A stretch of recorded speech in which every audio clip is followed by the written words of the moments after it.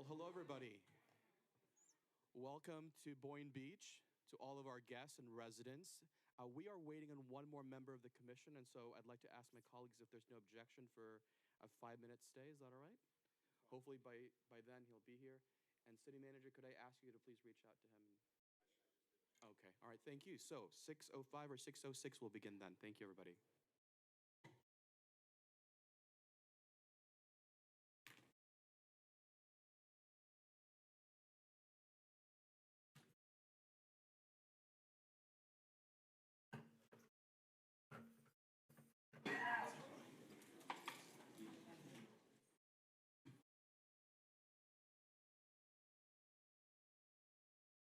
Can you text IQ?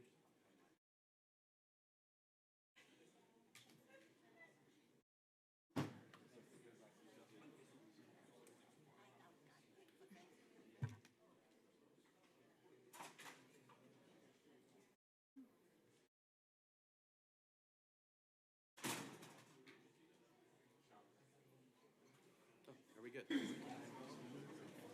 everybody just wait a little bit until you Thanks.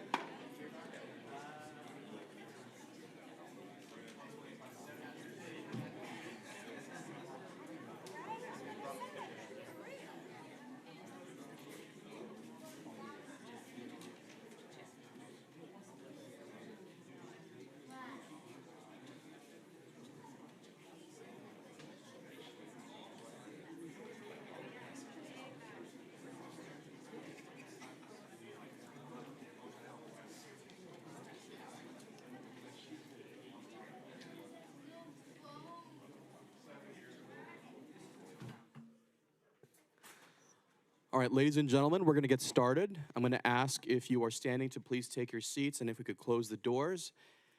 IT, I'm going to ask if you could please begin the broadcast. The broadcast is now starting. All attendees are in listen-only mode. This meeting is called to order. Good evening, everyone, and welcome to the City of Boynton Beach City Commission meeting. Today is Tuesday, December 5th, 2023, and the time is now 6:04 p.m. Before we proceed, I want to remind everyone of our rules of civility and decorum. Officials must first be addressed by the chair, me, and not interrupt a speaker. Public comments must be addressed to the commission as a whole and not to any individual on the dais or in the audience. Personal attacks, insults, and lack of respect are strictly prohibited. Disruptive behaviors from the audience, including but not limited to yelling, stamping of feet, and similar demonstrations are likewise prohibited. Offenders will be given a warning, and should they persist, you'll be asked to leave this meeting. I'm going to turn now to the city clerk. If you could please begin the roll call. Good evening, Tammy. Good evening. Mayor Panserga. The mic. Can you hear me now? Very faint. It's on. It's on? Good. Yes, okay. All right, good. Mayor Panserga. Here. Vice Mayor Turkin. Present. Commissioner Cruz. Here. Commissioner Hay. Here. Commissioner Kelly. Here. Mayor, you have a quorum. Well, thank you so much. Our invocation for this evening will be led by Commissioner Woodrow Hay, followed by the Pledge of Allegiance led by Commissioner Angela Cruz. Let's all stand for the invocation and Pledge of Allegiance. Commissioner? Let us pray. Dear Heavenly Father, we gather this evening with grateful hearts, seeking your guidance as we convene in this city with our city council meeting. We respectfully pray for the peace of Jerusalem, Israel, a city that holds a special place in our hearts. And we ask for your blessings to be upon its people.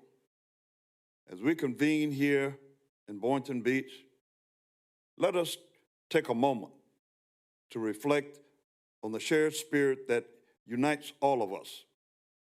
In our diverse community, we come together with hopes and dreams and a collective commitment to the betterment of this beloved city.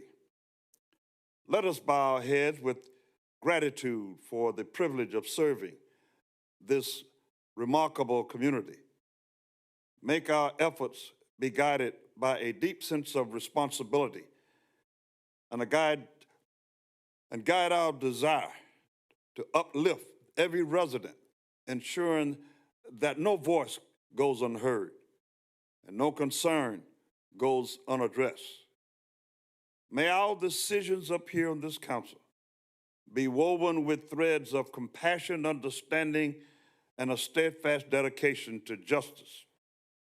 As we navigate through the challenges that lie before us, let our resilience be our compass and collaboration our guiding principle. And in the warm city of Boynton Beach sun, may our hearts be open to innovative ideas and collaborative solutions. May this meeting be a beacon of unity where the strength of our diversity shines brilliantly, illuminating a path toward progress, inclusiveness, and shared prosperity. Let us be mindful of the impact our decisions have on the lives of those that we serve. May our action reflect the core value that defines the character of Boynton Beach, a city of resilience, compassion, and boundless potential. And as we embark upon this collective journey, may the spirit of unity and cooperation prevail. May we be inspired by the opportunity to make a positive difference in the lives of our fellow residents, leaving our mark that will never be removed on the legacy of Boynton Beach. For it is in the name of Jesus the Christ that we all pray, and let every heart say, amen. Amen. Allegiance to the flag of the United States of America and to the republic for which it stands, one nation, under God, indivisible, with liberty and justice for all.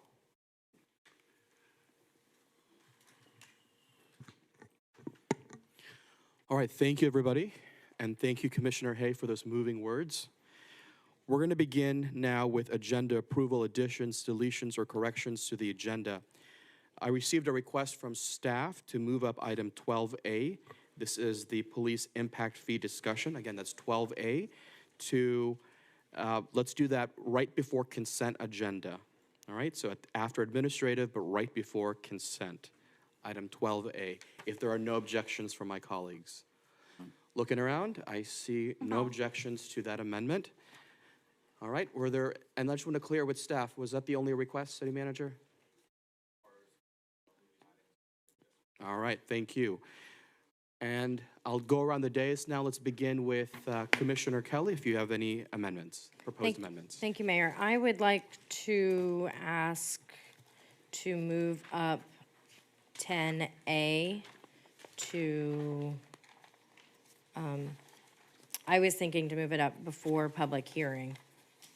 Before public hearing? All right, are there any objections to that request from my colleagues? All right, seeing none, we'll continue. Any other recommendations or proposals, Commissioner? No, thank you.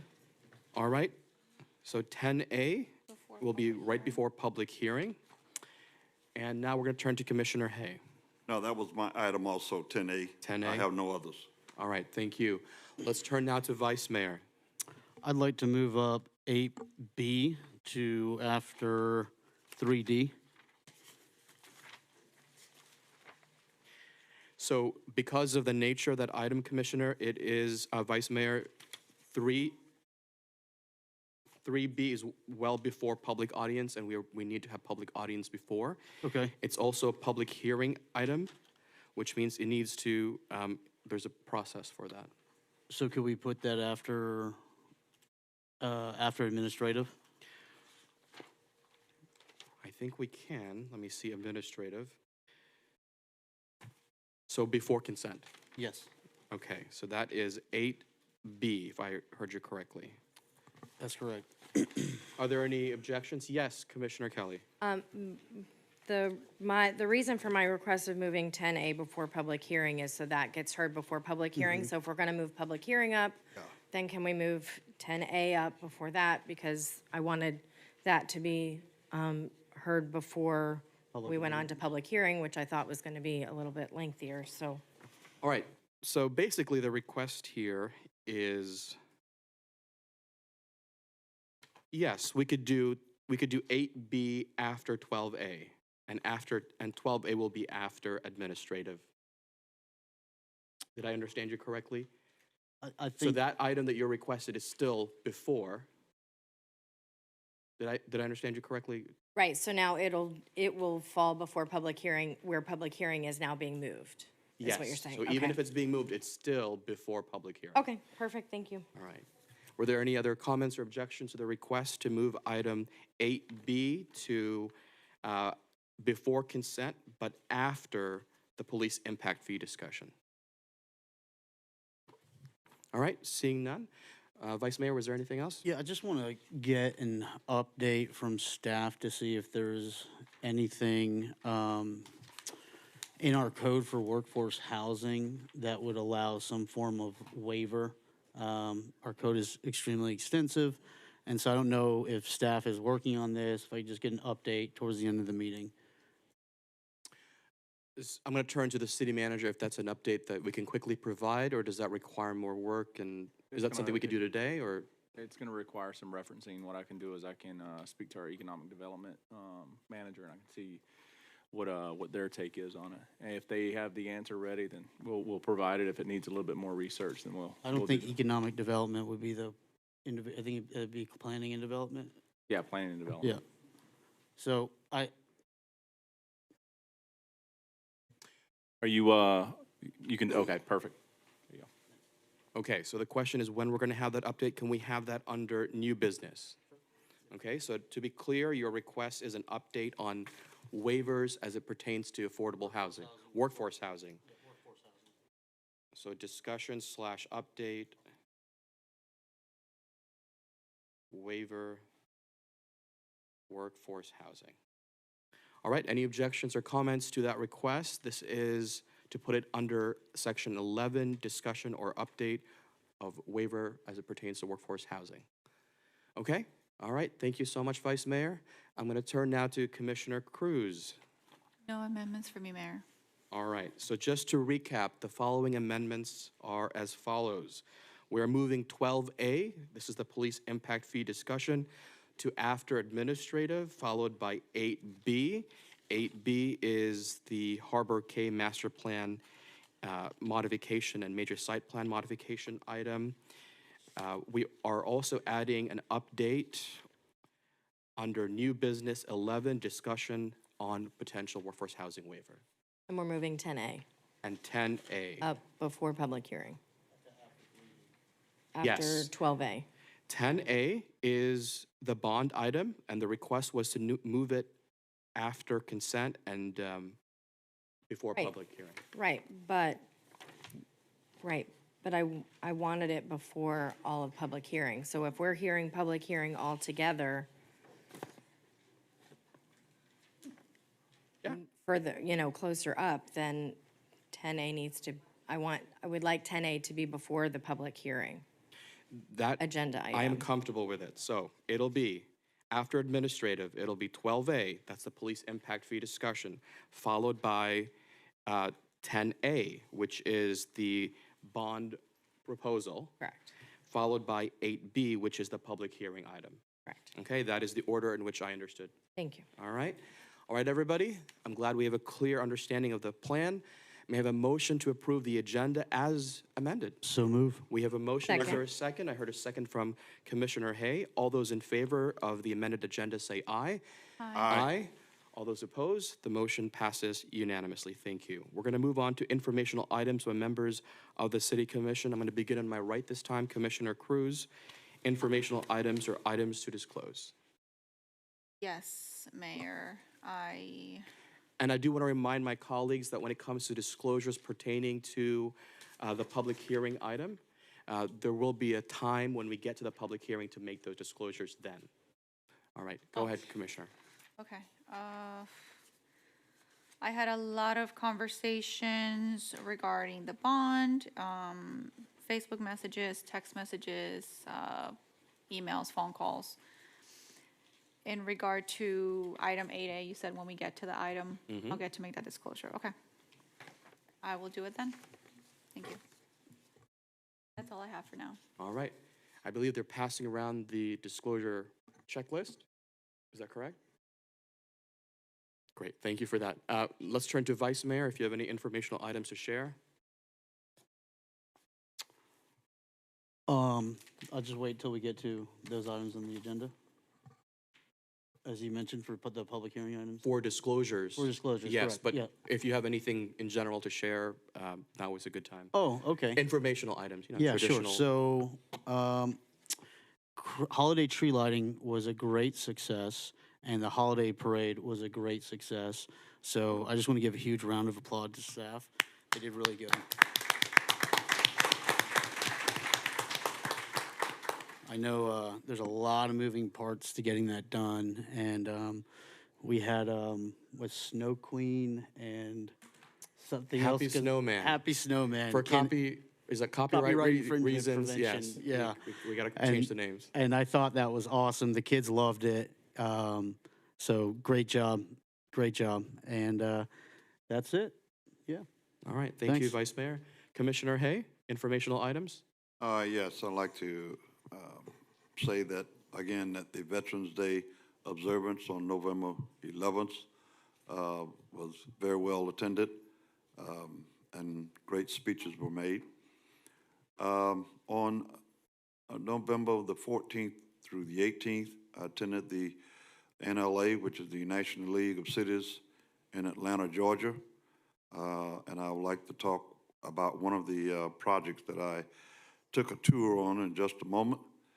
But I'd like to say as just been stated about the Christmas tree lighting on December the 1st was extraordinary.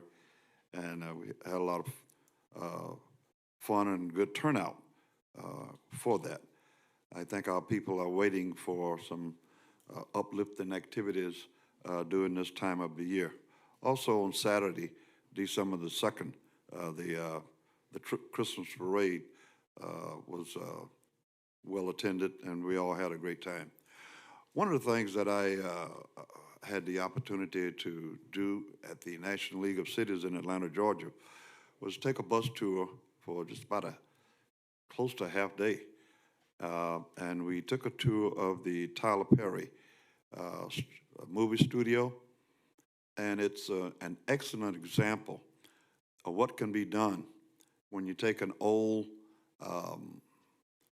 dilapidated, forgotten about area and turn it into something that's modern, lively, and serving the community.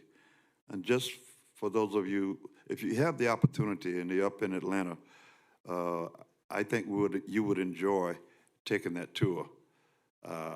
It's making history where history has been made. There was a military fort there, Fort, I think it's like Ferguson, Georgia. I'm probably saying that wrong. But Tyler Perry production campus has a great legacy to it. It dates all the way back to the 19th century. And the area where he now has his studio used to be a military site as early as 1835. And it served the Confederate Army that was based during the American Civil War. And after the battle in Atlanta, Georgia in 1864, this Major John A. Schofield suggested the post be formally named in honor of Union General James Birdseye McPherson, the highest ranking Union officer to have been killed in action during the Civil War prior to the Battle of Atlanta. This general led the Army of Tennessee through the Battle of Fort Henry, and it's a lot of history to it, but I just wanted to let you know that that area now, I think it's like 343 acres that was converted into a movie studio. It serves the East Coast, California. And, you know, most people run to California to make movies. Now they are running to Atlanta, and that's a big plus for us. And I just commend Tyler Perry for what he has done. It's throughout all the media about their gratitude for the employment that he has. He has thousands of people that he's been able to employ just by taking an old dilapidated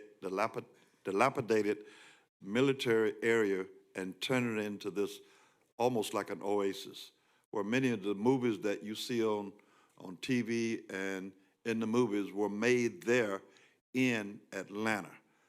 And I think this is saying a lot for the CRA and what can be done.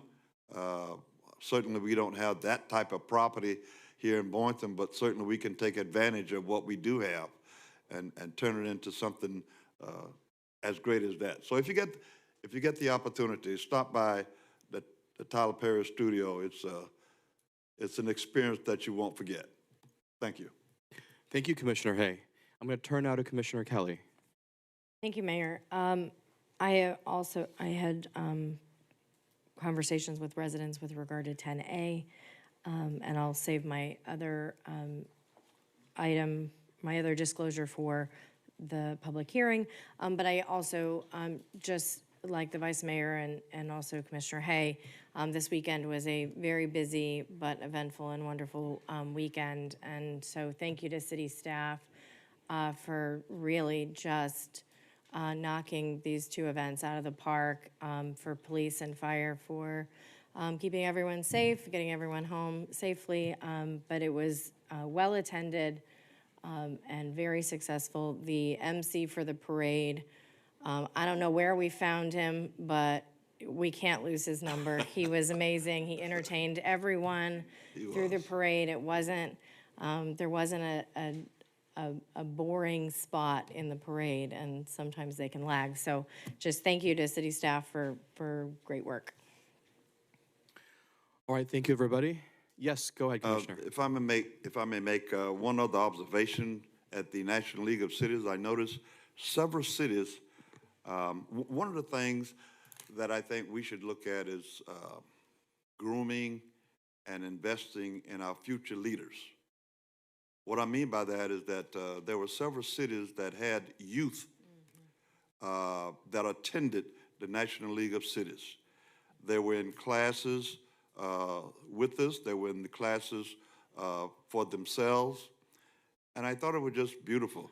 And I think it's something that we can take a look at, talk about. Right here in, I think it's Miramar, was it? They had a dozen kids.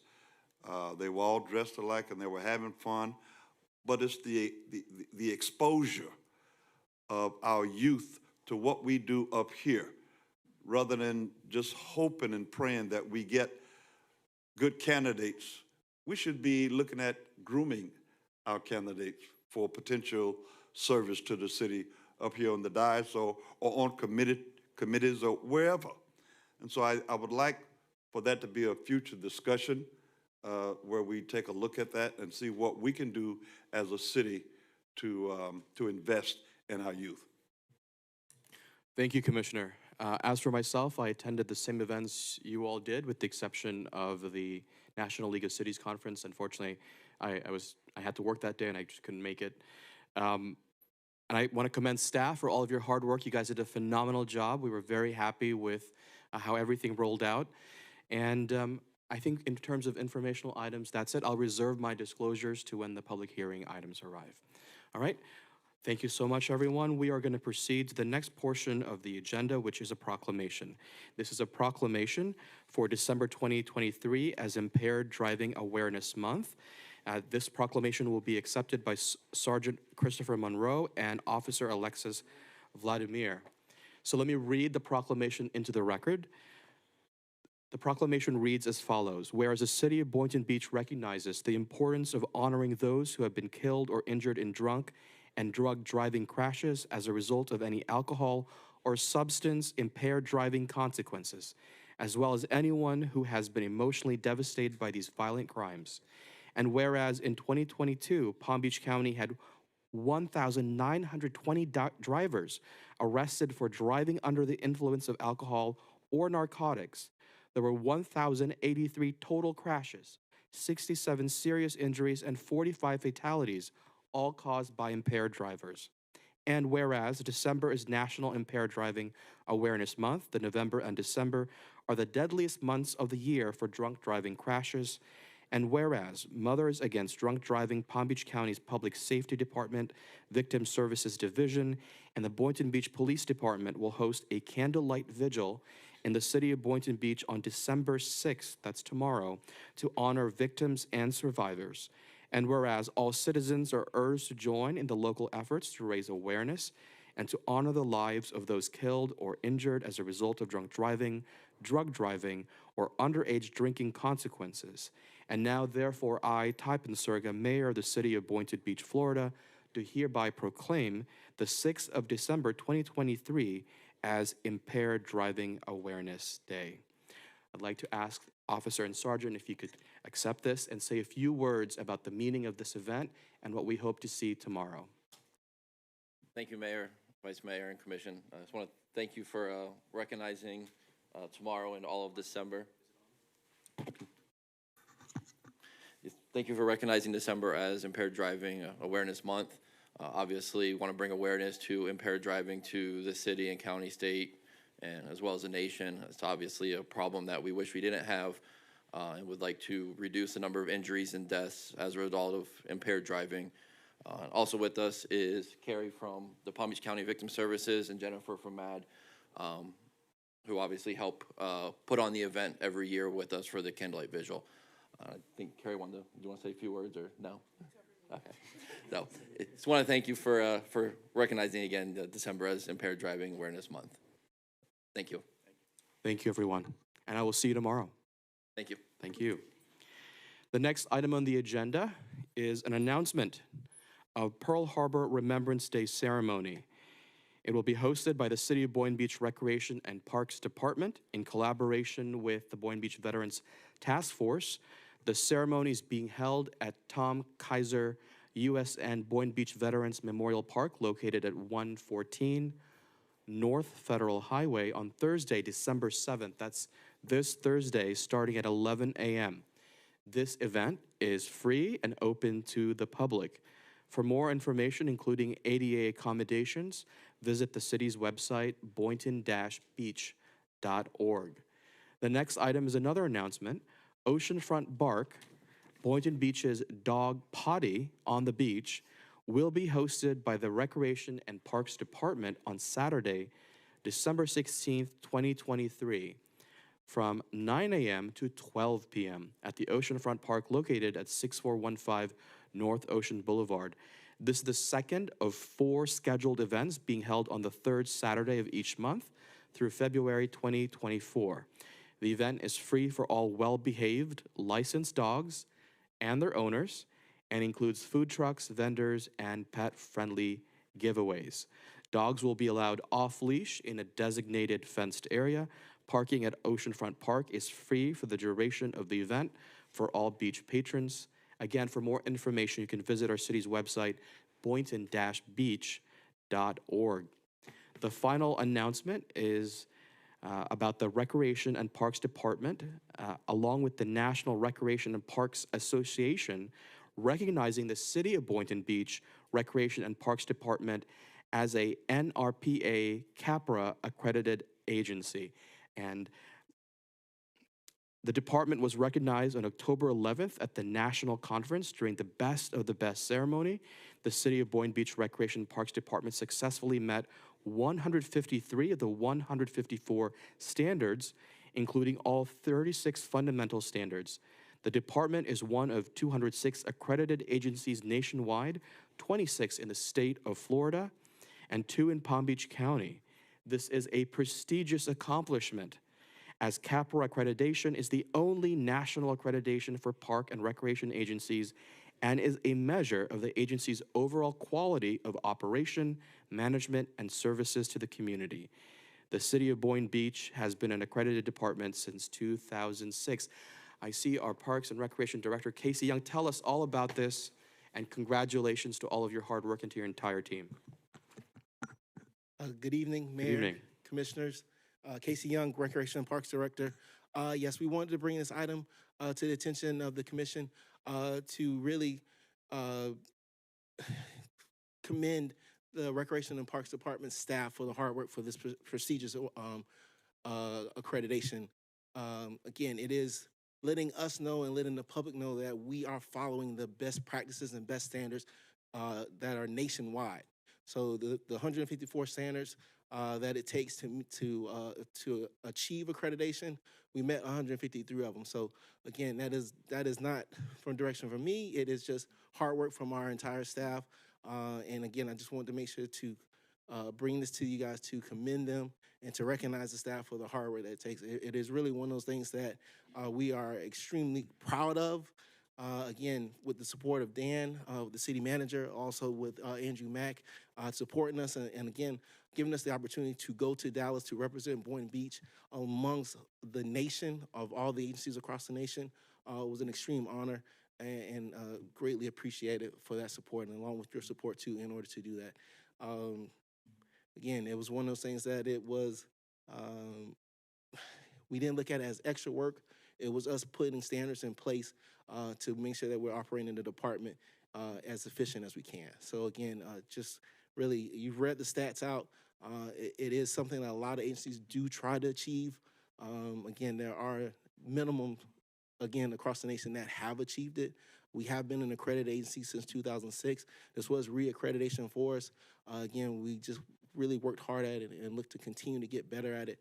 Again, this is something we are accreditation comes up every 5 years. So in 2024, crazy to say that is almost 2024, we will begin working on our next phase of accreditation. So with that being said, yes, if we could give a hand of applause to all the staff that are in attendance tonight. Well deserved. Well deserved. Again, this is one of the achievements that I could talk about all night, but I won't. We do have representation from NRPA, which is the National Recreation Association, along with the CAPRA chair. They are here virtually. They would like to say a few words just to talk about accreditation and really give more information on it. All right, now who is that person, and does IT know who that is so we can unmute this person? Yes, we have Jennifer Schilling, who's the CAPRA Accreditation Senior Manager, along with Troy Hotman, who is the chair of CAPRA. All right, let's unmute them.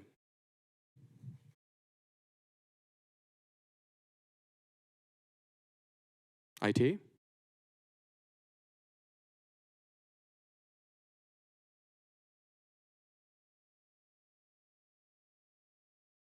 Can I get a thumbs up if you're working on it? I see a thumbs up, so all right, maybe a few more moments.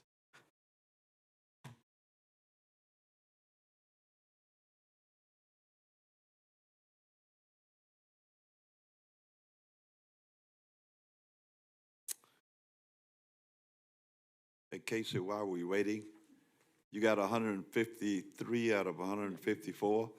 Are you working on that one? We're working on that. That would be the first one we address. Very good. All right, I hear something. Jennifer, you're self-muted. Please unmute yourself.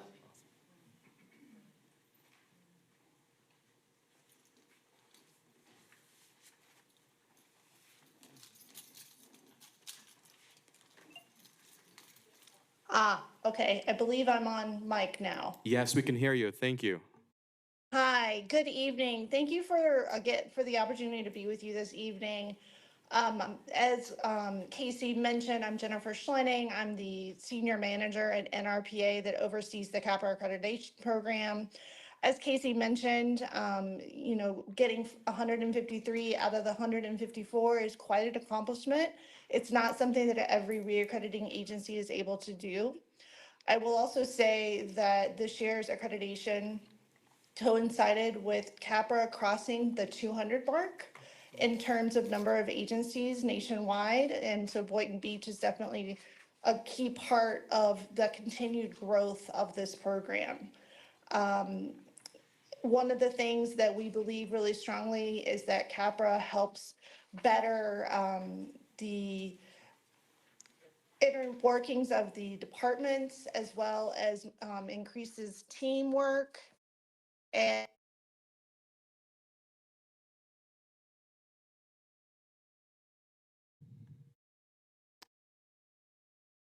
All right. Going once, going twice. Well, so If you could wrap it up, Casey. I will wrap Yeah. it up. Just in closing, again, if we could give staff in attendance tonight just another round of applause, just thanking them for all their hard work in order for us to achieve, again, as Jennifer mentioned, 153 out of 154 is not the standard. So again, we were above standard in achieving this. And I just want to, again, commend staff for that. There was a picture of us at NRPA receiving our award. Unfortunately, we didn't come home with the award. It was a replica for that night, but I did get word from Jennifer that the award will be here. So once we receive it, we will put it on display in commission, so you will have a chance to take a look at it. But again, just really proud of the Recreation and Parks Department, and I hope that you guys are proud of us as well. Again, meeting those national standards and being recognized across the nation as one of the accredited Recreation and Parks Department. So we don't have the actual award, but we did receive a plaque. We did blow it up. If you guys have time, if you don't mind coming down and taking a picture with staff in attendance so that we Let's can do recognize it, this yeah. moment. All right. Can we give them a round of applause first?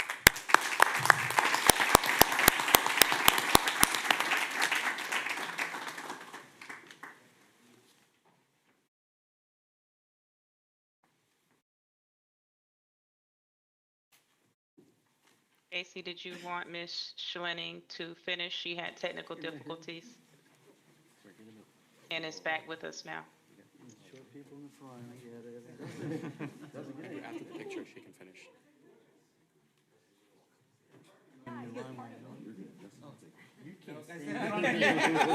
Can't stand there. I gotta stand.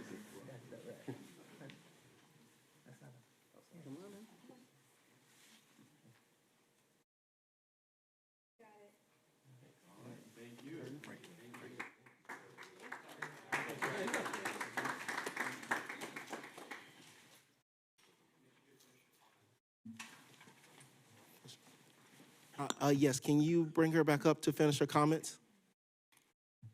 Ms. Schlenning, you have to unmute yourself to begin talking. my apologies. I did have some technical difficulties and I believe I was cut off. But the bottom line is congratulations to Boynton Beach. Congratulations to all the agencies that were accredited. And we look forward to seeing how they continue to improve their operations over the next 5 years. Thank you. Thank you. Thank you again. Thank you.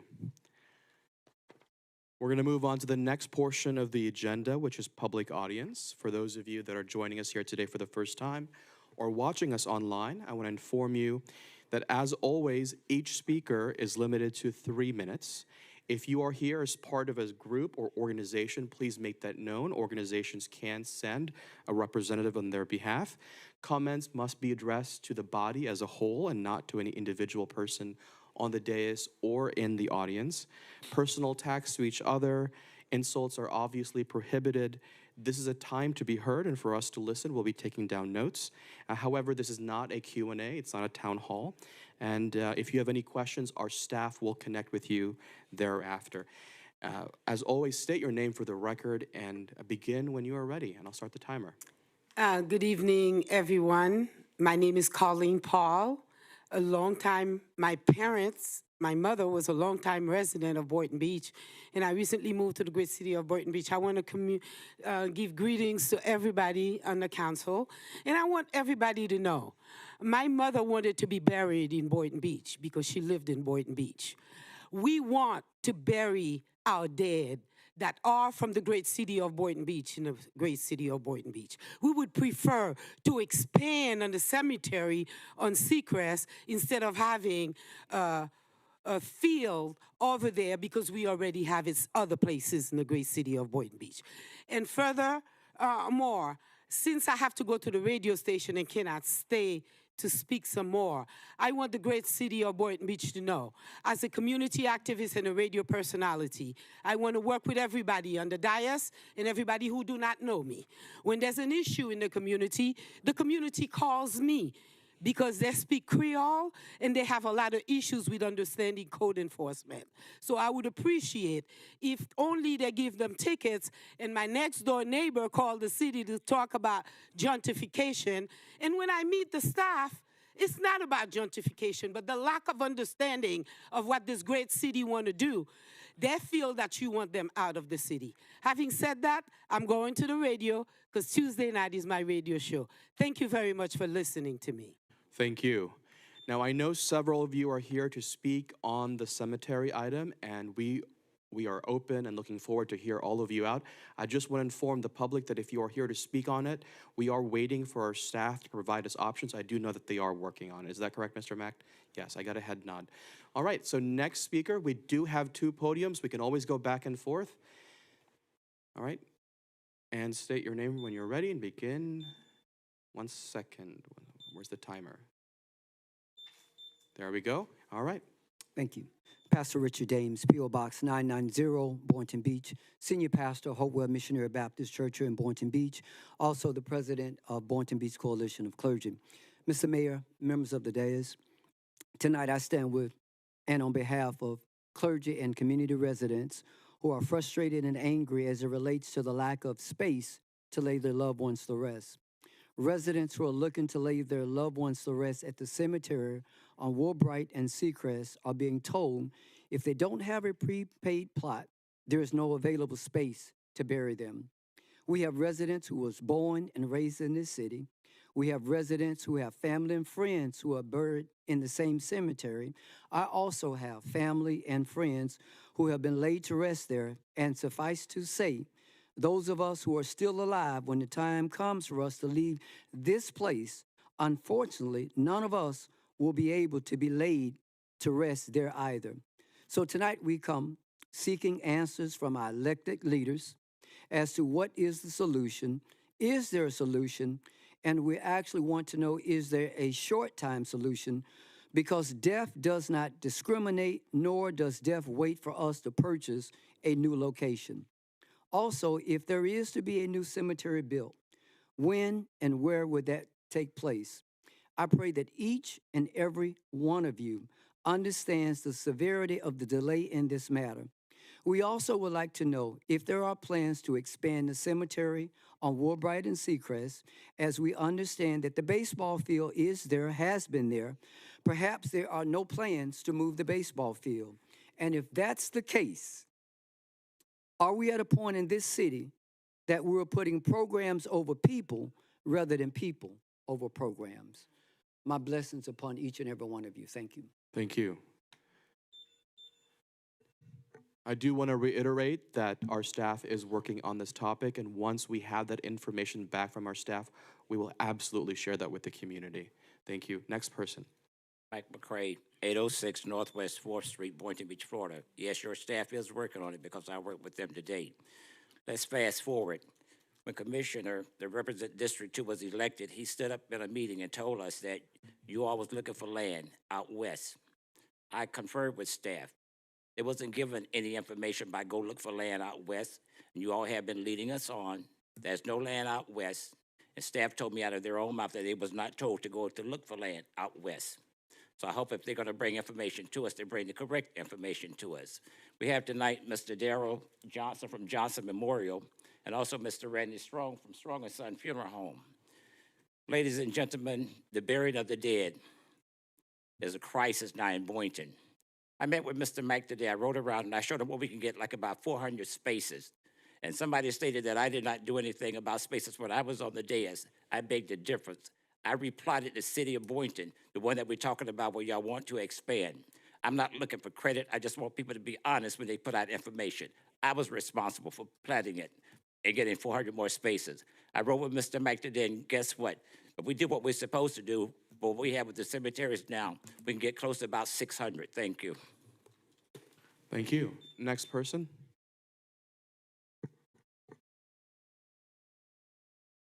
Mark here, George, 2615 Northeast 3rd Court. I want to piggyback on something Commissioner Hay brought up. We need to mentor the youth in leadership. Now, this is something that I've done most of my life as an adult. Give you some prime examples. Crystal Valentine. From 14 on, I always encouraged her to be the best at whatever she did. She is now an educator. She was an educator, and now she's working for a bank as an administrator. Amos Jackson III. You might have heard him. He's Barack Obama's personal assistant. And Miles Blackman. If you've ever had the pleasure of seeing Miles perform, he can capture an audience like Sinatra or the Beatles. He is that good, and he's only 12 years old. He can sing, he can dance, he can act. He's been in Promosa School of the Arts, and he is one of their outstanding students. And now he's going to be going to middle school, and he's going to be great there, too. And that's a name you're going to hear of someday when you're watching TV and see him on the tube, okay? We have good quality youth in this city. What they need is encouragement and direction in leadership. Because when they get that encouragement, they soar to heights that you can't even imagine. I mean, when Amos was 14, I never thought that he would graduate from Howard University with a bachelor's in political science and then go on to Harvard Divinity and get his master's in divinity, and now working for, he's worked for Kamala Harris, and he's now currently working for former President Obama. When he was 14, I could never imagine that. But I did see in him a tremendous amount of potential. And our youth in this city, there's a tremendous amount of untapped talent in so many ways. And we need to encourage it, and we need to have a leadership program for that youth so that they become the future leaders. Okay? Thank you.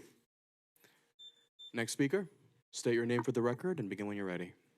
Rob Jager, I'm from Lakeside Harbor, 630 Lakeside Harbor. I just wanted to come to announce that there's a special event coming up this Saturday, and I invite you, people that are listening, what have you, that at the FOE on Federal Highway, we're trying to revitalize and make the place look a lot nicer, and one of the things that they said is we need hands. We need people to help us paint our building, and so they've got the paint, they've got the brushes, they've got the lighters, they got the things, they just need hands. So I'm asking that anybody who would like to attend this Saturday morning, 8 a.m., we'll spend a few hours, we'll do some painting, we'll make it look nice, and then we'll turn around, we'll have a couple of drinks and food and have some fun. So I just wanted to share everybody, and thank you for listening. Thank you. Good evening. State your name for the record and begin when you're ready. My name is Evangeline Ward. I am native Boyntonian. I was born and raised here. My grandparents moved here in 1923. And in the midst of everything, I know they've, gave us the nod that they're looking for properties and everything, to make sure for cemeteries and everything. But when I scan and I look at the program tonight and everything, and I don't want to get ahead of anybody, but in the area of said unfinished business, a $25 million bond issue. And it says for acquisition, construction, rehabilitation, equip of new existing recreation facilities and parks, Now, if we can have a bond issue to get all of that situated, and it's very vague because it's not telling us what area is going to be improved or whatever, because in the midst of the 25 million, one person can take the whole, at least 23 million, and then the others, it's not divvy up, correctly. But my thing is, if we can do all of this and prepare for parks, for recreation, for all of this, let's make sure we do more than that to bury our dead. Thank you. Thank you.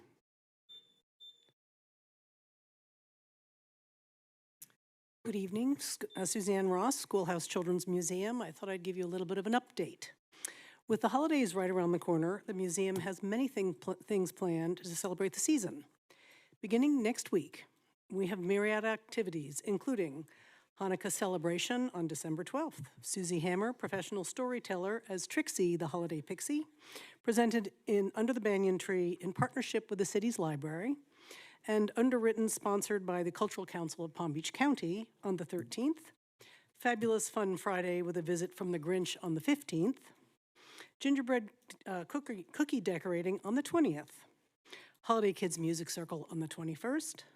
Fabulous Fun Friday on December 22nd, the night before Christmas. Winter Wonderland on the 27th. Kwanzaa celebration on the 28th. And we wrap up the new year with a celebration on the 29th. We're tired. We're happy. We have fun.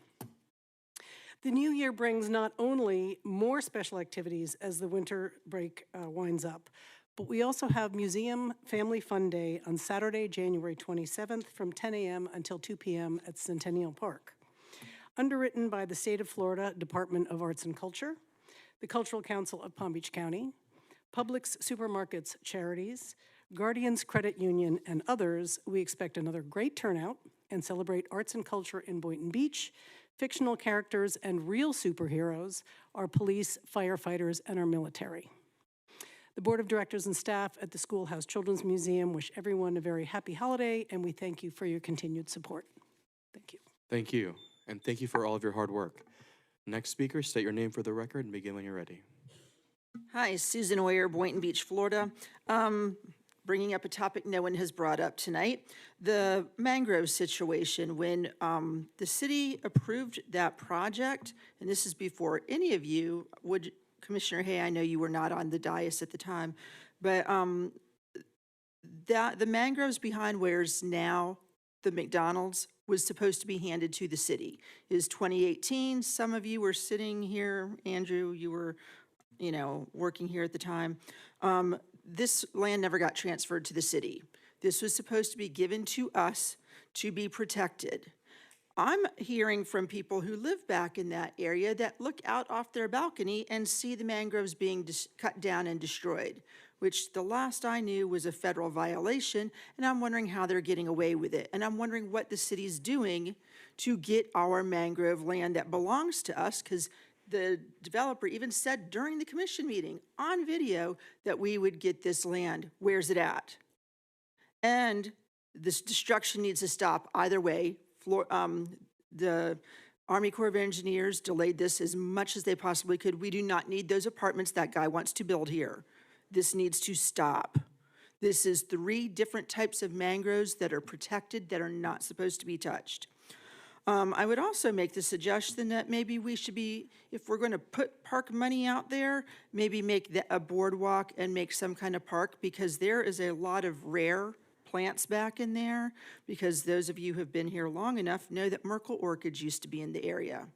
And so I'm guessing there's quite a few, and my understanding is there actually is quite a few beautiful plants that got tossed back there that survived, and that might make a beautiful attraction for us to have that would be different than anyone else in the state of Florida. Not to mention we need it for Vice Mayor Turkin's project to redo the coral. I also want to throw out there that we need to be looking, as we're moving forward on the mall, we desperately need industrial space in our city. Desperately. Industrial space equals dollars, equals high-paying paychecks. We should be looking at that. We should be looking at offices. I work part-time for NYU Langone. They just bought the old mall in Garden City and converted it to a massive medical hub, bringing countless millions of dollars in jobs in. and bringing people to that area.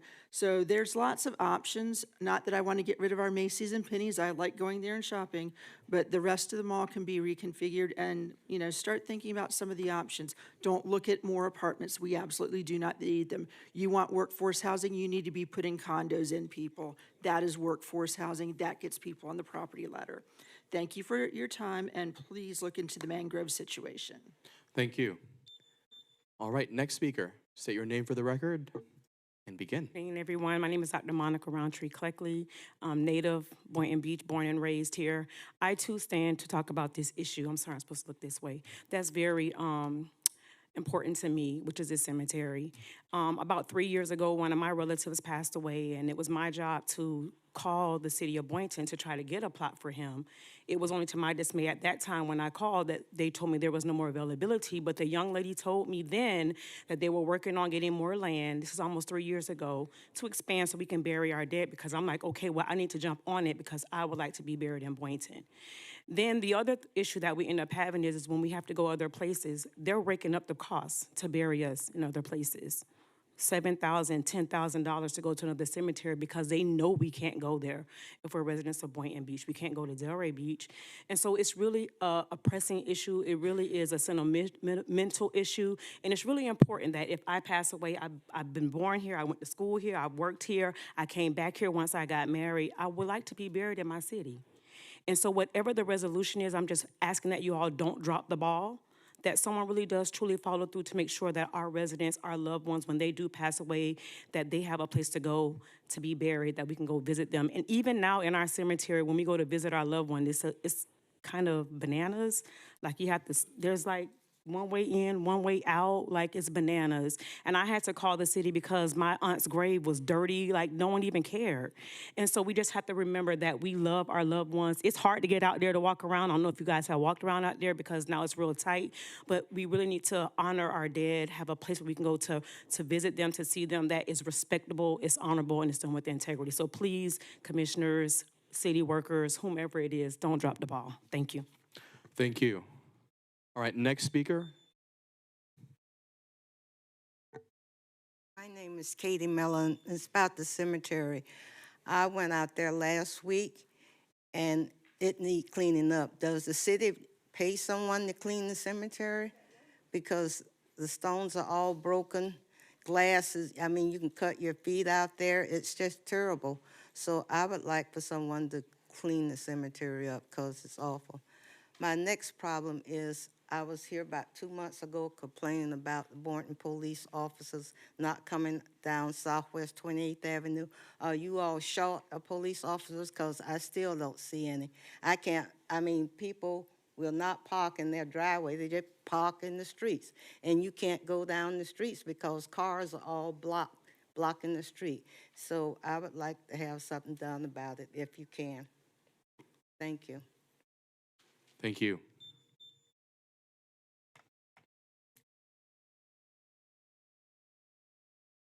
Hi, my name is Christy Ward. I am a Boynton resident. I was born and raised here all my life. And I do understand, I've been hearing, because I pay attention to what people say, and I do hear that you're going to reiterate that you got people working on it. But I also heard the young lady that said that she spoke about this and found out there was no plots available if we go anywhere else. So what that's telling me is, we just keep sweeping this on the rug. We can make a dog park, we can do this, we can do that. Human beings are very important to us. And what we get in this misconception is like we have all the time in the world. You can live here your whole life and you can die right now and still won't be able to be buried here. So this is something that is very, very prominent, and it hits me hard because my dad was born and raised in Boynton, and he served this country. So if my mom passed away, she can't even be in there with him. My grandma's there. If I pass away tonight, I can't even be there. So where are my kids gonna go? Where are we gonna go? So the thing is, it's like if it's been 3 years and you've already dropped the ball, at this point, the ball is just rolling down the road right now. Nobody's picking it up. So we need to make sure that we are pre-doing things and you got all this money, let's put it towards what we need. You know, there's a necessity here. There's not, oh, we just got to keep pushing this off. Stop pushing this off. Let's do this thing, because our residents, we ain't going nowhere, okay? So we pay our taxes here. We do what we're supposed to do here. I really do think that this is something that y'all should take to heart, because if your children decide to be here, if anybody in your family decides to be here, this is very important. We can't keep pushing this off. 3 years, going almost into 4 years, that's a long time. 365 days times 4. And we still haven't done anything? Shame. Thank you. Next speaker. State your name for the record as always and begin when you're ready. Okay, my name is Brother Victor Norfus. I am a member of the Historical Preservation Board. I'm also a Black African historian. The Unity Project that's going on this year, first one that's going to be done is the Black Seminole Reunion, which is on January 13th. This all goes back to Barton Cemetery. So I'll give you a historical reason why you need to clean that up. When the city was first made, there was a cemetery downtown, Black Cemetery. What they did was they took the headstones and they put them where the Indian cemetery is, and it's now a parking lot.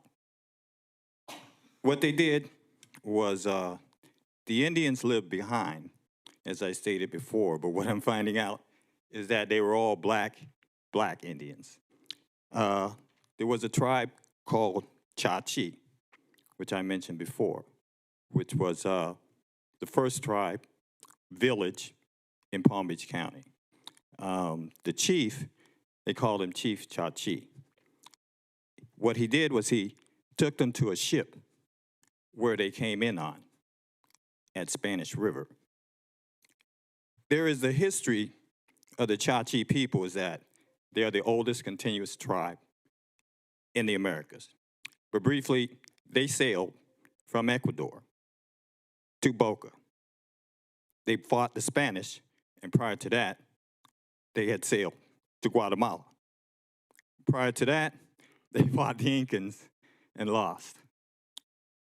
Cha-Chi is not a name. Cha-Chi is the chief of a tribe. Chi is the people. Before birth of Christ, BC, they lived high in the Andes. They were a large famine, and the people in the valleys, they called wild ones, were eating their children and their women. There was no real tribe at that time. So what they did was they got together, called themselves, went down, and killed all the cannibals. That is history in the Andes. That did happen. Just letting you know you have about 30 seconds. So that's how they became the people. They don't have a name. Chi is the people. Bottom line is, they settled in Boynton. You put other people's black cemeteries there and a garbage dump. We need to restore it. We're coming on January 13th. Hopefully it'll be good by then. Thank you. Thank you. Next speaker. Good evening. Harry Woodworth, Boynton Beach, Florida. Just a couple of things. So I wanted to talk about the bond a little bit, but the only thing I know about the bond is it's here tonight. It's $50 million. Going to have about $36 million in interest, if somebody could tell us what the interest rate was, and I don't think anybody in North America can do that right now. It's 30 years long. Most of us won't be here in 2054. Well, the poor people are still here paying for that baby. A couple of things I do know beside that is bonds are supposed to be for long-term capital things. Roads, bridges, parks, buildings, things like that. The key thing is that they should still be there longer than the people are paying for them. That would be good. Bonds are definitely not for software, annual services, routine maintenance, and basic equipment replacement that are all budget items everywhere on the planet. Okay, that's really all I know about the bonds. And it's maybe just put our cards on the table here, folks. This is a mess. How it got here doesn't matter. Who did what to who doesn't matter. There's a procedure for these things. The city has done this right in the past. I know they can do it right in the future, and maybe we could just get this one right. Where were the priority lists that this stuff was picked from? When you look at the list of things that end in the word improvement with no scope of work, no costs, no benefit ratios, nothing. And yet we're going to stand here tonight and we're going to pick from that list of unprioritized, uncosted, unscoped. And by the way, you can't cost anything that doesn't have a scope of work. Nobody can do that. Nobody on the planet Earth can cost something without a scope of work. And if you think you can, you're special. And you're going to sit here tonight and we're going to pick from that list of unprioritized, unscoped, uncosted things. Come on, really? And I mean, without throwing any rocks at anybody, could we just put this thing back in the box, take it back to where it came from, and do it right? And give the people in this city a chance to understand what $50 million plus another 40 in interest charges is going to look like, and why it's going to be there, and what it's going to do for them, and why it's going to last longer than the payments. I mean, let's just do it right. I mean, it really doesn't matter how we got here.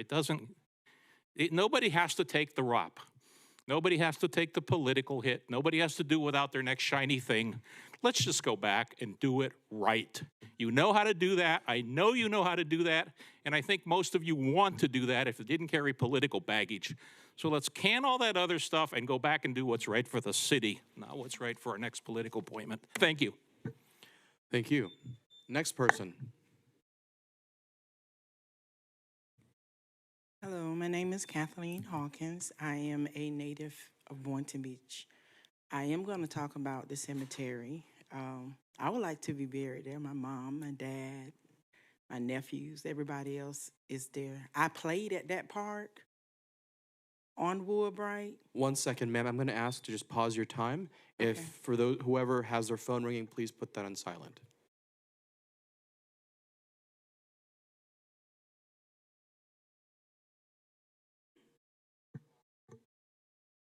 Handled? All right. All right. You may continue. As I was saying, I played ball on that park, and I believe that if we can expand that cemetery, it would be a blessing to this community, because this community is what paid the taxes, and I think we should have somewhere to go. On the flip side, you know I was here. I'm the one that lived off a minor road who never got a light. I never got my light yet. They never came and put light in my community. Now, I know you saw earlier on last week where one of the residents, where a pole broke down on Minor Road and it was left in her yard, and the voltage, that's my street too. Now, immediately, FP&L came out and they fixed that because it was high voltage. It's not about the high voltage. I need light in my community. And I've called, and FP&L say it's not a county situation, it's the city of Boynton. I live on the side for the city of Boynton, not on the side for the county. So I really would like that to be fixed in our area. And please, please, Reverend Hay, take District 2 and think about some of the things, because most of us, please I'm generalize your talking to him comments. because I talked to him on the phone. I left him a message, so that's why I'm talking to him. So this is not a rock that I'm throwing. I'm talking to him. I'm not belittling him. Neither am I putting him down. But what I was saying to him is the same message I left on the phone that I never got a response. So we voted you guys in, and we're expecting you to do something great for us. Amen? Because we're your community. Thank you. Next speaker. Good evening. Can you hear me okay? Yes. Seems like the volume's down a little. My name is Tom Warnke, 9939 Seacrest Circle in Boynton, and I'm here to speak about your pending decision on the Lakeside Harbor property and the Harbor K development. We moved to Lakeside Harbor in 1964, and I lived there for more than 35 years, so I know that street pretty well. It's directly across from Boynton Inlet. And I've got 3 comments about your pending approval of the change in the amount of units and also approval of the development itself. The first comment I have is most of that street is in the flood zone. When you add more water running down Lakeside Harbor, especially during king tides, you're going to have a lot more flooding. If that development causes more flooding on Lakeside Harbor, I don't live there anymore, but I really feel for the 10 homeowners that do live there who are already experiencing flood problems. Tonight, you're approving the Southeast Florida Regional Climate Compact, and I wonder whether the city staff or the developer has addressed or even made mention of where the high water line is going to be in 2050 and whether or not that development accounts for that. I spent about 2 hours with the plans today. By the way, it's on page 1650 in the agenda backup. It takes a while to scroll down to that. But you guys you're charged with doing that every month. So that's my first comment. The second comment is the deeds to all those property owners have access to the Lake Worth Lagoon. I don't know if those 25 new owners are going to have access to that dock and lake. By the way, the dock's in danger. You approved a permit to have it taken down. The drainage from that property needs to be kept on the property. That's pretty much state statute. If there somehow the plans can have a built-in speed bump or platform that's 18 inches high to keep the water from that development from running down Lakeside Harbor, that may mitigate the problem. If not, you're going to have a lot of flooding on that street. And especially if a storm comes and you've got 10 inches of rain, it's not just going to come halfway up the street. All those ground floor homes are going to be flooded. So please take that in consideration. Maybe ask for the planners or the developer to have a stipulation so that none of that water runs down Lakeside Harbor. Okay? Thank you. Thank you. Next speaker, in-person speaker. Good evening, Justin Johnson, Marketing and Outreach Manager for the city here of Boynton Beach. Just want to make everybody on the commission as well as the audience aware that on Thursday, December 7th, the same day as the Pearl Harbor ceremony, we will be having the ribbon cutting for the reopening of the playground at Wilson Park, which is 225 Northwest 12th Avenue. That will begin at 3:30 p.m. So just invite as many people as can attend to attend the event as we reopen the playground at Wilson Park. Thank you. Thank you. All right, last call for in-person public comments. All right, I see one more person, and after which we will go to those online. Hi, Ernest McNulty, 710 Northeast 7th Street, Boynton Beach, Florida, condo 407, known as Harbor Hall Inlet Club. I moved in there 3 years ago. I just want to say I'm here tonight, and that's basically all I want to say. All right, thank you. We're going to go to those online. IT, could you tell me how many people are here present online? Mayor, there are 31 online. Let me rephrase my question. How many have their digital hands raised? Mayor, there are no digital hands raised. All right, with that.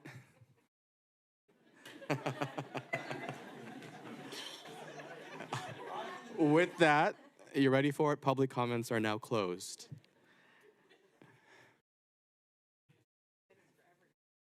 We're going to continue with the agenda. Section 5, administrative. You see how the importance of clarifying your words? Administrative, 5A, this is the 2024 City Commission calendar of meetings. And before I move on, can I just say, for those of you that came to speak about the cemetery item, As soon as we receive information from our staff, we will absolutely share that with you. And I am sorry to hear that it's taken so long, but I do know that we have good, hardworking people in our city staff. And as I mentioned, we will get it out as soon as we get it. All right? Thank you. 5A, 2024 City Commission Calendar of Meetings. And I'm going to turn to my colleagues for if there's any discussion about the proposed calendar. I did receive a request from staff to strike, let me pull up the exact calendar. I don't want to get the wrong date. Well, the Word doc is having, yeah, you have it. The Word doc is giving me some issues here.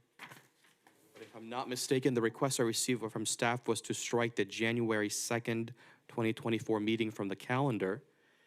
I want to turn to my colleagues if there's any objections to striking that from the list. Let's go around the dais. Commissioner Cruz, let's begin with you, and let's go around. No objections for me. No objections, Vice Mayor? When you say strike, we're eliminating that meeting completely, or we're going to reschedule it to a different day? Well, I'd like to hear from all of you. So the Okay. recommendation from staff was to strike it altogether. If there's enough of you that want to reschedule it, that is a conversation that we could have. We don't even have to hash out the exact date. We still Okay. have one more meeting next in 2 On the weeks. 19th. Yeah. Yeah, What is so, that date? What is so for now, January 2nd. January 2nd is the request staff made to strike from the list. Vice Mayor? Yeah, my preference is to reschedule. To reschedule.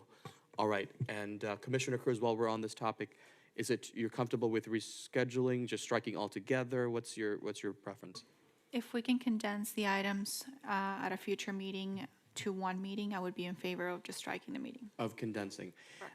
It's hard for me to determine that. I suppose that's something that city staff is going to have to answer. City manager, is that something, you can anticipate the volume of items that's coming up on the agenda. Perhaps you know that now, or if you're unsure, we still have one more meeting again on the 19th. No, we'll be able to compress the items. We'll be able to compress them. Yes, ma'am. Okay, and It if won't there be an are- issue. If there's any changes, let us know at the next meeting. Right. All right? So, all right, now I know where we stand. Commissioner Hay? Reschedule. Reschedule. And Commissioner Kelly? Are you comfortable with staff recommendation to strike? And if you are you comfortable leaving just one meeting in January or rescheduling that January 2nd meeting? I'm kind of indifferent. I could go either, I mean, I guess if staff doesn't feel, if the second meeting in January doesn't end up being a very lengthy one, then I would be fine eliminating it. But I also don't want to run into where we have hours and hours long meeting where we could have rescheduled the first one. And so I'm just, that's my concern, is that it's also the first week of January. If we reschedule it, are we then doing it the second week of January, and then we're having 3 meetings within a week? So between CRA and then our second commission meeting. So that is correct. So if we look in January, currently it's January 2nd. There is a meeting on the 8th for the CRA. You are correct. Right. And so Vice Mayor and Commissioner, I know both of you are comfortable with rescheduling. If we do reschedule, are you comfortable with rescheduling to that week of the 8th? But So then there's a, then we have Palm Beach County days. Oh, So I really think we need to just eliminate it. Good point. Because, Yes. because then we have, that first week of January is the new year, and so then the following week is Palm Beach County days. We already rescheduled the CRA meeting to a different day, so I think All we're, right. I I think I have clarity here now. Strike with no rescheduling, strike with no I rescheduling. changed my vote. Okay. Okay, because I didn't think about Palm Beach County Day and. We have a and conflict some of there the other anyways. Things that's going on. Okay. right there. All right, Vice Mayor? I'm going to stick with what I said. We didn't have a meeting last time. We're behind. There's things that were pushed, and we just heard from the public that, things are taking so long, and things take so long because they need our approval, they need our judgment. And so I'm going to stick with my guns. I think we can reschedule it to later in the first week or find another time. But that's where I'm at. So as it stands, there's already a majority of us, Commissioner Kelly, Hay, and Cruz, who've stated that we're going to continue to strike it with no rescheduling. If there's any changes from staff that we absolutely have to have 2 meetings in January, please let us know December 19th in that meeting so we can amend our decision, all right? But for now, I'm going to stick with the majority. We're going to strike it with no rescheduling, all right? But keep us updated in the next meeting, City Manager. Is there anything else on this calendar that my colleagues would like to discuss? Mayor? Yes, is that you, Catherine? Yes, Catherine Montos, Assistant City Manager. Just to clarify, this schedule reflects works around all of the conferences that you will have. So Palm Beach County Days, the IEMO, which I don't know what that acronym stands for, Florida League of Cities, the International Economic Development Conference, FRA, and National League of Cities are all accounted for, and the meetings do not conflict with any of those. As presently presented, right? Correct. Okay, so I think what Commissioner Kelly was saying is if we would move the January 2nd meeting to the following week, I should say, that'll conflict with Palm Beach County. What are the days of Palm Beach County days? January 9th and 10th. Yes, for sure, it'll conflict if we And then move the following week. The other clarification is that the September dates may be altered depending on when the county releases their budget dates, which we won't know until March. So that's the only change I see happening Right. for the rest of the dates. Well, we can always amend the calendar Yes. at another point in time. Correct. The only thing I want to throw into the conversation, not to make this more complicated, is that there is technically another Tuesday in this month. Yes, there's 5 Tuesdays in this month. But Commissioner Kelly, let's make this final comment so we can move on. Yes, Commissioner. I just wanted to piggyback or ask staff to make sure, and I looked very thoroughly, I compared it to the Palm Beach County school calendar, but making sure that we're not conflicting with any holidays, Jewish holidays, Christian holidays. I looked it over to make sure, but I just want to make sure that staff put their eyes on it as well so that we're not last minute canceling meetings. Absolutely. And again, if we catch anything, we can always bring this up again. Thank you. All right, anything else? That's it. May I have a motion to approve the 2024 Commission meeting schedule with the amendment of striking January 2nd, 2024 from the list? Motion to approve. We have a motion. Is there a second? Second. And we have a second motion made by Commissioner Hayes, second made by Commissioner Kelly. All those in favor of the motion say aye. Aye. All those opposed say no. The ayes have it. Motion passes unanimously. That concludes item 5A. We're now moving to item 5B. There were 2 community support fund requests, one from Vice Mayor Turkin and Commissioner Hay. Let's address first the request from Vice Mayor Turkin. Are there any objections to Vice Mayor Turkin's request for allocation? Seeing none, may I have a motion to approve? So moved. Second. All right, there's a motion, a second. All those in favor to approve the allocation request from Vice Mayor Turkin say aye. Aye. Aye. All those opposed say no. The ayes have it. Motion passes unanimously. Moving on to the allocation request by Commissioner Hay. Any questions or comments from my colleagues? Seeing none, may I have a motion to approve Commissioner Hay's allocation request? So move. We have a motion and a second. Second came from Commissioner Kelly. All those in favor of the motion say aye. Aye. Aye. All those opposed say no. The ayes have it. Motion passes unanimously. That concludes item 5A. We are now moving on to item 12A. Let me bring that up. Item 12A is proposed ordinance number 23-021. It is a first reading. I'm going to turn to our city attorney and city clerk to read the item into the record.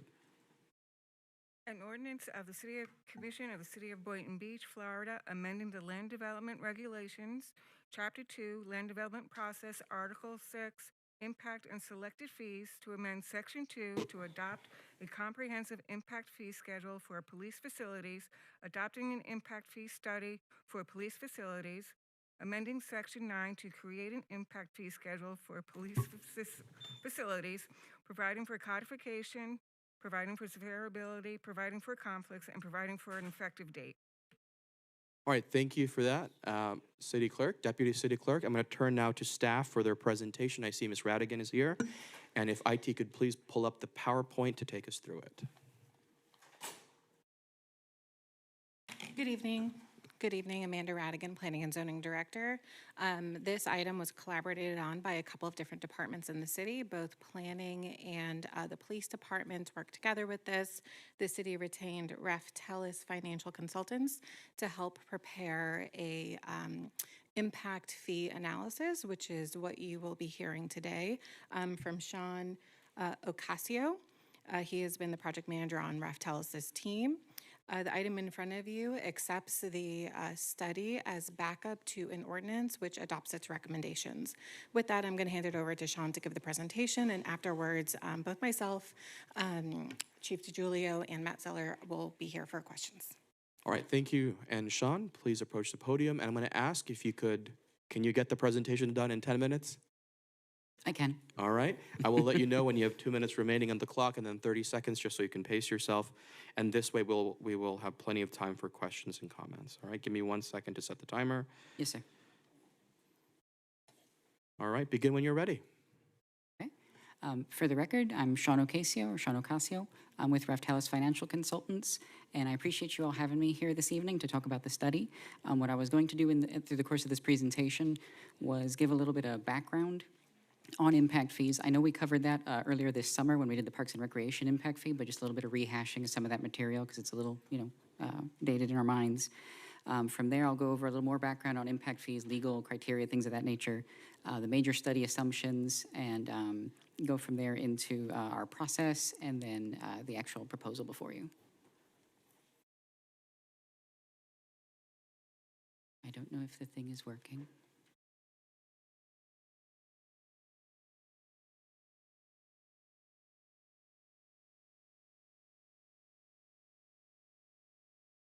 I'm going to pause the timer.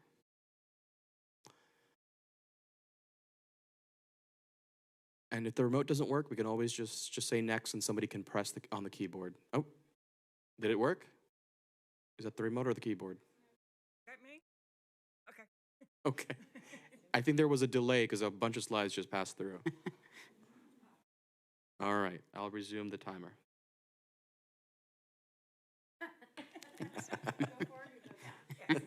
Thank you. Go ahead. Okay. So the purpose for the study was to establish the basis for the police impact fees.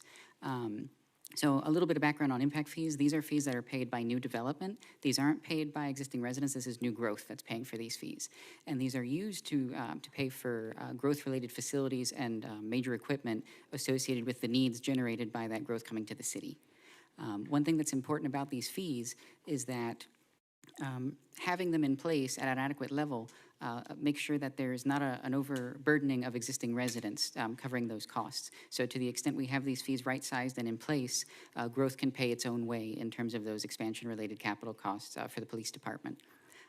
As you know, the city currently does not charge police impact fees, and it's a good capital practice to have this funding source to go for new growth. Again, making sure that growth is paying for its impacts to the city. A little bit of background on the legal considerations. The basis for impact fees and their related criteria are established in the Florida statutes and associated case law. There's the Florida Impact Fee Act that was created in 2006. It was subsequently amended in 2009, 2011, 19, and most recently in 2021. You may recall from the presentations in the summer, there were certain adjustments to the impact fee statute that caused the extraordinary circumstances that we had to have additional meetings for in order to pass the Parks and Recreation fee. Because the police impact fee would be for first-time implementation, a lot of those hoops that we had to jump through, they don't apply. So it's a little simpler and more streamlined for implementation process. Some additional legal considerations that the statute requires. The fees must be based on recent and localized data, so they have to be based on your data. It has to be recent, and that's what we've done in the course of the study. We have your recent asset data, capital data, personnel data, calls, etc. There's some other items, I won't list them all here, but there are some of the changes in the impact fee related to fee maximums and fee phasing. There's a 90-day grace period that's required from when the fee is adopted to when it can actually be collected. There are certain other requirements. Any administrative charges that are levied have to be based on actual costs, and these fee revenues and expenses have to be recorded in their own separate fund. They can't be mingled in any sort of general fund. They have to be in their own separate accounting. Some additional criteria when it comes to the fees. They must be reasonably equitable to all parties. There is what's called a dual rational nexus test. Essentially what that relates to is that the impact fees must be based on the capital cost requirements anticipated for providing service and then to new development, and then those monies then have to be spent on those growth projects. So that's the link between the design of the fee and the usage of the fee revenues. The fees must be based on reasonable levels of service, and they must be adopted by ordinance. One important thing to note is that these fees are only to be used for expansion-related capital costs. You can't use them to fund operations or any sort of deficiencies that you have. It's only for new growth-related capital. In terms of the overall fee calculation methodology, there's a number of moving parts to it. We look at a forecast of population and dwelling units so that we have the growth estimates over time for which you're going to be providing service. We look at the existing provided and targeted levels of service for the department in terms of officers per thousand. We also look at existing investment in the department in terms of assets, and then the planned future investment in assets to cover growth. We then allocate costs between residential and non-residential. This is an important differentiation from Parks and Recreation. You may recall from the summer, the Parks impact fee is only charged to residential development, whereas police impact fees are charged to both residential and non-residential new development. And then an important thing is these fees are calculated on a per unit basis that is uniquely designed based on their property type. And the way we differentiate that is through something called the functional population approach. It's a little messy, but essentially what we're trying to account for is where people spend their time. So the idea being different non-residential and residential land uses have different demands for police services. Well, how do we quantify that? So we look to transportation and trip generation data as a part of that, where people are going to and coming from. And the idea there, coupled with employment data and other demographic data for the city, is we create an approximation of where people spend their time in order to develop these weighting coefficients that we then use to differentiate the fees. And the reason for this is, to give an example, I guess a simple one, if you were to have a 20,000 square foot supermarket, that's going to have a lot of traffic through it. There's going to be a lot of people coming in and going. There's going to have a lot of employees on staff. There's going to be a lot of potential need for police service. Whereas if you had a warehouse of equivalent size, there's going to be a lot less traffic going through that location, and the odds are that there's going to be a lot less need for services there. So we try to account for the demand between the property types by using that trip generation and other data.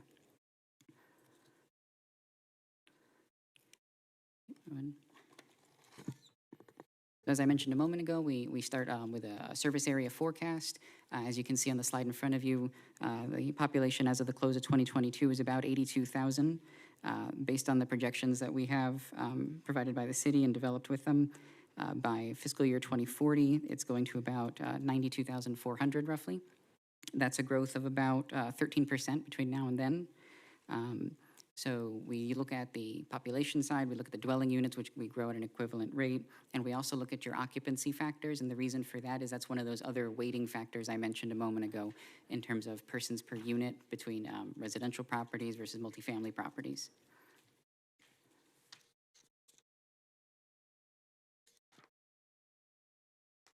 So with respect to level of service, what I'll note here is that the city currently targets a level of service of about 2.1 officers per 1,000 residents. Currently, as of the date of the study at least, the city was providing about 1.98 officers per 1,000, so very close to its target, essentially almost 2. And that level of service is comprised of about, at least at the time, 231.5 FTE positions in the department, 162 officers that are included in the service level calculation, and 69.5 additional administrative and supportive positions that aren't included in there. So for the purposes of the fee calculation, while the target is at a 2.1, we base it based on what the city is actually currently providing, so to make sure that we're not accounting for any service deficiency. So we're basing the fee off of the 1.98 I mentioned a moment ago. And that relates to a need of sworn positions by 2027, about 169 positions at that point in time. And I'll come back to that in just a moment.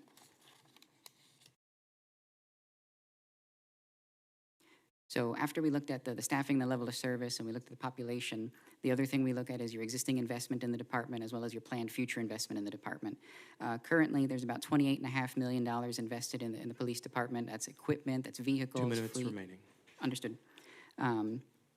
And other associated facilities. Of that, some of the impact fee statute restricts what we can include in the fee, so we can't include small, short-lived equipment, so we can only include longer-term items. So when we look at that, that's about, of that $28.5 million, we can include about $26.5. Then commensurately for the capital improvement plan, there's about $14.2 million in planned projects. Again, we can't include small equipment-related items, and we have to be mindful of that. When we allocate for those items, of that 14.2 million, about 7 million is included in the fee calculations there. And we also do account for grants being netted out against that. So in terms of total assets included in the preliminary part of the calculation is about 33 million, but from there, we scale it down to just the window of the CIP. Getting a little technical, I'm trying to go fast, so I apologize. But essentially about $24 million is what's included in the fee calculation when we adjust for scale. In the interest of time, what this slide is just essentially demonstrating is the calculation process, how we take the capital costs that I mentioned just a moment ago and allocate them going forward using those factors that I mentioned, the time weighting, et cetera, to get to the fee on a per unit basis. To which we have our proposed fees here. You'll see that for a residential single-family home, fee per dwelling unit, $450 per unit. For multifamily, for buildings with 2 to 4 units, $416 per unit. And for residential property for 5+ units, $365 per unit. That's scaled again by those occupancy factors I mentioned a moment ago. And then with respect to the non-residential fees, right now I have them, they're shown on a per 1,000 square foot basis. For industrial and warehousing related land uses, that would be $24 per 1,000 square feet. For institutional. All right, that was your time, but please wrap up. Sure. Continue and wrap up. $56 for institutional, commercial at $650 per 1,000 square feet, office and healthcare $27, and hotel motel on a per room basis of $349 per square feet. This is just a comparison of how you would stack to other municipalities. One thing I would note here is that what the graph can't show you is just what level of subsidy there might be between these communities, so they might not be showing all the costs there. So in terms of the recommendation, we would recommend that the city consider adopting the full fee level. That's the $450 for single family. And the reason for that, again, I would emphasize is to the extent you have these fees in place and at a right-sized level, it minimizes the potential impact on the community, because whatever is not included in the impact fee, those projects would then have to be funded from other sources like property taxes and so on. So it's not a silver bullet. You know, these fees aren't going to cover everything, but it helps to mitigate that impact to the community. All right, well, thank you so much, Sean. We appreciate your presentation. Now, we do have the consultant here in front of us. My colleagues, if you have any questions. I do want to ask, Chief, did either one of you want to add anything to the presentation, or you just want to wait for the Q&A? Okay, all right, let's turn now to the Q&A. If there's any questions for my colleagues, this time I'll begin on my left with Commissioner Kelly, either for the chiefs or the consultant. Thank you. Is there, I believe we talked about this in the workshop, but is there a way to stagger the implementation of this? Was it this that we talked about? Amanda, did we talk about? So we did talk about staggering implementation in regards to the park impact fees. Okay. This situation is slightly different since we are establishing a new fee. The thought was that if we establish a new fee, state statute does say that we would have to wait 4 years in order to update that fee. So in this situation, staff did not recommend a phased implementation, while we did with the park impact fees. Okay, great, thank you. I don't have any questions right now. I'll defer. All right, thank you, Commissioner. Commissioner Hay? The population growth, you use city data. Is that what you use to project the growth? I think in some 18 years or so, you projecting we'll be over 10,000 above where we are. Is that correct? Yes, sir. I believe the projection was provided and relayed through the county for the city. How does it relate to what the county projections are? The population counts are based on the census data. Okay. And census tracks. Sure, I will have some further questions on this as I study it a little bit more, but the average cost for single families home on an annual basis is in what ballpark? So it's important to note that this is an impact fee, so it is not reoccurring. It happens once when the house is built, and it's usually at the cost of the developer or construction. It's paid at the time of permitting. So it's not a tax in any way. I've heard that before. But I understand what you're Well, saying. legally, You know, it's not a tax. thing, you know, just like fire assessment, right? Yeah. No, not like a fire assessment. So fire assessment, I'm not gonna call it a tax, I don't know what the legal term is, but that is reoccurring. Impact fees, per state statute, are a one-time fee at the time of development, and they can only be used for the impact of that property on whatever you're charging for. So we have a park and rec impact fee, new development comes in, we need more parks, it's the development's responsibility to pay for that impact. New homes are built, new commercial is built, it is their responsibility to build for the impact to our police force. Thank you, I knew that. Thank you. Thank you, Commissioner. I'm going to turn now to Vice Mayor for any questions for Amanda or Sean. No questions, just some comments for when we get there. Thank you, Mayor. All right. Do you want to have your comments now, or do you want to wait? I just want to say thank you for putting this forward, Amanda, Adam. This has been a long time coming. This is something I've been talking with you guys for quite some time, and I'm not 100% sure, but I think this was kind of community-led. I think someone had brought this up, and as we know, we're going to get really busy here in the next, couple years with development, and so I think this is a huge opportunity to not just play catch-up, but be proactive, with public safety. The one thing I want to note is in the presentation, I think it mentioned 1.98 officers where we're currently staffed. That number has changed significantly from when this administration had first, I would say, when we all got on the dais together, I think that number was significantly lower. So I just want to extend, a giant kudos to the police department, Chief DeGiulio, and your staff for getting that number up. I think the national recommendation is around 2.1, and it looks like we're shooting for that 2.1 officers per 1,000 people. And, I think it's important to know that, as we grow, we have to be proactive. We have to continue to get there, and we want to mitigate any burden that we have for the taxpayers.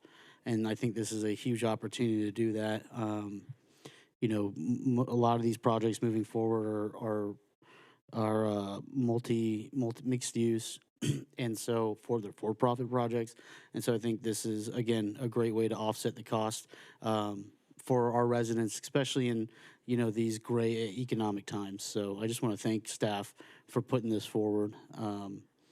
The one question I did have, and I don't know if maybe this is what Commissioner Kelly brought up, was when we look at the fees, I think it was, is there a way, we did this with the parks fee, is there a way to lower that fee and create an incentive if the building's done sooner?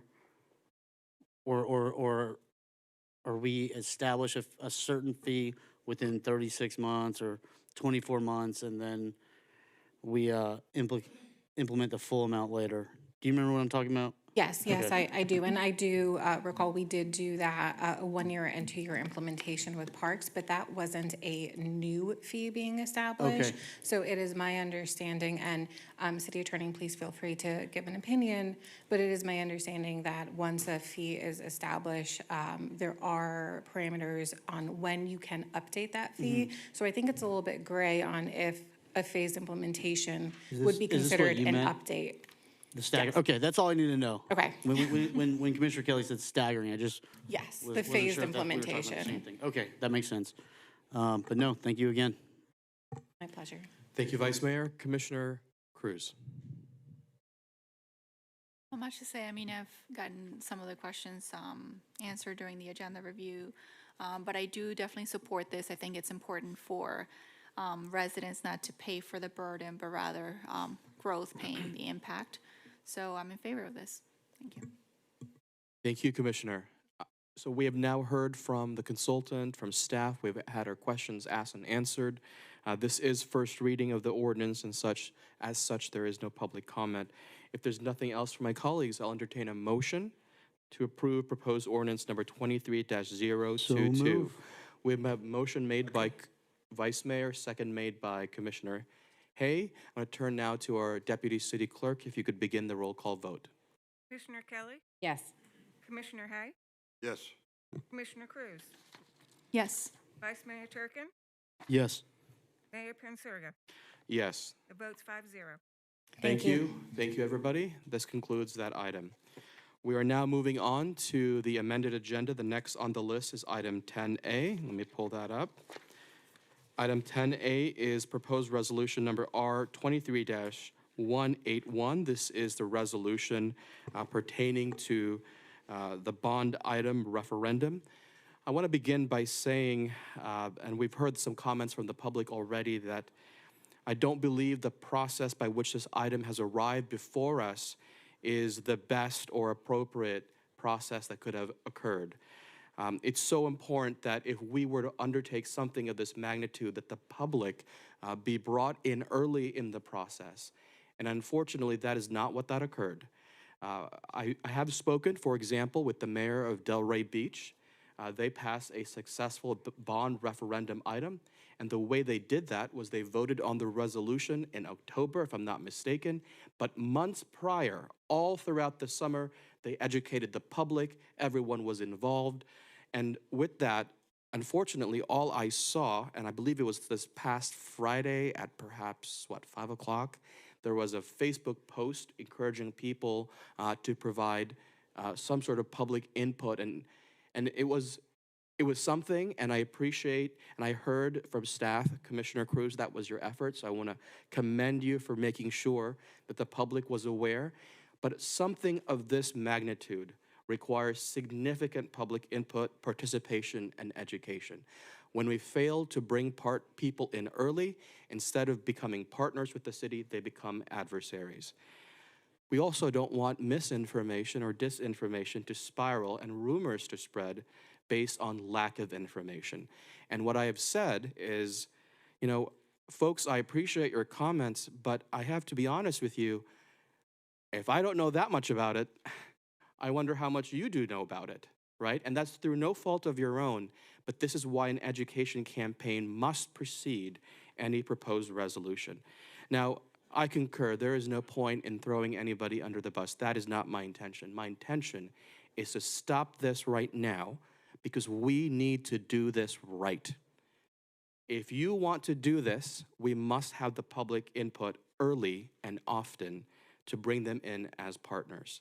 I believe the intentions were good. The intentions was to provide a mechanism where the public can vote on it. It is the public's decision whether or not they want to make this moonshot investment into our cities, whether to improve our public safety or our parks and recreational facilities and infrastructure. So with that, I will leave my comments on that note.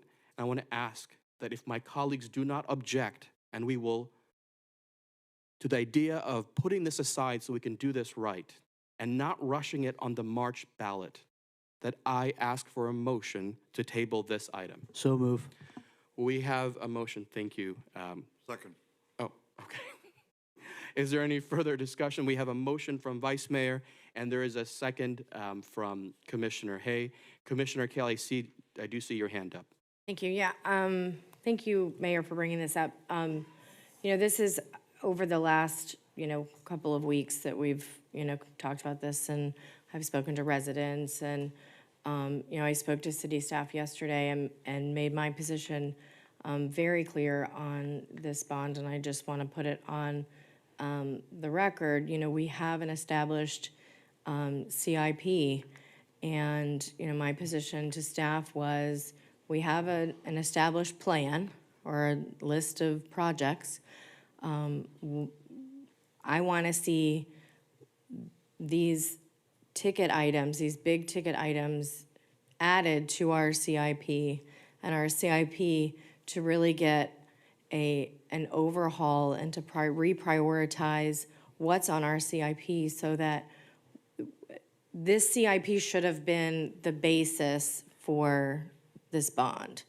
Our CIP, the whole point, my understanding of this was, we understand that there's a potential that the surtax is going to expire and that a county may or may not renew it or ask the residents to renew it. And so this was kind of, the way it was told to me was this was gonna kind of be the carryover from the surtax. And so if that was the case, then these CIP projects that are sitting there using those surtax funds should have been a priority, or at least reprioritized in this bond proposal. And so, you know, that's my position, and what I asked staff to look at is let's, and request is let's look at that CIP and really add the things, you know, and I got a copy of the CIP, and, you know, Fire Station 3 is not on there. A police training facility is not on there. The things that we're proposing be included in this bond are not on our CIP. And so how can we look at the big picture of where, when we get a little pocket of money, you know, that CIP should be prioritized in small projects and mid projects and like our wish list big projects. And so when we get funding, we can make an educated decision on where those funds should go. And look at if we truly are going to have a need when the surtax expires, we should have a basis of, hey, these are the projects that we know are not going to get funded without something. Commissioner Kelly, you make an excellent point, and I couldn't agree with you more. And that just speaks to the fact that we need to have so much more discussion on this. Right. So much more legwork and research that needs to be done. I remember, Commissioner Cruz, you had asked for, I don't remember the exact term, but what was it, risk analysis? But the infrastructure, is that what you said? I had asked for Something to do with utilities. for Infrastructure overhaul. an inventory of our Inventory. infrastructure. And I asked for that in July. We're now in December, and it doesn't appear that we yet have the scope of work for that. So it's a little concerning. Right, so we know we're not going to be able to pay for everything, but we can't even evaluate and make an educated decision on any bond amount without knowing a full list of not just our wish lists. We all have wish lists, but what are the true needs of the city that are going to live the life of the bond? And that's been one of my positions also, is this isn't like just a free bank account that we can just grab from whenever we need it. This is something that is going to build a 30-year fire station, or it's going to build a 30-year infrastructure, you know, revamp. And so, yeah, so I just wanted my position to be on the record. I've talked to staff about it. They know where I'm at, but I'm laying it out there. I appreciate that, everybody. And like I said, we need to have so much more conversation about this. We want to do this right. We haven't talked about the bond process. How does it really work? What are the interest rates? Or how do we predict, and what are our expectations? What are the phases, and what would happen in what phase? There has been zero discussion. What about citizen oversight? We haven't discussed how that mechanism would work. It's quite common for other cities to have citizen oversight committee on a bond. There's some sort of oversight. So, you know, I just want to, on that topic, I want to inform the public. I did ask that this city work on creating the position of city auditor to oversee something like this. And here we have a perfect example. It's been months, I've been waiting for it, and I know staff is overwhelmed, and they're doing their best. But I just want to reiterate, I can't be comfortable moving forward with 50 million, 100 million, whatever the amount is, without a city auditor. That needs to come first. With that much money, it is prime for abuse, misuse, and whatever term you want to use. We want to do this right. We want to put safeguards in place. I don't want to rush it and then screw it up. That's the bottom line, okay? And once we have the information, we can assess collectively as a commission whether or not it's something we should move forward with, not move forward with. Then we can let the public do it. We're just not there yet. All right, Vice Mayor, was that a hand up? Yes, thank you, Mayor. Yeah, no, Commissioner Kelly brought up a good point, you know, about some of these projects. We're going to have to be able to pay for them somehow, some way. Again, I think, you know, Mayor, you hit it right on the head. This needs to start with the public first. What are those projects going to be? Because you could take this bond and invest it into a revenue-driving project that could then in turn in 10, 15, 20 years be profitable and then contribute to the city's general fund, right? Also, you know, for me, at looking at some of these, one of the things that I think is a deep necessity is the Fire Station 3, right? And I want to support you on that. I just don't think that it's financially responsible, given this economic climate, again, to move forward through this. And maybe in a year, you know, we have some time. Maybe interest rates will go down, and you know, maybe we can look at a 15-year versus 30-year. You know, I think there's a lot of things that we can look at. And again, for me, I know staff's heart is in the right place, and I know staff is just trying to be proactive in order to make sure that if the county does not move forward with renewing the surtax, that they have the ability to continue to fund these CIP projects. Because ultimately, when they're not funded, who are the people going to email and call? It's going to be us, right? So for me, I understand that staff, what they're doing is just protecting what the people's will is, in the sense of what they've been asking for, right? Perfect example, like Commissioner Kelly had brought up, the fire station, or things that the public, you know, and the residents want to see. And so I just think that the rush, for me, my opinion, the rush was well-intended to be proactive against the county surtax. And, you know, we have a new administration, and I understand, and, you know, it was well-intended. And I do appreciate that this was actually being brought forward via referendum instead of what happened in the past with the prior bond for another project that, you know, we know didn't go too well, and we have debt services for that. And so I admire staff for doing things the right way. I don't want to feel that your hard work wasn't appreciated by any means. But I just don't think at this point in time it's good governing or financially responsible to move forward with this. We can get this done. We'll do it the right way. And I just don't want, I want you to know, staff, that I appreciate, and I know my colleagues appreciate, you know, the work that was into this and the intention of doing this. Next time, we'll just start with the community. So thank you. All right. I believe that concludes all the comments from the commission. I would like, we already heard a motion and a second. The motion was to table. The second came from Commissioner Hay. I'll open the floor now to public comments on this item, if there is even any. Seeing no one approaching the podium, we do have one person. You have. 1 second. Let me switch the timer. All right. I've been coming to commission meetings for about 30-some years. Boynton Beach. Been coming to commission meetings for about 30-some years, talking and stuff. The last 15 minutes might have been the best commission meeting I've ever attended. Thank you. Thank you.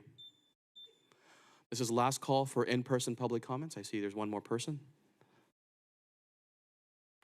Thank you. Got disrupted. Susan Oyer, Boynton Beach. I think if this does move forward, yes, I think we do need to have input from the public at the very beginning. I think we need to look at, if you're going to continue on this same path, breaking these into separate bonds, because I think people feel one way about fire and police than they feel about something else.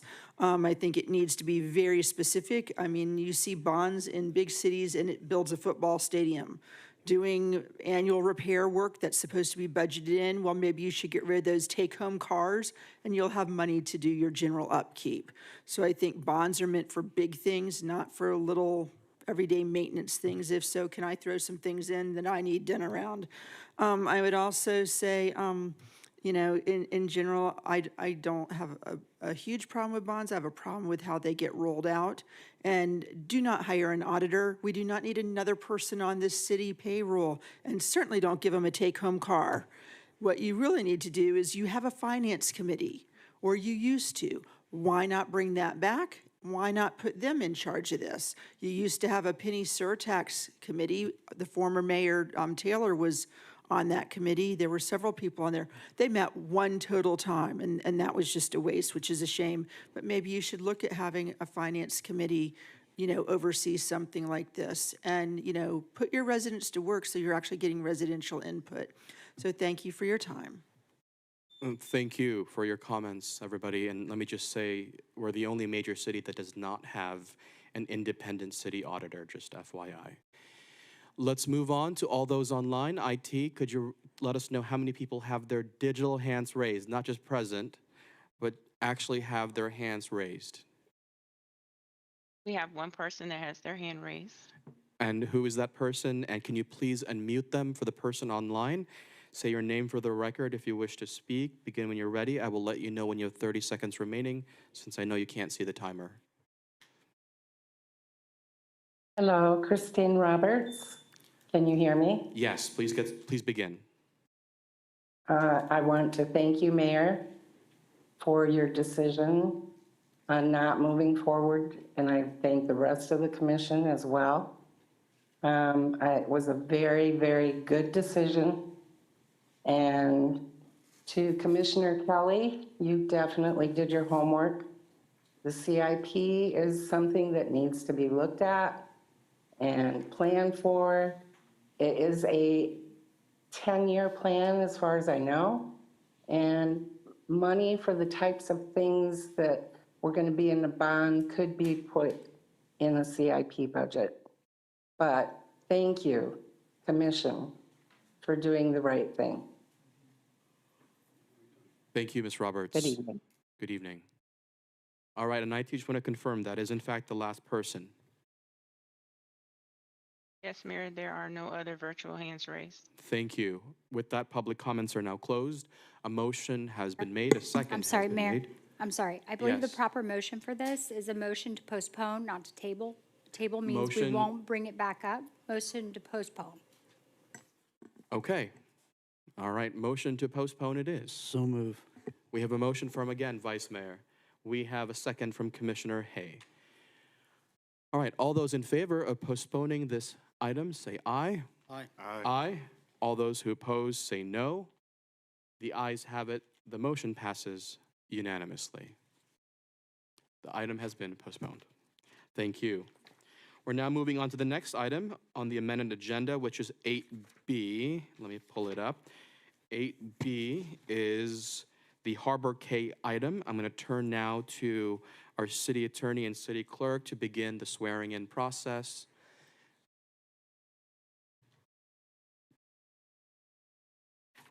After which we will make our disclosures. Just for clarification, this item is not quasi-judicial. It is a public hearing. The disclosures need to be made before 8B, which is quasi-judicial. This is legislative in nature, an ordinance.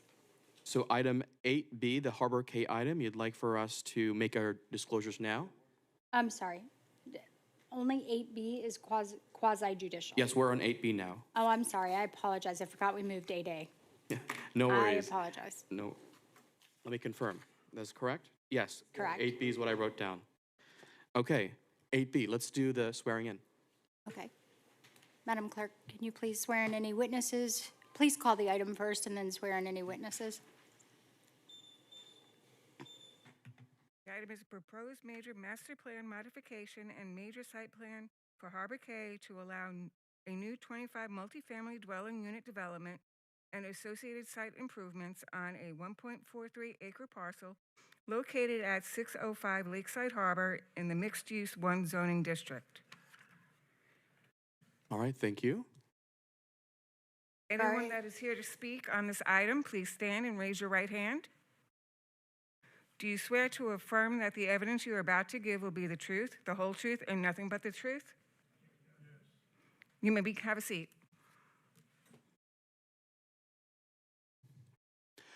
All right, with that, we will begin with disclosures. Doesn't matter which direction we begin. We can begin with Commissioner Cruz. As to this matter, I have or have not. As to this matter, I have received written communications from Rob Dager and Bradley Miller, as well as conversations. I request that these disclosures and all written communications be made part of the record. And just for clarification, if you have not had the other ones, the ones you have not, please read those aloud to be made part of the record. I'm not sure what ex parte communications mean. Ex parte would be without another person present. So Okay, I have- communications relating to outside of the presence of anybody else. One-on-one communications would be ex parte. Okay, I have had ex parte communications. I have received written communications. I have not conducted an investigation. I have not made a site visit. I have not received expert opinions. I request that these disclosures and all written communications be made part of the record. Thank you. Vice Mayor. As to this matter, I have had ex parte communications with both Bradley Miller and Rob Yeager. I have received written communications from Bradley Miller and Rob Yeager. I have not conducted investigation. I have not made a site visit. I did drive by the site, but I did not go on site. I have not received expert opinions. I request that these disclosures and all written communications be made part of this record. Thank you, Vice Mayor. I'll go last. Commissioner Hay. I have spoken with Bradley Miller and others about this. I have had communication with Bradley Miller. I have not received any written communication. I have not conducted an investigation. I have not made a visit to that site to receive expert opinion. I request that these disclosures and all written communication be made part of the record. Thank you, Commissioner Hay. Commissioner Kelly. As to this matter, I have had ex parte communications and received written communications from Bradley Miller. I have not conducted an investigation. I have not made a site visit, and I have not received expert opinions. I request that these disclosures and all written communications be made part of the record. Thank you, Commissioner Kelly. As for myself, as to this matter, I have had ex parte communications with Rob Yeager. I have not had ex parte communications with Bradley Miller. However, I did receive written communications from Bradley Miller. I've had communications with the following individuals, and I want to make sure I completely disclose the following individuals: Hernan and Denise Vivo, Bill Burns, Rob and Jen Yeager, Clay Holsch, I apologize, everybody, Holschauser, Todd Bertosi. These are the residents of that area.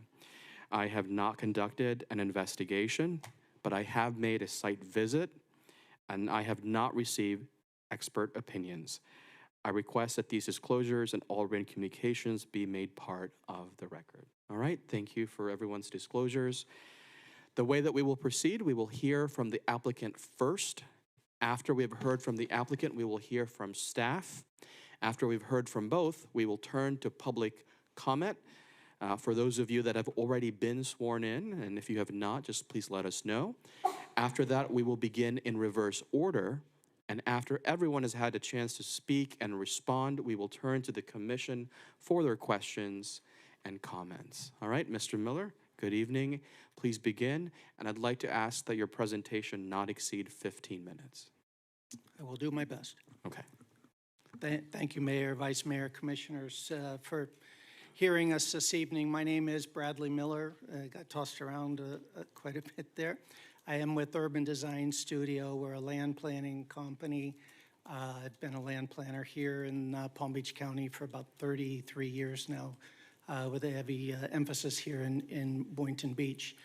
I'm here tonight with Angel Pinero, who is our civil engineer. I know there's some drainage issues that have been brought up on this project, so he's here. Steve Knight, our architect, is here. And Matthew Scott is here as legal counsel, and as well as Manny Stratus, who's our client and the owner of the property. So with that, this site is located off of Federal Highway.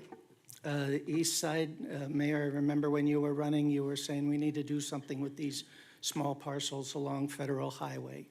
And here's that opportunity. This is just north of Gateway Boulevard, north of the Shell station there. It's about 1.43 acres. As was read into the record, it already has the land use of mixed use low. and the zoning of mixed use 1. And it's in the CRA overlay for Federal Highway. It was originally approved in 2019. I actually represented that application before the commission that night.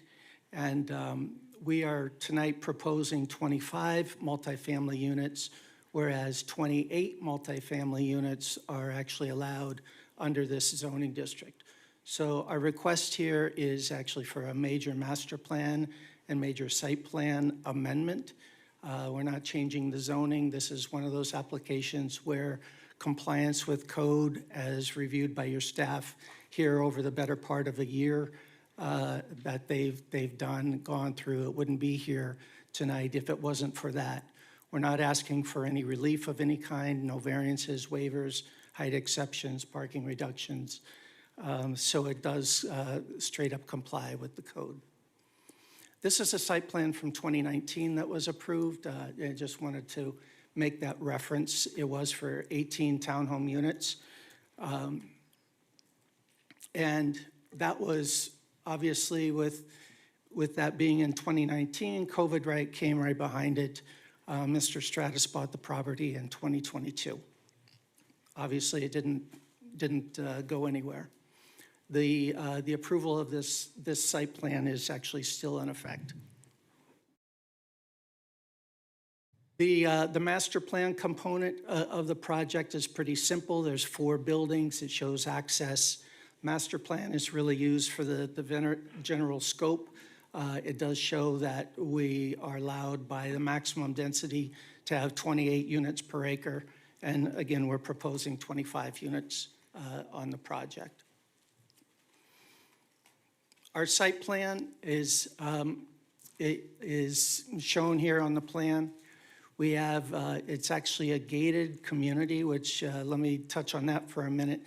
There's a new gate. I'm not sure if I don't think the pointer works. There's a new gate that's approximately 60 feet in from the entrance at Federal Highway. We had to go to DOT to ask them for their approval of that, their conceptual approval of it. And it was approved subject to the gate working more as a deterrent, more as a perception. As you, all of us have exited gates where you pull up to it and it opens automatically. In this community, that's going to happen both for the ingress and for the exit lane. So if you pull up to that gate, anybody is allowed to come in.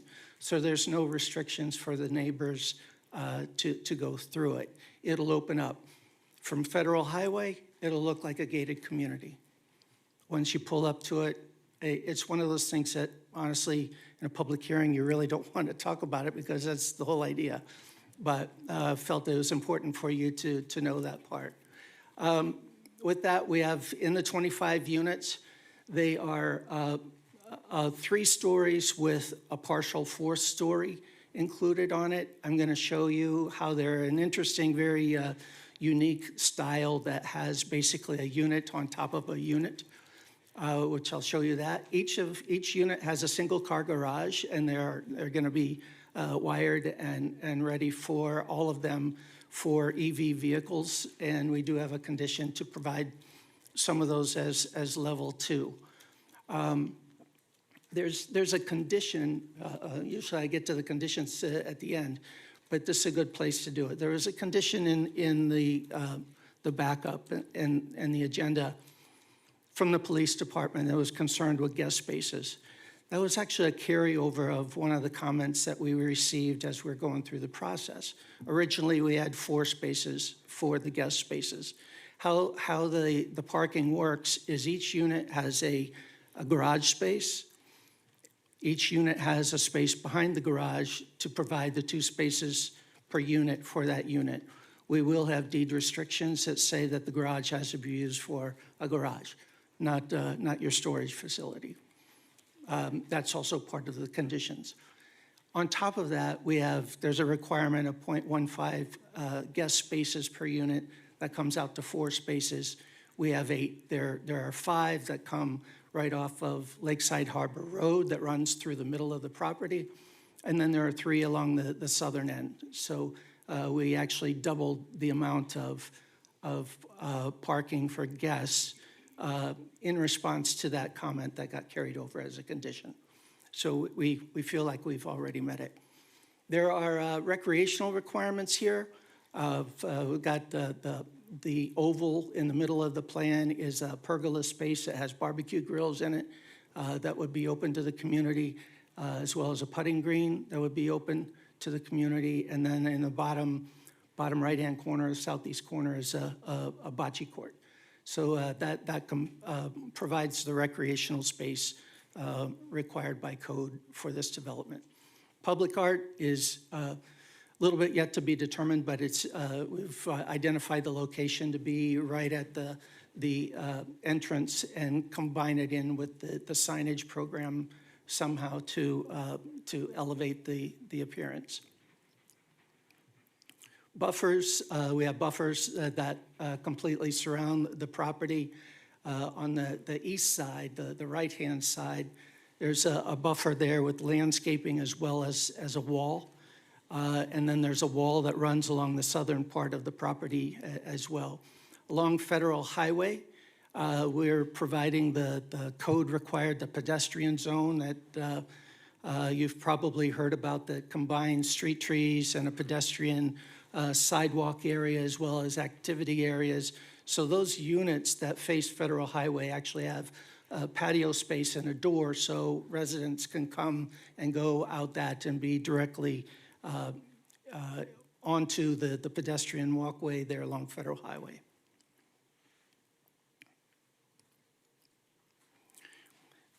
Drainage was the big topic as we went through the process. Our engineer here, who I'm going to bring up for a second, and then I'll wrap up after him. Rather him tell it than me as a professional engineer who went through this. But I will say in preface to him coming up that the gentleman who spoke during public comments really described what we're doing here. What we're required to do is that this project has self-contained its drainage. It will actually be a benefit to it. And so with that, let me bring up Angel Pinero. He can give you a little more of the technical side rather than a land planner trying to do it. Good evening, Angel Pinero with Dynamic Engineering, offices at 100 Northeast 5th Avenue, Delray Beach.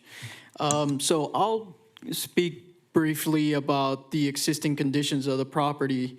Right now, as the site stands, there's about 3 foot of grade change between the east side and the west side being higher. So in current conditions, all the rainfall in this area just sheet flows over to the east, to all the houses on the east side. There's about 1.43 acres on this property, all which is going to be self-contained in the proposed conditions.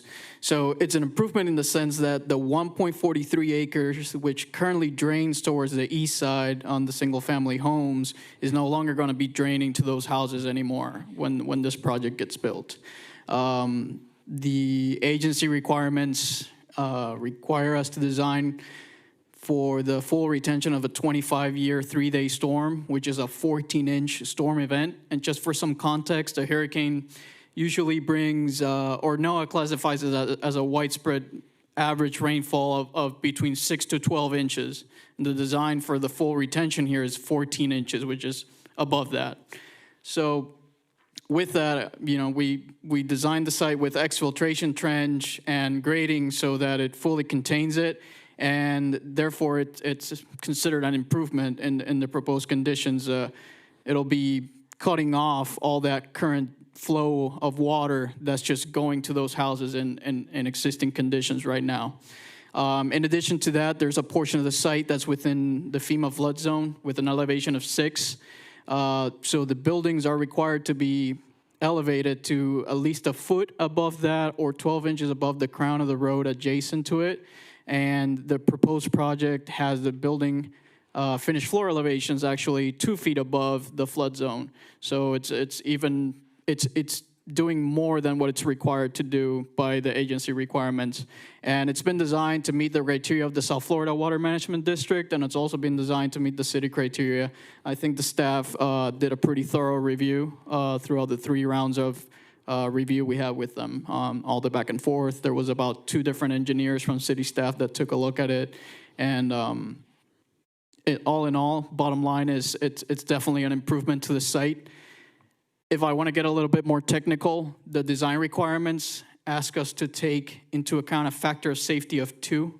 What that means is when you run your calculations, you have to, what would realistically be required, you have to cut that in half to meet it. So basically, the proposed conditions in reality are providing twice what they should to meet the requirements. So on top of that, it's meeting the requirements, and in reality, with the factor of safety of 2, it's twice what it really should be to meet those requirements. So I hope that provides some insight into how the drainage works here. Thank you. Thank you. Thank you.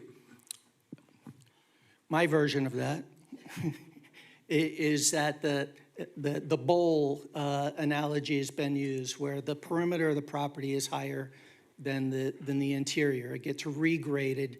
There's a trench that's actually put underneath the parking lot. Water flows into the catch basin and is held there. And so there's no spillover onto the adjacent property. So it's taking this 1.4 acres of drainage that's running down the road away from that situation.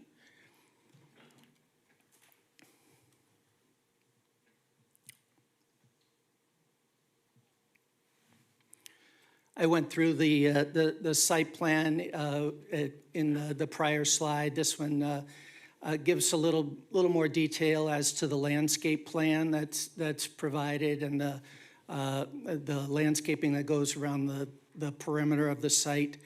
That where it's adjacent to the residence to the east is the thickest, the heaviest landscaping. Plus we have the wall that's there as well. These are just enlarged north side, south side. Wanted to show in this slide the vegetation there that you see is actually existing on the adjacent property immediately to the east. That's probably 25 feet high and very dense. So we're just going to be adding to that with our landscaping on our side. This being the south side. The yellow line is showing, oops, sorry. Is showing where the wall goes along that east property line. Then it actually does continue to the west. There's residential to the southeast, and then the gas station is on the west side. So we have a wall that goes all the way across there.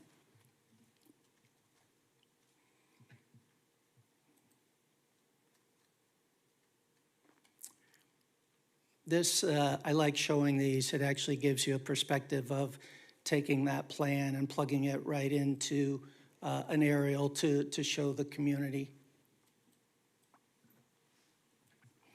Architecturally, I'll do this quickly. I know time is tight, but it is a unique design, and I color-coded it to help myself, hopefully to help you. There's an 1,800 square foot unit that's at the grade level. And if you start on the right-hand side of the screen, the orange component is that unit. You walk in at grade level, there's a garage there, and then you walk up, you go to the next version to the left, and then the orange in there is actually the second level. The upper level is about 3,800 square feet, and again has that's the dark blue, has a garage space on the ground. Then you walk up stairs to get to the living area. You go up another level for the bedroom space and bathrooms. And then the partial fourth level is like an open family room. That seems to be a common builder amenity that are providing. The green spaces that are on there, the one on the right-hand side is actually the green space that's at the ground level for the lower unit, and then the green space on the left-hand side is an upper level terrace, outdoor terrace area. Bradley, I just want to let you know your 15 minutes has expired. However, you might as well just wrap up. I know you're towards the end. Yeah, these are quick. These are our elevations, and I apologize for not having renderings. These came in late, flown in from, and I tried to get them incorporated into the PowerPoint here this afternoon, but this is showing the architecture, which is a Mediterranean style. This view is actually the interior side. So the garages to the units are on the interior side, and then patio spaces on the back side. And then this rendering is showing as if, almost as if you were riding the Bright Line across the street. The road in front is Federal Highway looking towards the building. So that would be the frontage along Federal Highway.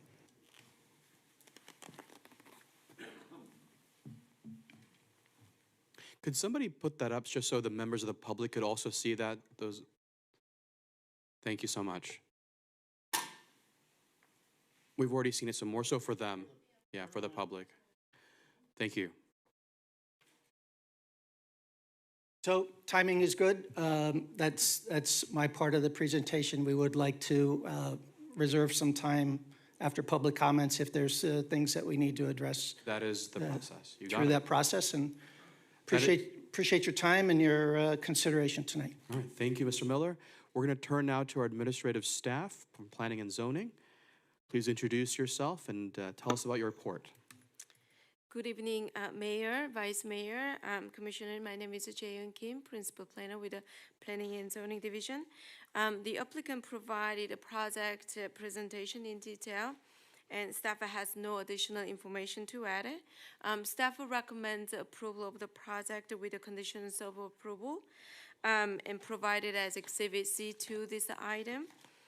Any additional comments required by you will be documented accordingly in the conditions of approval, and I'm here for any questions. Thank you. We'll hold off on the questions and comments until we've heard from the public and the applicant has had a chance to respond. We'll do that towards the end. Let's turn now to public comment on this item. For those of you that may not have been here earlier, it is 3 minutes per person.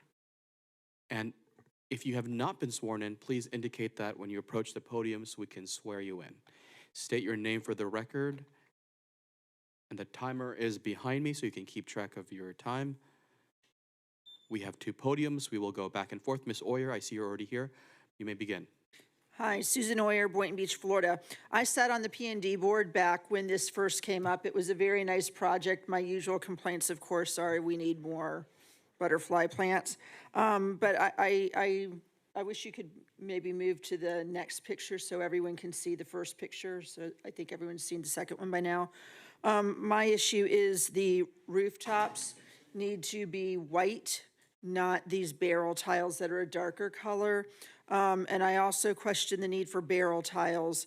I mean, I think maybe I'm a little more in the mix of this than a lot of people, just due to my job, but barrel tiles take approximately 6 months to replace.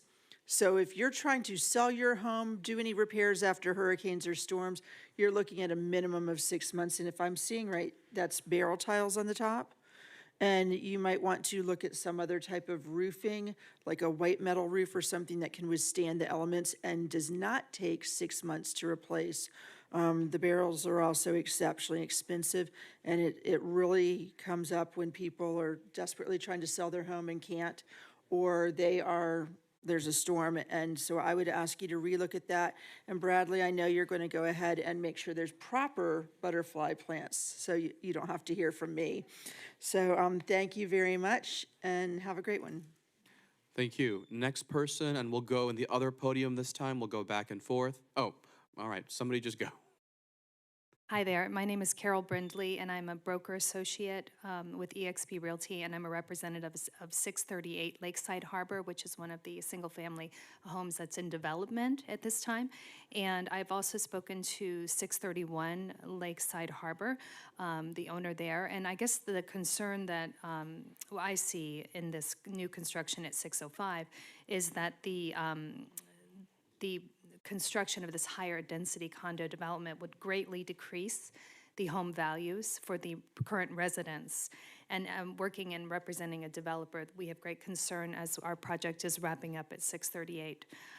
Not only that, but not only the values being affected, but in addition, what was once a very peaceful private community will now be overrun with traffic and noise, garbage, and I just believe that it will have a negative impact on this community in the future. So thank you very much. Thank you. Next public comment speaker on the other podium. State your name for the record. Hi, my name is Denise DeGennaro Vivat. I live at 695 Lakeside Harbor in Boynton Beach. We've been living on this private road since 2014, and there are many pros and cons, but the biggest asset, I believe, is the community that we have established.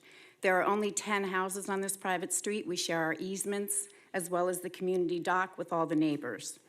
Being such a small street and having no HOA or even much help from the city, we have learned to be respectful of each other as well as thoughtful. We all pitch in to do communal projects, including funding and labor. We lend a hand when needed. We received a letter from Manny Stratus, our new neighbor, saying that he wanted to inform us of what he was planning to build, as well as hear our concerns and answer any questions that we might have. Of course, we were anxious to discuss various ongoing and some even very alarming issues, most importantly, the flooding issue that we have, not only on the road itself, but in several of our neighbors' yards. Instead of a pleasant conversation, what we ended up with is, quote unquote, a neighbor who appeared to have no regards for any of our ongoing issues, has a plan in mind, is not willing to variate from that plan, and pretty much told us that he didn't care about our existing properties. He has a right to do with his property as he pleases. When asked if these were going to be rental units, he would not commit to any covenants and regarding any restrictions. He was not willing to discuss anything. He was simply checking off a to-do on his list by meeting with us once and just a week from this hearing. He was brief and evasive in his presentation, to say the least, and was unprepared for the unity and knowledge that we presented to him, which makes this all the more alarming. He is clearly not understanding the depth of the flooding issue. We are counting on the city to protect our oldest private street in Boynton Beach by understanding that we are not opposed to building. That only helps our city in every way. We're not asking him to fix our existing issues. What we want is for the builder to be respectful of the value of our homes, understanding of our issues, and willing to fluctuate their plans as deemed necessary to keep our street from being completely underwater. At the opening of this meeting, you prayed for compassion to be in this room. The plans that he has right now include too many units, and it will sure cause disaster at the end of our street. Please do not expand the number of units from 18 to 25. Thank you. Thank you. Next person, please approach the podium, state your name for the record. And again, for anyone that was not sworn in, please indicate that. My name is Jefferson Michaels. I am a general contractor building 638 Lakeside Harbor, and I am also a partner there on that project. I'm also in negotiations with 631 and 605 to build another set of $4.5 million houses that are going to be built in that area. And the density and the parking spaces and the traffic that this new development is going to cause, it's going to be tremendous on the neighborhood. And this amount of units are going to interfere in traffic, that our street is going to be just clogged with cars there.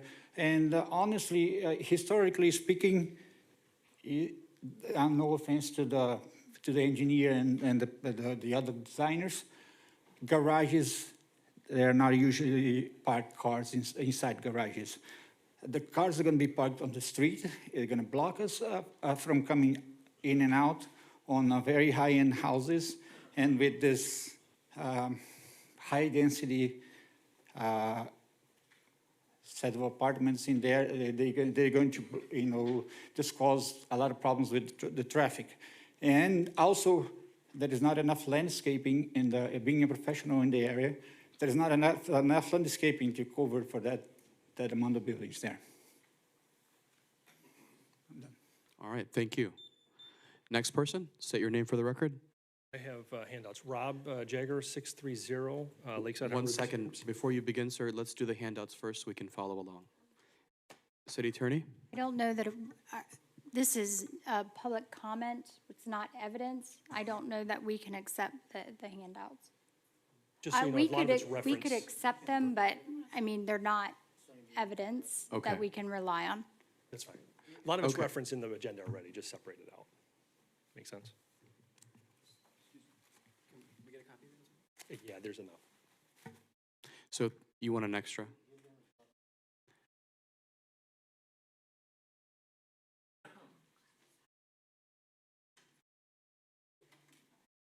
Most of it's in the packet already.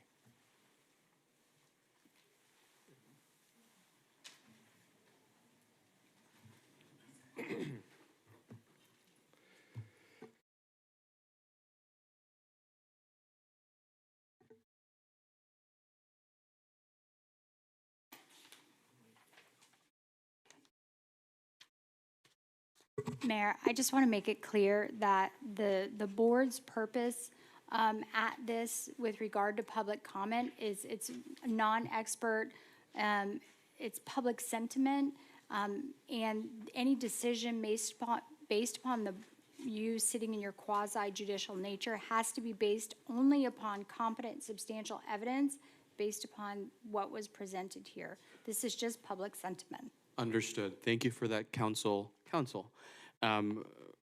As we have learned through our years of experience here, it is only on substantial, competent evidence by which we can make our decision. We are operating in a quasi-judicial fashion. Now, are we good? Everybody has their copies and it's been passed around. Thank you. You may begin, sir. Thank you, and I'm not as good at this as some of the others. So my name is Rob Jagger. I live at 630 Lakeside Harbor. Earlier this year, I ran into the developer doing a little cleanup on the property. At that time, he wanted to do make sure this development fit into the nature of this community, which also was part of the stated objective of code. And he said that even though this is what it looks like now, he wants to make it look nice. He wants to live there as well, possibly. So now that we see the plans, we see that it probably wasn't true. We looked at not a single structure on our street is four stories high.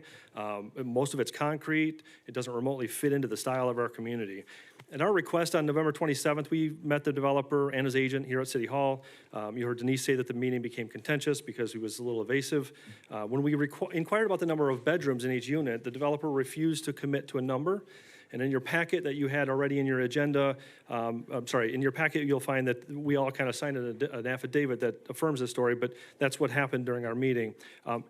If you'll notice on A through G, which is the same sheets that are in your agenda already, the drawings, you'll see 2 bedrooms listed in each unit.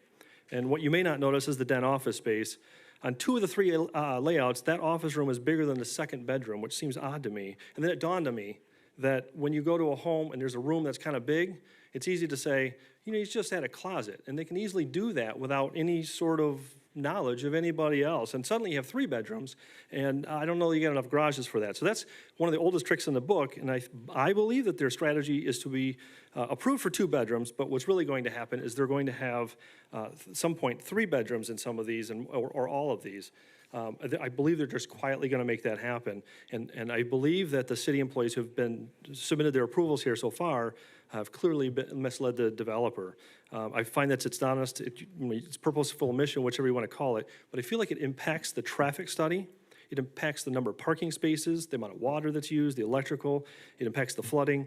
I think that hidden agenda is just another way of getting to a larger quantity of units and number of bedrooms and number of people living there. They will not be harmed by you guys if you say, hey, you can't do that. You can't bring it from 18 to 25.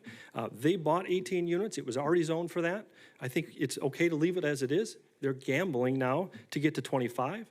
Don't be a part of their gamble. Don't be fooled by their shell game. I also was concerned because I'm looking at the justification statement, and I didn't understand how that's justified to expand it to more units. It just didn't make sense to me because I don't see a purpose for justification in that packet. This change in density will directly impact the proposed infrastructure and have a negative effect on our community, both in the flooding and several other areas. Thank you for your time. Thank you. Next speaker, state your name for the record. Begin when you're ready. Good evening. My name is Hernan Vaivat. My wife and I live at 695 Lakeside Harbor. Shortly, my fellow neighbors will present facts and concerns to you in areas to where they are much more knowledgeable and qualified than me to speak on behalf of our street. But what I'm here, what I would like to bring to your attention is what Mr. Stratis said to ourselves on the meeting, that we asked him if he had any intentions on renting any of the units, and if he understood the long list of legal, financial, and street implications the renters will bring to the street versus homeowners. And his answer was, and I quote, "This country gives me the right to do with my money and my properties whatever I want. I cannot control, nor is it my problem, what could happen on your side of the street," end quote. As you can see from my accent, I came to this country with dreams and intentions of a better future. That said, I believe that integrity and respecting others should be practiced all the way from the top of this nation, all the way down to our little street. We are not here to ask you to keep Mr. Stratis from building, but for you to keep him accountable for certain standards and for your support as a city official to help us keep our street in the same, not perfect, but drivable and livable conditions as it has been all these years. Thank you for your time. Thank you. We're going to turn now to the next speaker in the other podium. Please approach the podium, state your name for the record, and begin when you're ready. My name is William S. Burns. I live at 628 Lakeside Harbor. What I want to say is I've lived in this at this address for 13 years, and this is a private street. And any problems on the street, the residents have had no help from the city. Over the years that I've lived on the street, flooding has progressively become more of a problem. This has nothing to do with hurricanes. We haven't had that many hurricanes in the 13 years that I've lived there. When I say the street gets flooded, you can almost row a boat up and down the street on a normal heavy rainstorm, let alone when we have a hurricane. At least 3 homes on the street are flooded every heavy rain. And I mean flooded. They've got to take pumps out to pump the water out of their homes. And that's currently. A few years ago, we had 3 representatives from the city meet with the residents on the street to see the problems that we're having. After walking up and down the street, the city representatives informed us this was a private road and the city of Boynton Beach was not responsible for correcting the flooding problems. The residents now have a major problem. Lakeside Harbor LLC has presented a development board to the city of Boynton Beach a major master plan modification to build 4 four-story buildings that will be the entrance to Lakeside Harbor. The developer informed the residents that there will be 25 units in these buildings. This construction will change the character of the street and will remove most 2 acres of ground that for water drainage created further flooding on the street. The flooding problems is projecting a problem where we as residents will not be able to get to our houses during this flooding. It'll be that bad. We won't even be able to drive down this very narrow, it's more like a wide driveway than it is a street. When I questioned the developer of this project, what he is planning to do after he showed us a plan for the drainage, his response to me was, "It's my property, I can do anything I want." And I asked if the engineer was there, he said no. So there was no engineer when he met with the residents. I urge the Development Board of the City of Boynton Beach to reject this major master plan modification and a major site modification. I think you know the number of the plan. I won't repeat it.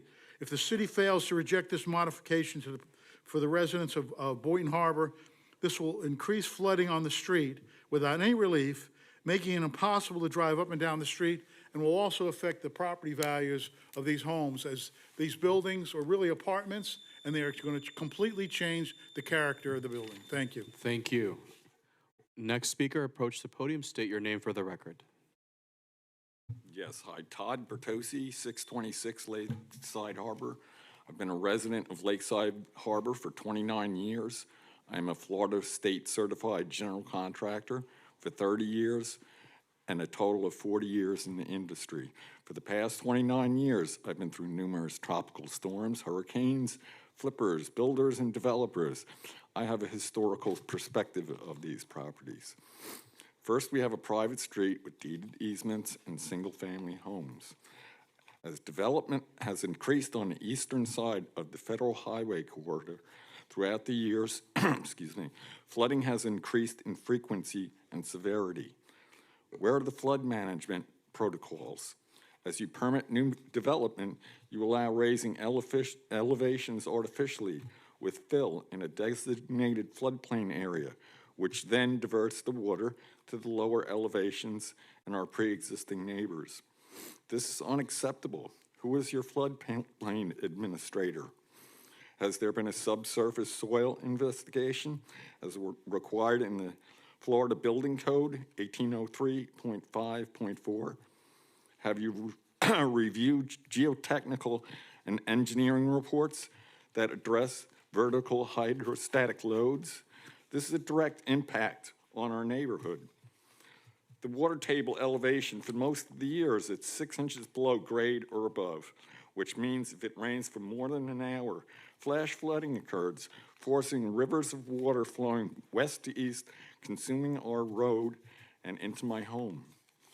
The exfiltration trenches proposed by the developer will not function as intended in a saturated floodplain. For conditions in a floodplain, an alternate solution needs to be provided. The effects of proposed new development will be disastrous to the surrounding downstream properties. Why the increase in occupancy? Overburdening of our easement, insufficient parking, ingress and egress during construction. This occupancy is a potentially 500% increase on our street since rezoning. There's been no earnest consulting with neighbors. You now have the ability to address these issues before you allow further overdevelopment. The disregard for this neighborhood is incredible. Where is the protection of our rights?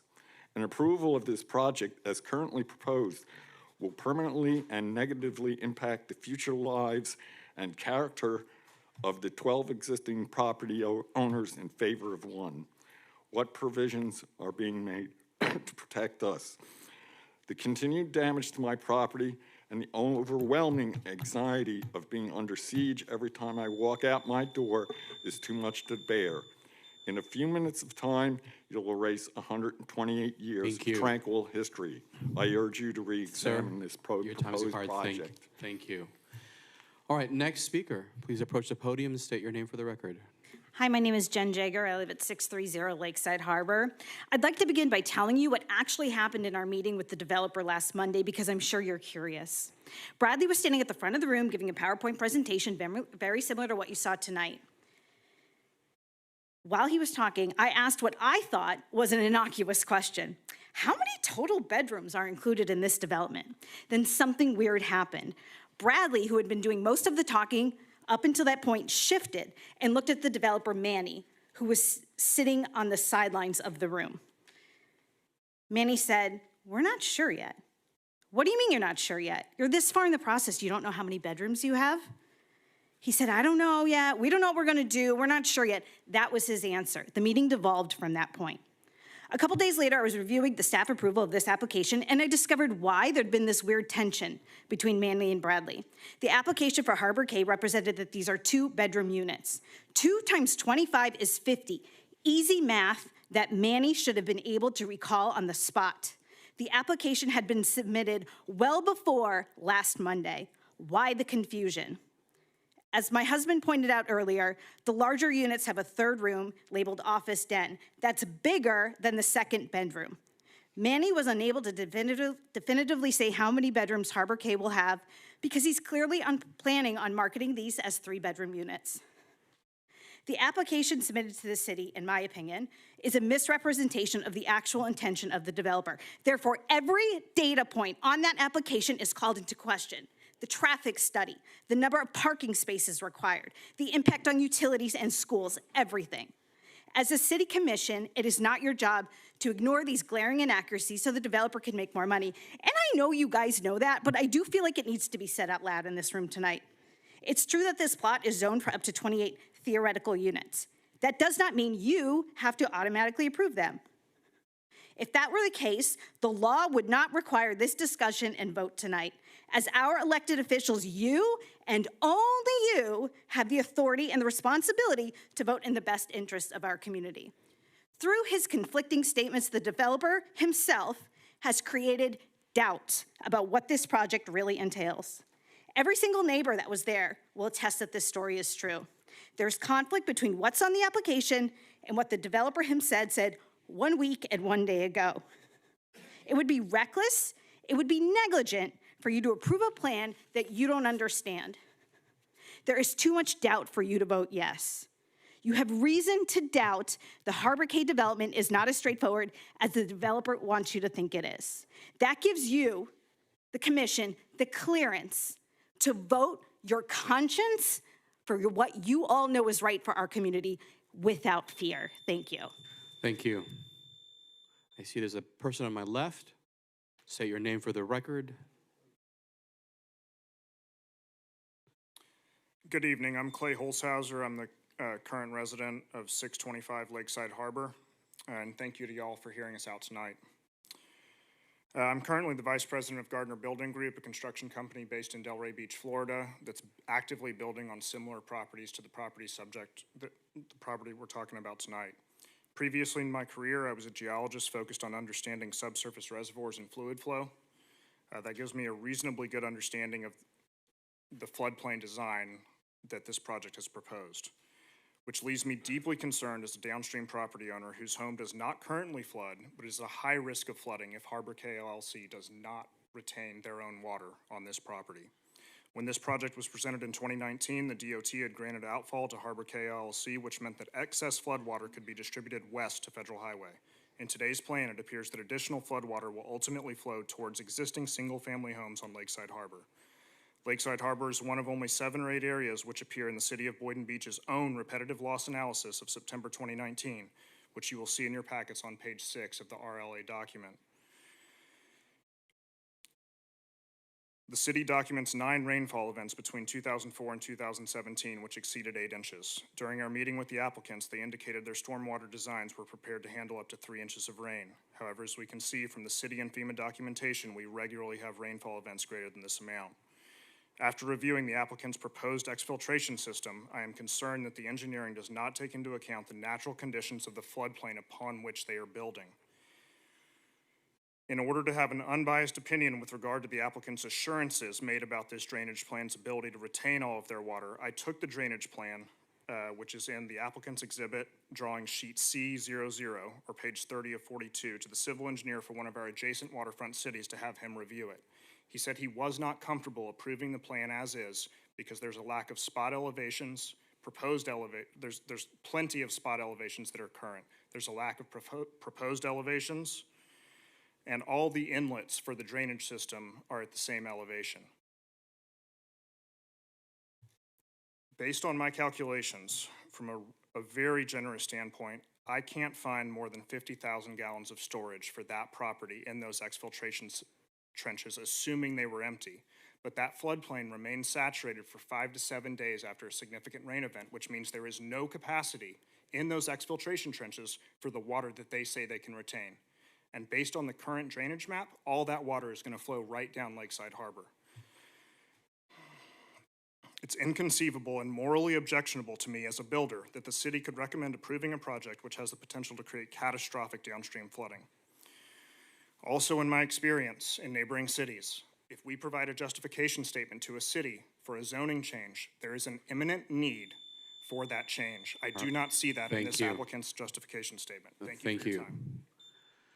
All right, I see one more person in the room. After all those in the chamber have spoken, we'll go to those online. Begin when you're ready. Yes, Mark Carey, George again. My first year working for the city, this area was in my zone. I patrolled it 5 days a week. Flooding is an understatement.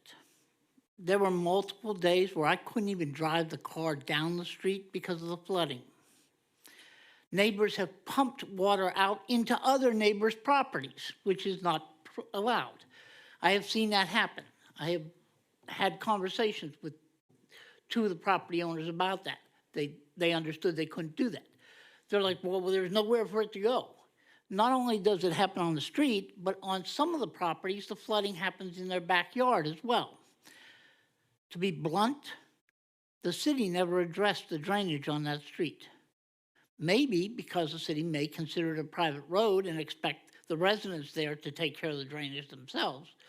I don't know how they're going to do that without being an association and having annual assessments and that type of thing. But it's been an ongoing problem. What's proposed for that site, they're doing the right thing. I don't have a problem with this project getting approved because they've done the engineering on that site properly. The issue is that they're still going to have draining problems whether this gets approved or not. And I would like to see the city take care of its residents because these people do pay taxes. And many of them have been there for many, many years. And I can tell you point blank, flooding happens almost monthly there. And it's bad. There were, like I said, there were 3 times in that 1 year that I did that zone where I could not get my vehicle down the street. Think about that, okay? And the problem is, it doesn't just last for the day. It will last 2 or 3 days like that. And so please address the drainage issue on the street. The CIP stuff, you guys have budget workshops in July. That's where CIP is supposed to have, you know, the old expression, blood on the floor, because everybody has their own thing that they want to do in their district. I'm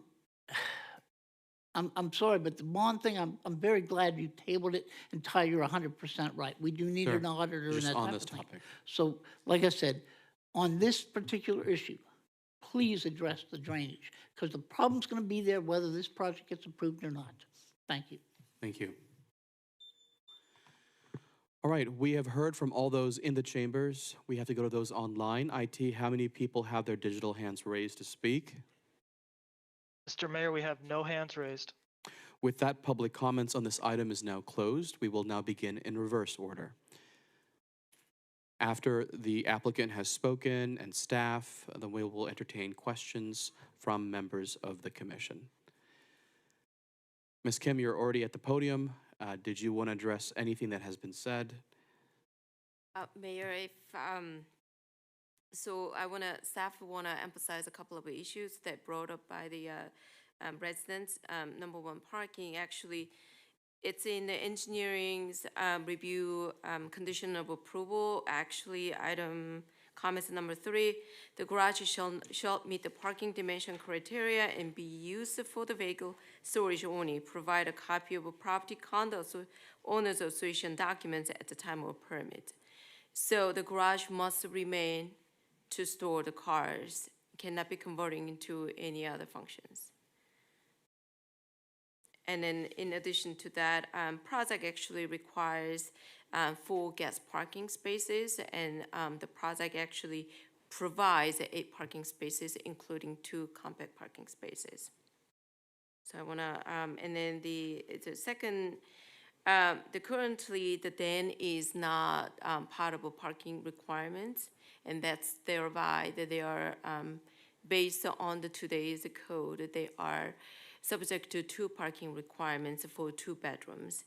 The den cannot be converted into any other functions. It must remain as a den. It must stay function as an office. Otherwise, they are violating the parking requirements, and therefore this can be addressed at the staff level. And then the third one is the density. Back in the 2006, the property obtained SHDR rezoning approval to allow the 20 units per acre. And 2019, the property obtained MU1, which is a current zoning district, rezoning approval to allow the 20 units per acre. Per MU1 zoning district, the 28 units are permitted on site. The project proposed 25 units. Just the staff wanted to clarify that on those issues. Thank you. All right, thank you for that. We're going to turn now to the applicant, if you'd like to approach the podium and address any concerns.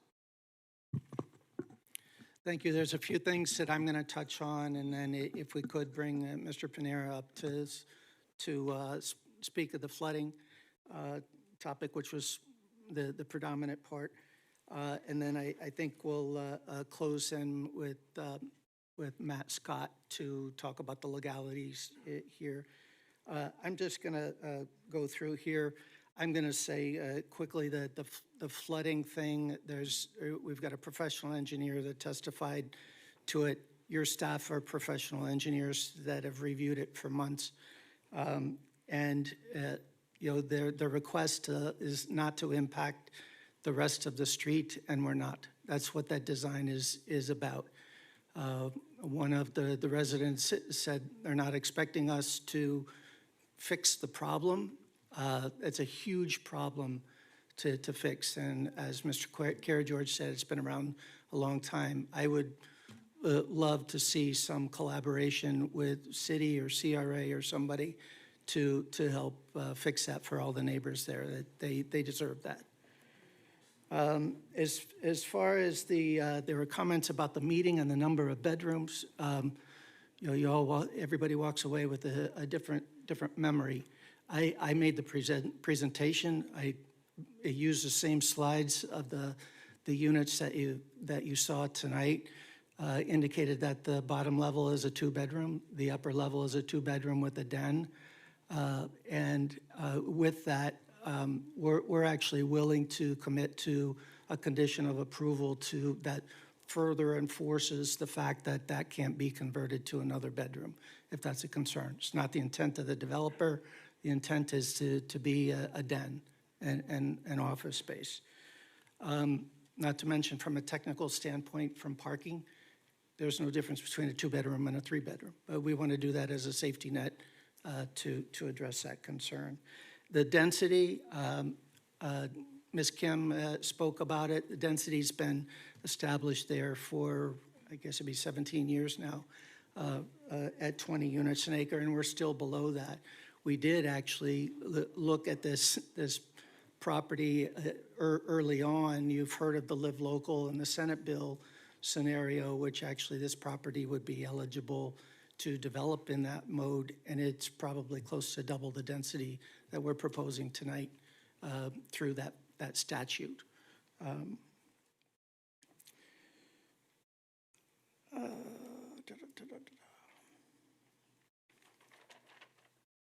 think those were the issues actually to just answer some of Ms. Oyer's questions. The roof actually is white. The barrel tile is just a little accent. Oh, I think she left. So actually the design that she's looking for is actually already there, including the butterfly plants. So with that, can we have you maybe address the design one more time? Sure. The agencies that it has to go through. So I already went through kind of the details of all the design requirements. We are required to adhere to these by South Florida Water Management District, FDOT, and the city staff. I mean, other than speaking to my qualifications, I'm a licensed professional engineer in the state of Florida, and your staff has also reviewed these documents based on those design requirements. It would be illegal for us to make it worse on the drainage side of things. We wouldn't even be granted a permit to build this based off of those design guidelines. And as you already well know, the design guidelines are pretty strict, and baked in those design guidelines, you could almost say that the system is almost required to be over-designed by twice what it should be.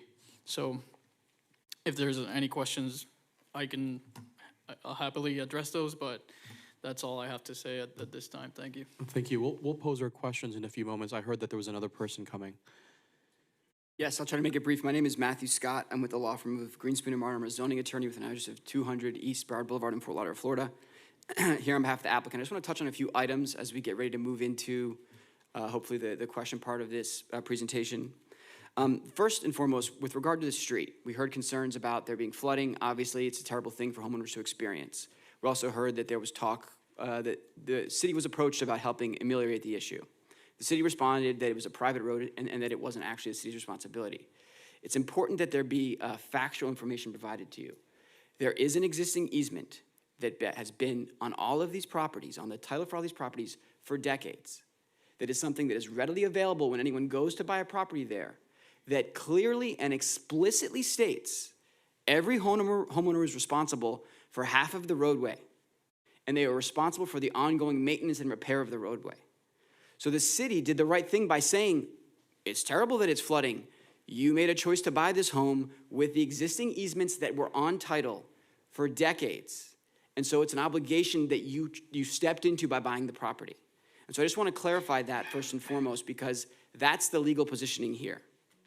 Secondarily, you heard from our professional engineer that our engineering plans will make the situation better, that as it exists today, the site is sheet flowing directly into these properties. And so our project, if anything, will improve it. With that being said, I just want to sort of go over, perhaps for the neighbors, the difference between a quasi-judicial hearing and a policymaking hearing. The city of Boynton Beach, first in 2006, decided from a policy perspective to change the land use and zoning of this property to high-density development. That was a policy, a popularity-driven, what does the city want kind of thing. In 2019, they reiterated that the popularity, the thing we want here is high-density development up to 28 units to an acre with up to 45 feet of development. That was the policy decision. A land use plan amendment was adopted. Tonight, we are here for a site plan application, and your review is quasi-judicial in nature. Being a commissioner has got to be an interesting job because you have all these different hats you wear. Tonight, your hat is not a popularity hat. It's not a what do people think would be nice. It is a put on your judge hat and analyze whether our application meets your code. And so the facts and evidence you have before you tonight are your staff report that is built of great experts that have a ton of experience in land use, zoning, landscaping, engineering, public safety, are recommending approval and saying we meet all requirements of your code. And then in addition, you have an applicant that has presented applications, materials, expert information from our engineers and our architects and our planners that say we meet code in all material respects. And so with that being said, I would just encourage you to keep in mind that this is a quasi-judicial hearing and that the point of tonight is to test whether we meet code. It is not to question whether this is the best policy for the city, because that ship sailed, as I said, years and years ago. And so I thank you for allowing me to sort of close with that. We'd be happy to answer any questions you may have. Of course, Bradley Miller is much closer to these plans, and we appreciate you giving us the time. Thank you, everybody, and thank you to all the residents that spoke as well. We're going to turn now to the commission for our questions. We have questions for staff. We have questions for the applicant. I believe the main focus this evening is really about the flooding. And I think we're going to need to hear from the engineer a little bit more because that is primarily the source of my questions. I understand that you meet our code. I understand you are under the density threshold. I understand that you have met all these criteria. Now, my concern is the drainage, not just because I've met with the residents and I've heard their concern and I've visited the site and I've seen what it was even when it wasn't raining. I have seen videos and pictures of what it is when it does rain. I've read and heard from the residents of what it turns into. I've heard all these things. Let me first ask my question to staff, and then I'll have to direct my question to you, the engineer, from the applicant side. On the staff report under the drainage category, it says here in your findings, conceptual drainage information was provided for the city's review. Could you help me understand what conceptual drainage information means?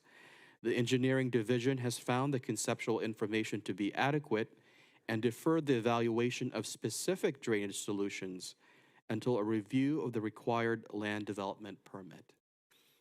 Now, my intent here is to, yes, I am putting on my quasi-judicial hat.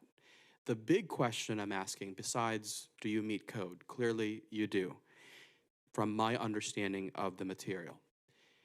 My next question is, does your project, and we're not expecting you to fix their problems, but does your project at least, if not improves the drainage situation to minimize their flooding, either contain, and that's the threshold, or contain and improve the surrounding areas? I need evidence that it does not make it worse. From what I've heard from the residents, they're not anti-construction. They just want to make sure their homes are safe and this problem does not get worse.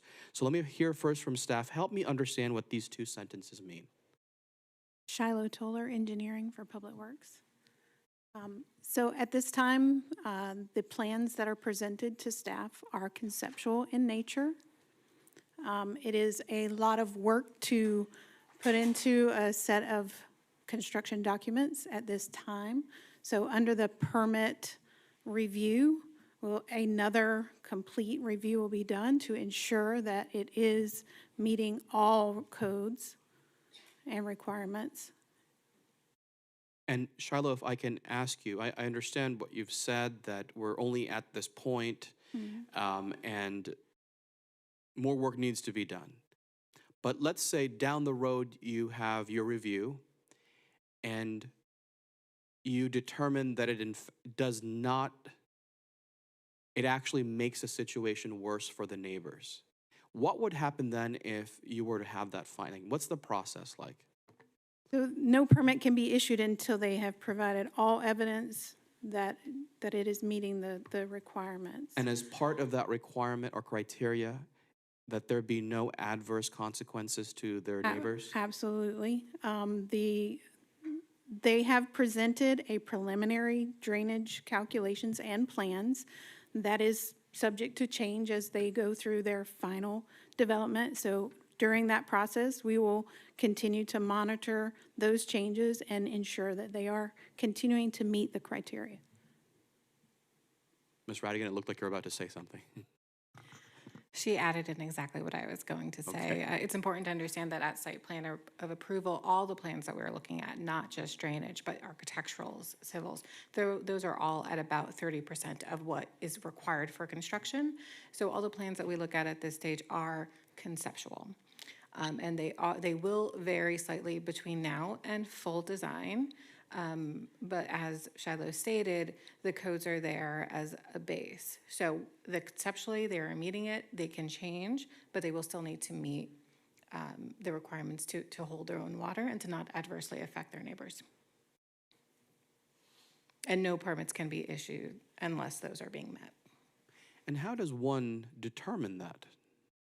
They do submit, as Shiloh said, drainage calculations that can say, there are codes that will say how much water is required for them to hold based on, and a little bit out of my zone here, but based on certain rainfall standards. Yes, so the criteria that I think is really essential to this project is that 25-year 3-day storm event.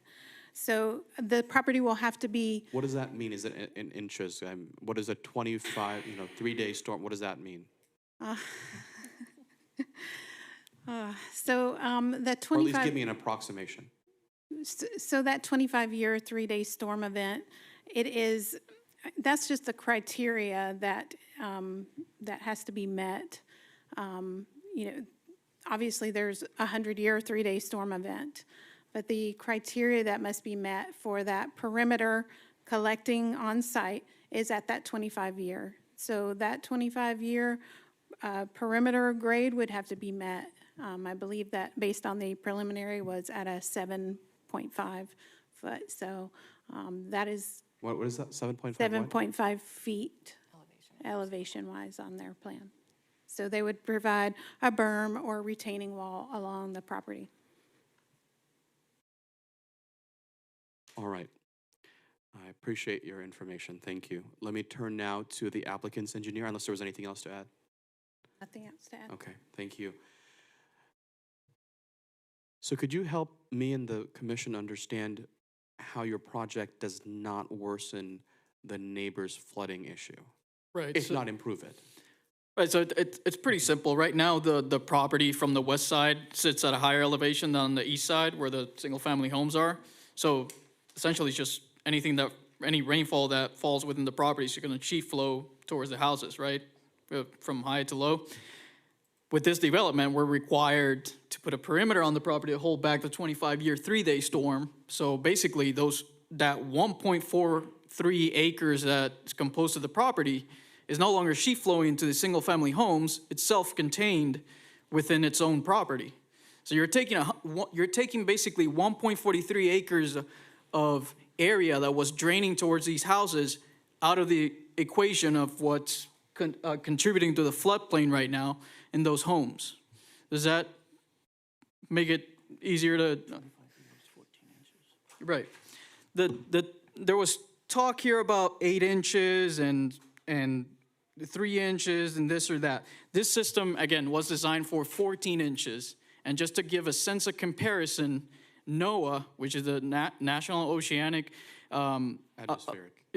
Atmospheric Administration, they define in their documents that the widespread average rainfall for a hurricane event is from 6 to 12 inches. So this is 2 inches more than what they define as the average rainfall during a hurricane event. Other than having it be self-contained, and as a staff mentioned, a permit will not get issued if it doesn't meet that requirement. So just to summarize, you're taking out 1.43 acres of area that's draining towards these homes out of the equation. That's first off. Second of all, you're self-containing this massive storm event, which the 25-year means it's a 4% chance of this event happening in a given year. It's based on probability and statistics, how they come up with these numbers. So there's a 4% chance of the storm event happening in any given year. A pretty low chance for such a high event, right? And again, just to reiterate, the requirements are based on having to make an improvement to the drainage conditions. You can't impact your neighbor, and we wouldn't even be getting a permit if we did it that way. So I don't know what else to say to reiterate all those facts that the drainage is just over-designed at this point with everything the applicant is doing. Well, thank you. I will ask one more question, then I'll turn to my colleagues. This question, I'm not sure if it's necessarily for you, sir, but someone on your team. During the construction phase, given how small the road is, and I've been there, if you look at it, somebody's doing one construction, it's very tight, and I'm concerned that during the construction process, that the flooding may be exacerbated, right? Even if the final project improves it, but what about during the process? Is there a plan to mitigate or to take that into consideration? So the contractor will be responsible for setting in place their own construction measures for sedimentation and erosion control to control those, any of the construction activities impacting the neighboring properties. Sir, there will be no disruptions from the audience, all right? Nobody else interrupted anybody else. All right, let's turn now to my colleagues on the commission. Commissioner Cruz, you had a question. Mayor, I do understand that this meets code. I get it. This has been discussed at previous projects, and I do understand that this is a legal question of whether the project meets code. I do have a few questions actually for staff, and it's, you know, if it is true, as I understand, that this is a FEMA flood zone, are there any additional regulations in place, or does the city have any regulations that make FEMA flood zones have different requirements for approval besides just the standard density? No, there's no additional requirements. The building department has FEMA special FEMA flood zones. I don't know if John is here to speak on that, but I believe they're meeting all of those requirements. like There's for that. nothing special as far as drainage calculations go. If we could have the staff member who deals with the FEMA come up and speak.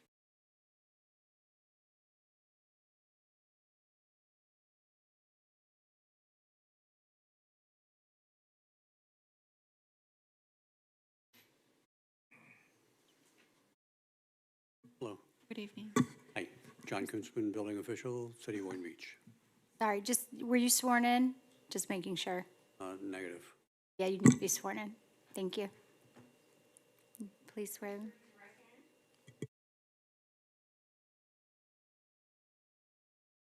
I do. Thank you, Mr. Kunzman. My question was, are there any different regulations for approval of a permit per se, or of a site plan approval? Is there any difference between a FEMA flood zone or a non-FEMA flood zone?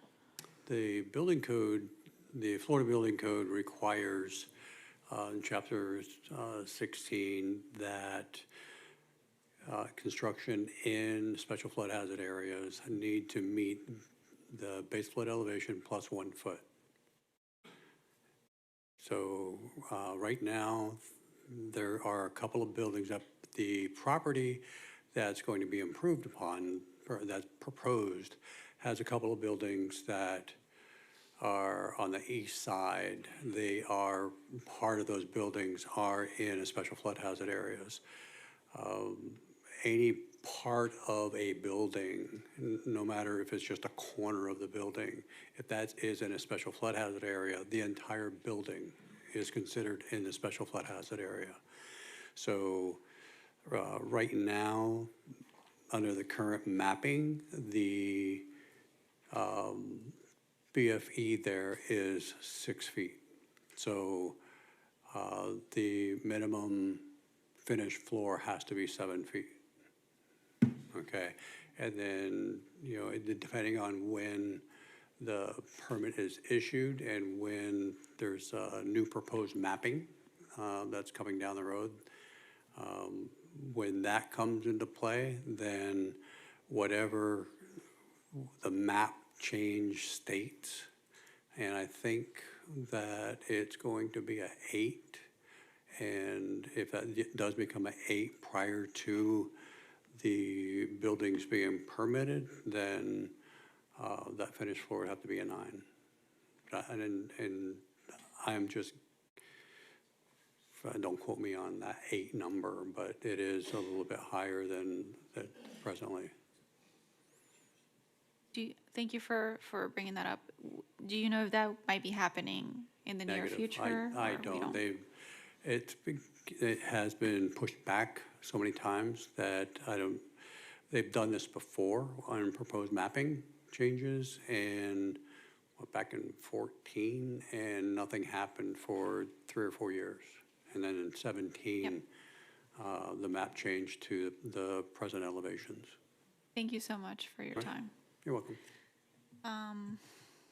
So during the agenda review and after, I did have conversations with staff. Amanda gave me a call with a couple of city engineers, some people from utilities as well.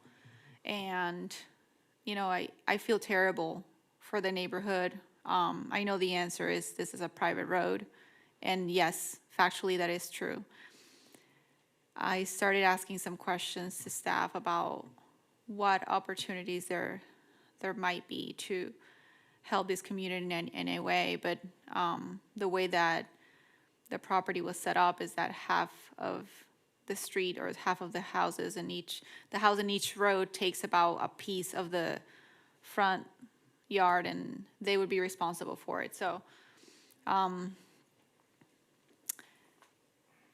might not want to continue getting into this, but I feel for the neighborhood. I feel terrible, and I wish there was more that we could do in regard to helping with this. In a theoretical sense, the only thing that could be done per my conversations with staff and questions and such would be to, again, on a theoretical sense, to make that a city road, but then that means that the city would have to undertake about $1.5 million of improvements in a currently private road, which is something that the city might not want to entertain because of budgetary constraints.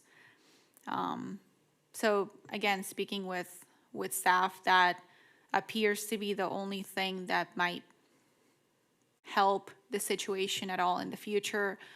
Fortunately or unfortunately, there are property rights, and it, per staff recommendation, this meets code, although I completely empathize with the neighborhood, and I feel terrible. Again, trying to think about ways or what we could do to help the community, but the only way that, for example, the drainage issue could be fixed is either by the residents of that neighborhood taking on a $1.5 million endeavor of fixing the drainage, which obviously I don't think anyone can afford, or theoretically speaking, again, and I'm not saying this is going to happen, it might never happen, but theoretically speaking, if the city were to undertake that road as a city road or adopt it, it would require about, I think it was, what was it, Amanda, like 10 feet on each side of the road that people would have to give up their front yards. To meet code, a right-of-way dedication would have to come from both sides of the roads, and I believe the minimum requirement would be 40 feet for the entire road, 40 or 45. So it would be between 20 to 22 feet of a front yard on each side of the property. That dedication would need to occur. On top of that, the modifications to bring the street up to code would need to happen. Thank you, Amanda. Sorry, didn't want to bring up a can of worms, but it's just, I just wanted to discuss what the actual possibilities were and how this might not be feasible for the city at this time. And I hate to give you that answer. I have one more question. I'm not sure who would be the one to answer that question, but when we talk about 25 years or 3-day storm, how many gallons of water are we referring to? Is there a standard in regard to how, I mean, I'm not an engineer by any way, shape, or form, but just to try to understand the communities concerned with the drainage issue, with the flooding, which is already pretty bad in itself right now. Would the future underground water absorbing facility, whatever it's called, absorb more water than is currently being absorbed right now by the road? So the recurrence of the storm, the 25-year 3-day, all that points to is a rainfall event. So how many inches rain are falling within a certain area. So in this case, it's at 14 inches I've been mentioning, and based on this property, we don't usually use gallons to measure it, but we use acre foot. And the volume generated runoff is about 1.42 acre foot of volume. And given the constraints of the site with the proposed exfiltration trenches and the grading of the site, it was designed so that wherever that storm floods up to, it doesn't seep over into the neighbor. It's self-contained within the property. Does that help? Does that answer the question? Yes, but when you put in or whenever whoever builds puts in the item which is gonna take the water, like, how many gallons would it Oh, sure. particularly? Because, I mean, it has to fit a specific amount of water, wouldn't it? Yeah, so the exfiltration trench, the way it's designed, and let me just explain a little bit more about this. There's a limitation of how much you can use of this, imposed by the drainage districts, equal to 3.28 inches of rain over a property. So in this case, we're using the maximum amount, and that is equal to about 0.40 acre foot of storage or exfiltration volume over the property. Now, keep in mind that's the way you calculate these things, again, has a factor safety of 2, which means you're required to provide twice the volume that you would normally be required to provide for design requirement purposes. Does that help answer the question? I guess so. I'm trying to explain it as like in simple I mean, terms. Some of these things are not. Wouldn't there be a certain weight of water that it would carry so that we can technically understand what, theoretically speaking, 12 inches of rain would drop on the ground, and then how that would be calculated in terms of gallons, and how many gallons would fit under the, what do you call it, the exfiltration trend? Yeah. So there's a volume that it provides. And again, we don't use gallons for these calculations. We use acre feet, acre inches could be used also. But it's designed for 0.4 is what it would be able to exfiltrate, the volume that we'd be able to exfiltrate as designed. And all this is a perforated pipe with stone around it, a geotextile fabric that's permeable. And as the water level builds up, it exfiltrates the water underground throughout the perforated pipe into the rock and into the soil. So there's not like a, per se, like a bucket under that holds a certain amount of water to then spread it out when it fills up? Or like I wouldn't call it a bucket. not a bucket, but like a it's- container per se, like let's think of a gallon of water.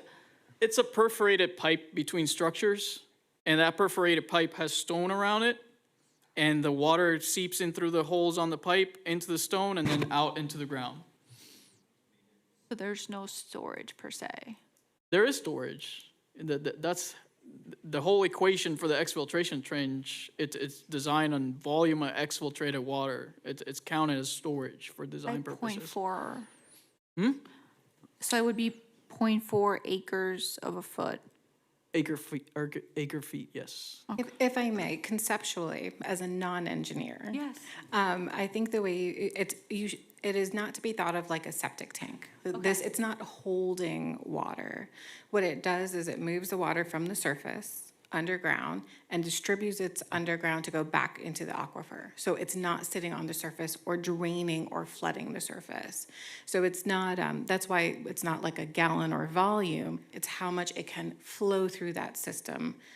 It's referred to as storage, but I wouldn't think of it like a septic tank or a storage tank of some sort. I was thinking of a septic tank. Okay. Thank you. Okay. And there's no way that we could create some sort, and I don't want to open a can of worms, but some sort of as she called it, a septic tank. Is there any way to, or that's not something that's done? It's not something that's commonly done.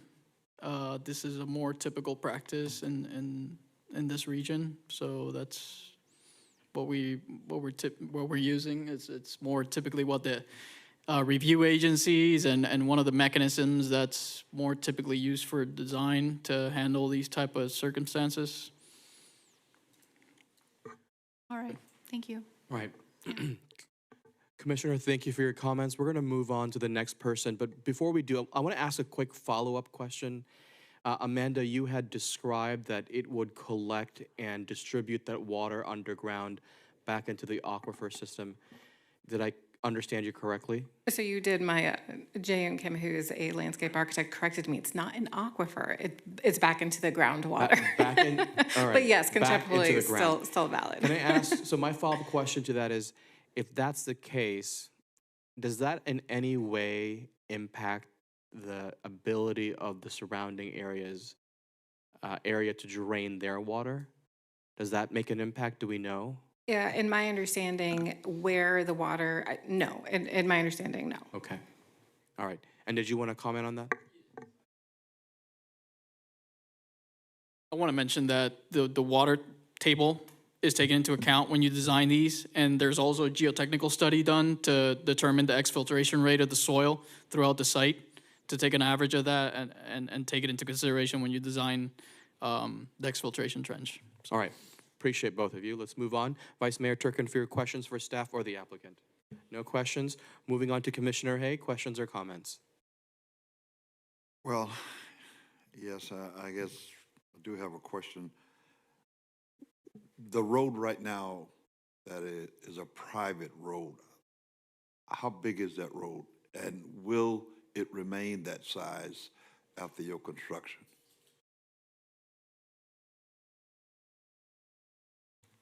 I think the pavement now, Bradley Miller again for the record, I believe the pavement now is around, it's a little bit irregular, so 18 to 20 feet. 18 to 20 feet? Within our development, we have to widen that to what the code requires, which is 25 feet. And then it transitions back down as it goes to the neighborhood. So as I hear what you're saying, you're not going to make the drainage worse. That's what I've been hearing all night. Are you trying to say that from where the existing residents are now, that water is going to drain west and not east? Correct. From our eastern property line, it's Where that's going to go into the street with the existing drainage? right now it's tilted from west to east towards the single-family residential. Right. Once it's developed, it'll be regraded so that the perimeter of the property, including the east property line before it goes towards the single family, will be higher than in the middle of the site. And what's that, 8 inches or something like that, you said? Around the perimeter, we're at about an elevation 7.5. And 7.5? And then the lowest point where the catch basins are to collect the water to go into this exfiltration are at 5.7. So it's 1.8 feet of drop. You know, this is the part of... This is far more drainage information than any of you wanted to learn about. You got that right. This is the part of this particular job that I really don't like, because my heart is with the resident. By the same token, I know my position. You met all the codes. I have that quasi hat on, and I have to rule accordingly, or else I jeopardize the city's position. So it has been stated by many of you, and even though my heart is one way, I think that I have no choice based on the recommendation of staff. They know our position. They know they've done the studies. They know more about it than I do. They are the experts. My job is to take that information and make the best assessment and decision that I can based on where I am right now. And so I just, somehow, I just would like to think that there could be some collaboration between residents and city and developers about this to help resolve it, because I didn't go down there recently, but I have been in the past, and I know the flooding that goes on there, because when I was running for this position. I tried to put a sign out. Yeah, that was me. I tried to put a sign down there which was taken up, but that's beside the point. But the flooding, the flooding was awful. And I'm glad to hear that you're not making it any worse. But by the same token, if by chance it does get worse, okay, because none of us have a crystal ball, what are the options? Are we going to be back here listening to the residents complain about you guys?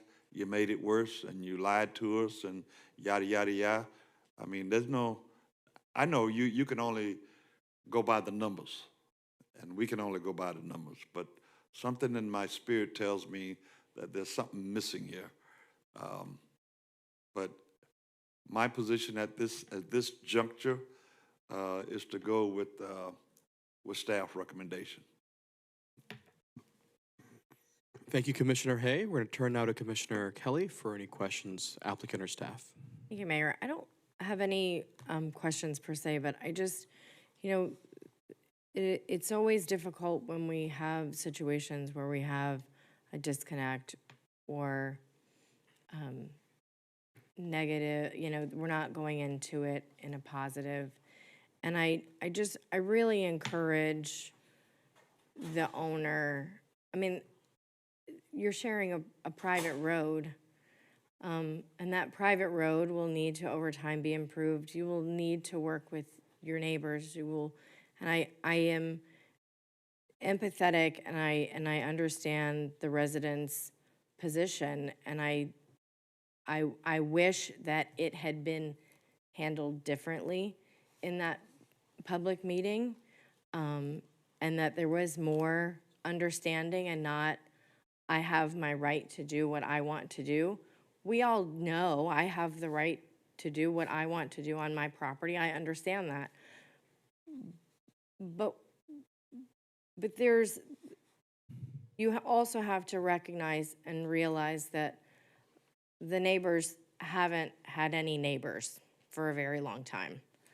And you're coming in and creating not just you as a neighbor, but 25, 30 new neighbors. And so I know it meets code. I know what we have to do tonight, but I'm really frustrated that we're coming in with not having residents who are supportive, more likely because of a disconnect between the owner and the prior residents, and working with them instead of working against them. And so, those are my comments. I don't necessarily have any questions, although I do want to ask staff to get back with us. I know it's a private road. I know I talked to Andrew about this, and there really isn't, without being in somebody's not only front yard, but at somebody's front door in some of the instances, to for the city to take over that road. It's really not an option. But what can we do legally to help, to help with that situation? Because I do want, to understand, and I want the residents to feel like the city's a partner in this, and that the new owner is a partner in this. And I feel like there's a disconnect right now, and hopefully, as it moves forward, moves further, that there is kind of, I know you committed and the owner committed to that den being a den, and I know that doesn't necessarily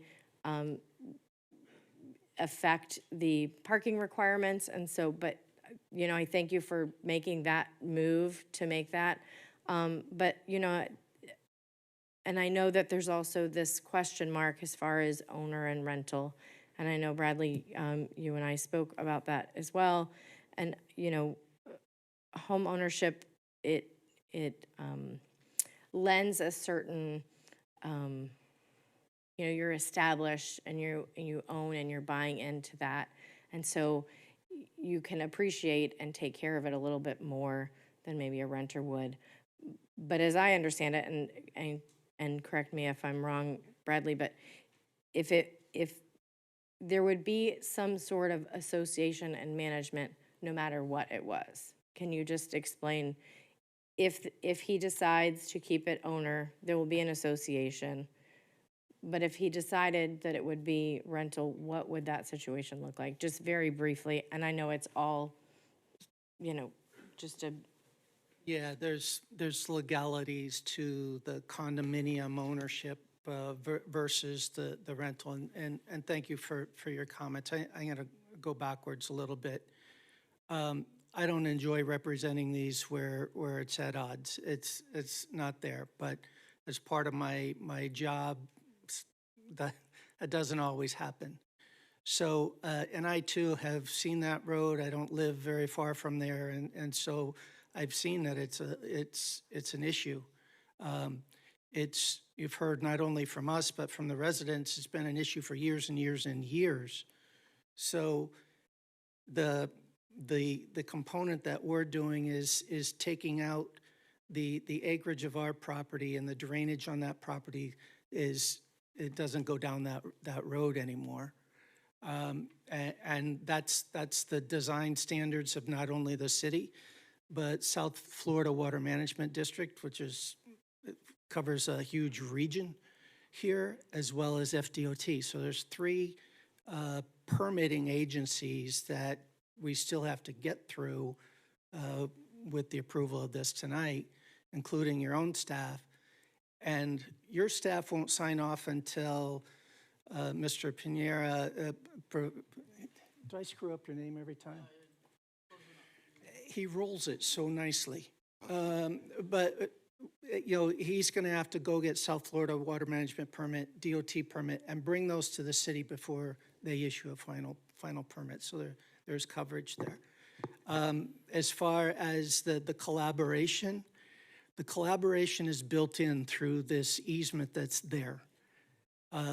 The property of my clients is part of that.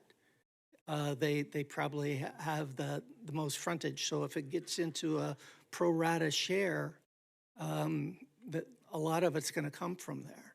It's finding what that engineering solution in it is. And I'm going to go to Angel, go to the first name.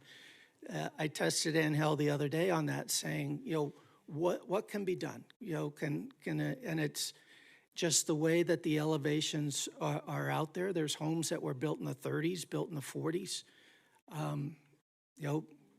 That was 90 years ago.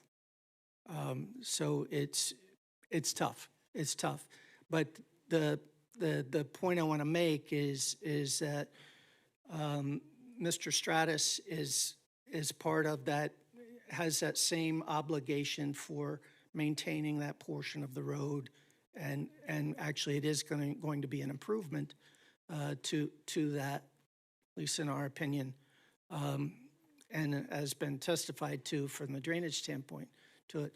On the ownership thing, the original intent of Mr. Stratus was condominium, but you've heard it hundreds of times. There's a market.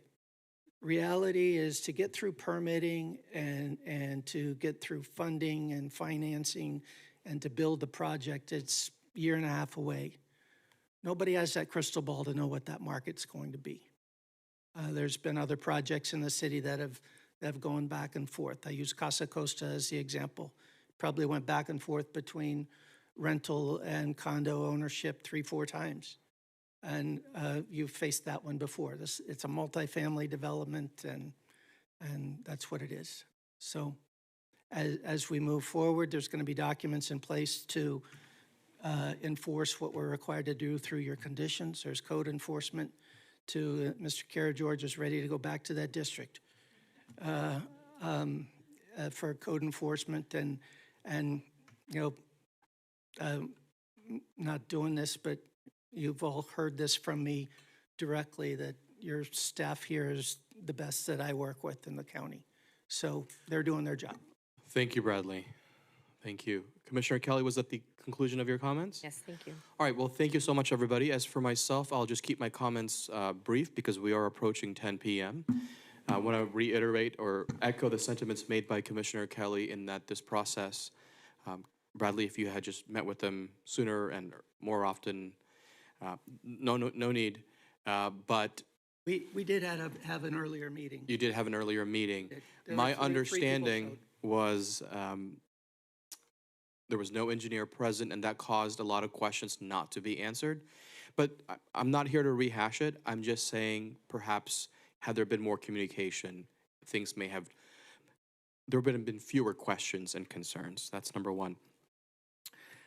Number two, this for me is really about the flooding. Yes, there is a long-term problem with that street, and no one is asking this developer, this applicant, to fix everyone's problem. I didn't hear anybody ask for that. They just need to know that this isn't going to exacerbate their problem. I can see where the board is going, so I would like to make a request for 2 additional conditions of approval, and I've already heard the applicant agree to one of them. There was the question of, does the den maintain a den, or does it turn into a bedroom? If I heard you correctly, there was no objection to that. That's number one. Number two, and I know that staff has already reiterated that at the time, no permits can be issued unless they have checked that there will be no exacerbation of the surrounding areas when it comes to flooding. And so I would like to offer the following condition of approval, that the subject property must provide a drainage system, this is already in the plan, to contain and maintain storm, surface, and groundwater occurring on site. Furthermore, and this is the key part, furthermore, the drainage system must be designed to prevent any adverse impacts to the neighboring properties. I would be more comfortable moving forward having those 2 conditions of approval. Amanda, you're already at the podium. I can see you're about to say something. Go ahead. Yeah, just one thing I wanted to add regarding the dens. In order to strengthen its enforceability, I would suggest that it's not only a condition of approval, but the condition of approval also require it to be part of the condo docs should this go ownership. It is the same type of comment that we use for the garages. So garages, we ask that within the condo docs, it states explicitly that garages must be used for vehicular parking and not storage. We can craft that comment to say something similar, that the dens must be maintained as dens or offices, and that language is expected to be in the condo dockets. All right. Again, they've already agreed to that earlier. I don't know if they have any further response to that. But those are my 2 requests for my colleagues to add those 2 conditions of approval. Do I have support to add those 2 conditions of approval? I support that, for sure. Okay. All right, thank you. And also adding it, she said, like, if it becomes a condo, to add To it as include well. that language in the condo documents. All right, well, thank you. Thank you, everybody. We have 2 additional conditions of approval. Listen, we've heard from everybody. It is now time to vote. I'm going to ask for, let me flip to the page. Which item was this? This was item 8B, Harbor K Master Plan Modification and Major Site Plan Modification. May I have a motion to approve item 8B? Is there a motion? So moved. Second. There is a motion from Commissioner Cruz. I heard a second from Commissioner Kelly. I'm going to turn now to our city clerk to conduct a roll call vote. Commissioner Kelly? Yes. Commissioner Hay? Yes. Commissioner Cruz? Yes. Vice Mayor Turkin? Mayor Penserga? Yes. The vote's 4-1. All right, motion passes 4-1. All right, thank you, everybody. We're going to wait a moment before we for proceed. a 5-minute break or 10-minute break, please. I was going to bring up the exact same thing. We're approaching 10 o'clock. Is there any objection to a 10-minute recess? All right, we are now recessed for 10 minutes. Thank you, everybody.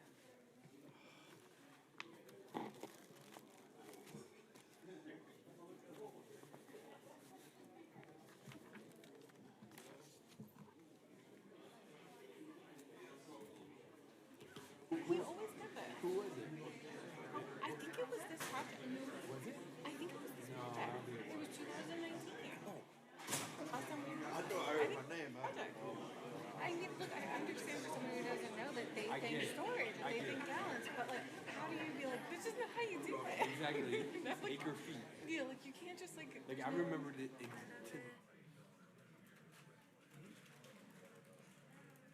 I'm like, oh, she thinks this is like a tank that we're Yeah. actually holding water. Correct.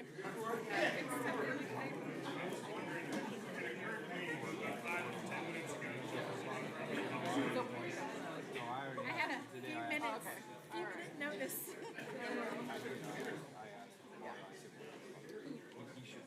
Yeah. I would think they're snarling at him already. Basket. Yeah, I think that's yeah, a lot of burning here.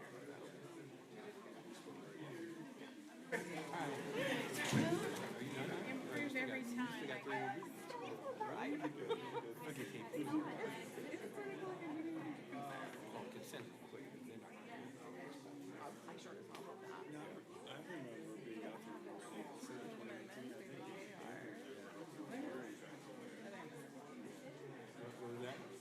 You and I were out there many years ago looking at the street. I thought, at least I was. Maybe it was Gary. Maybe it was Gary.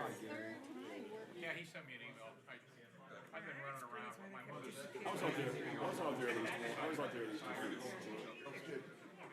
Okay, I'm sorry, man, I apologize. Okay, we'll set it up. Okay. Really? How?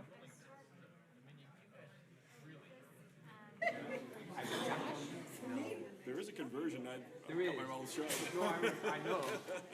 I don't know what the Yeah.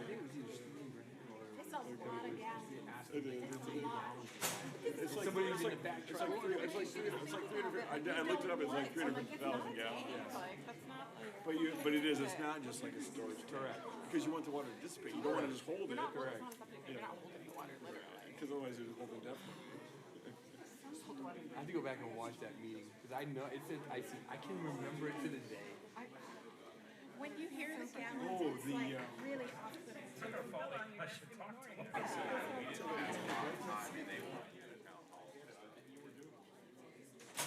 Because then everybody. But I also understand that's like. There ain't no sense going up the hill. He's gonna let you die at any rate. Acre feet means that 1 acre. Look at what you died at, man. 1 foot, Underwater. 1 foot of water That's how over 1 you acre. visualize it. Because that's what they what they don't like is not knowing. That's not like a normal. That's not normal volume. But that at least creates an impact. If you put rifle shots on those. We have a work staff request. Candace wants something without nuts. Candace said she just can't eat nuts. Just can't eat nuts. Yeah. She could have chips and stuff, right? Oh, yeah, and I looked Now, at what, it and I was like, now is that section between the federal and the east end, is that? I know it is. I know. Now is that, it's exactly the same situation. Now is that just another city? Carb content on the chips. Everything east federal. Wait. I should have this. I'm gonna have this. It has one blue M&M in the bottom. Thank you so much.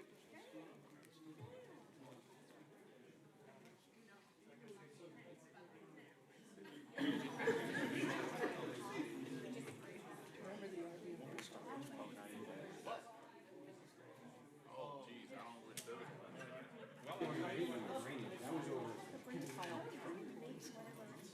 True. They have more leeway than we have. Kids over.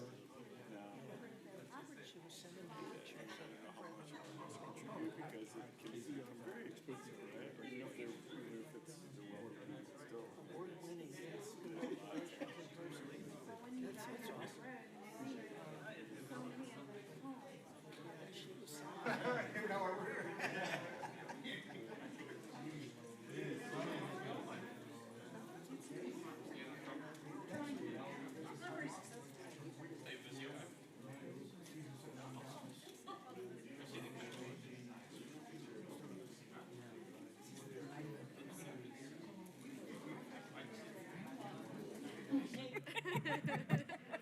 I'm trying to keep good sleep habits. Oh, that's great. Yeah, definitely. Late and then That's great.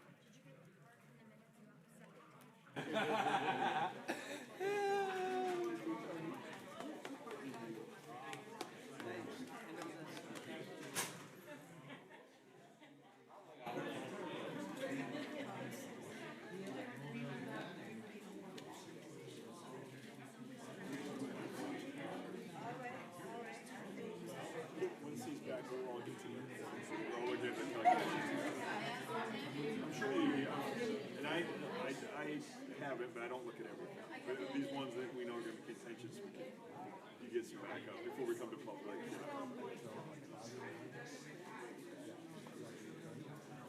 That's your 401 you know that.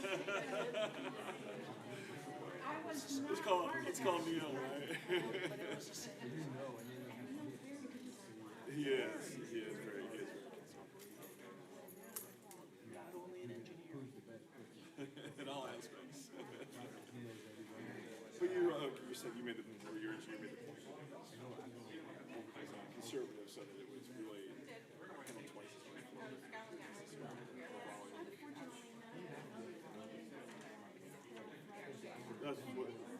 That's what the residents say. After a lot of rain, that the ground becomes saturated, so your exfil.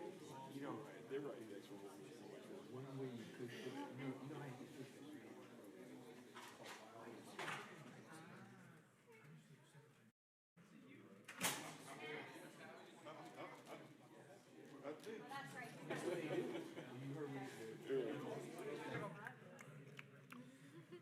That's why they needed 10 minutes so they could eat their sandwiches. Elevate them. You can elevate them, but those would be hard to elevate. Honestly, not that I'm hungry, but next time I'll make sure. I'm not hungry actually, but But I eat a lot before I came. I think it's when the meetings are long. I get hungry. let's be honest, they could be a bit overdrawn and boring. So what else are you gonna do? Eat. House was built 1950, is not built to New York standards. But even if I'm saying, But as a single family, Finish floor elevation, finish flood elevation, and you go down a rabbit hole, right? So I was emailing that.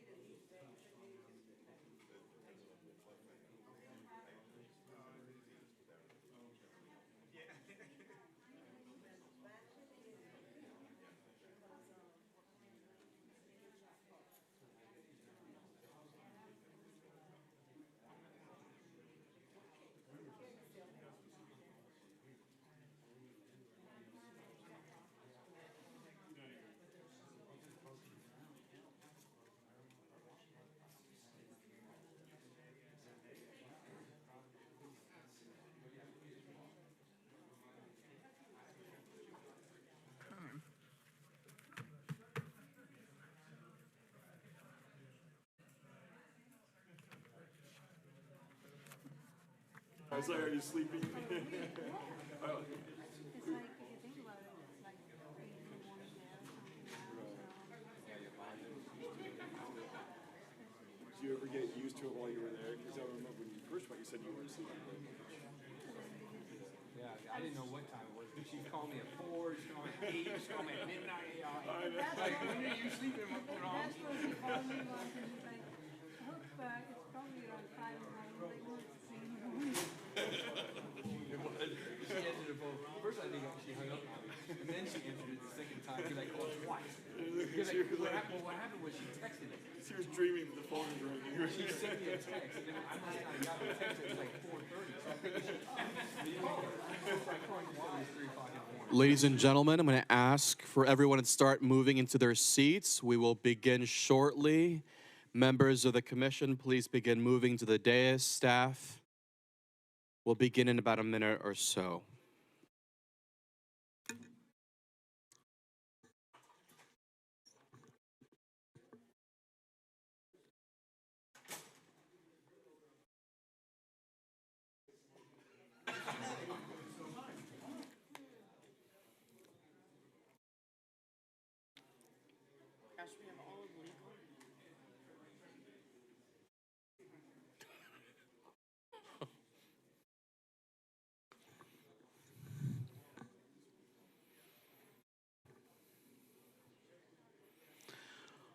All right, we are gradually moving into our seats.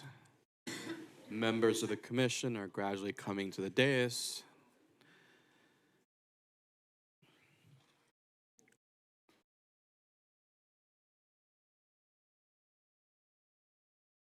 And we are missing two.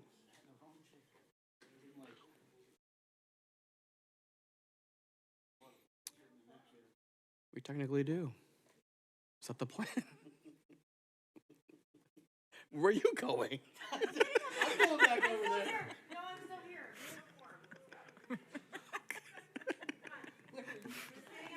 All right, IT, if you could please resume the broadcast.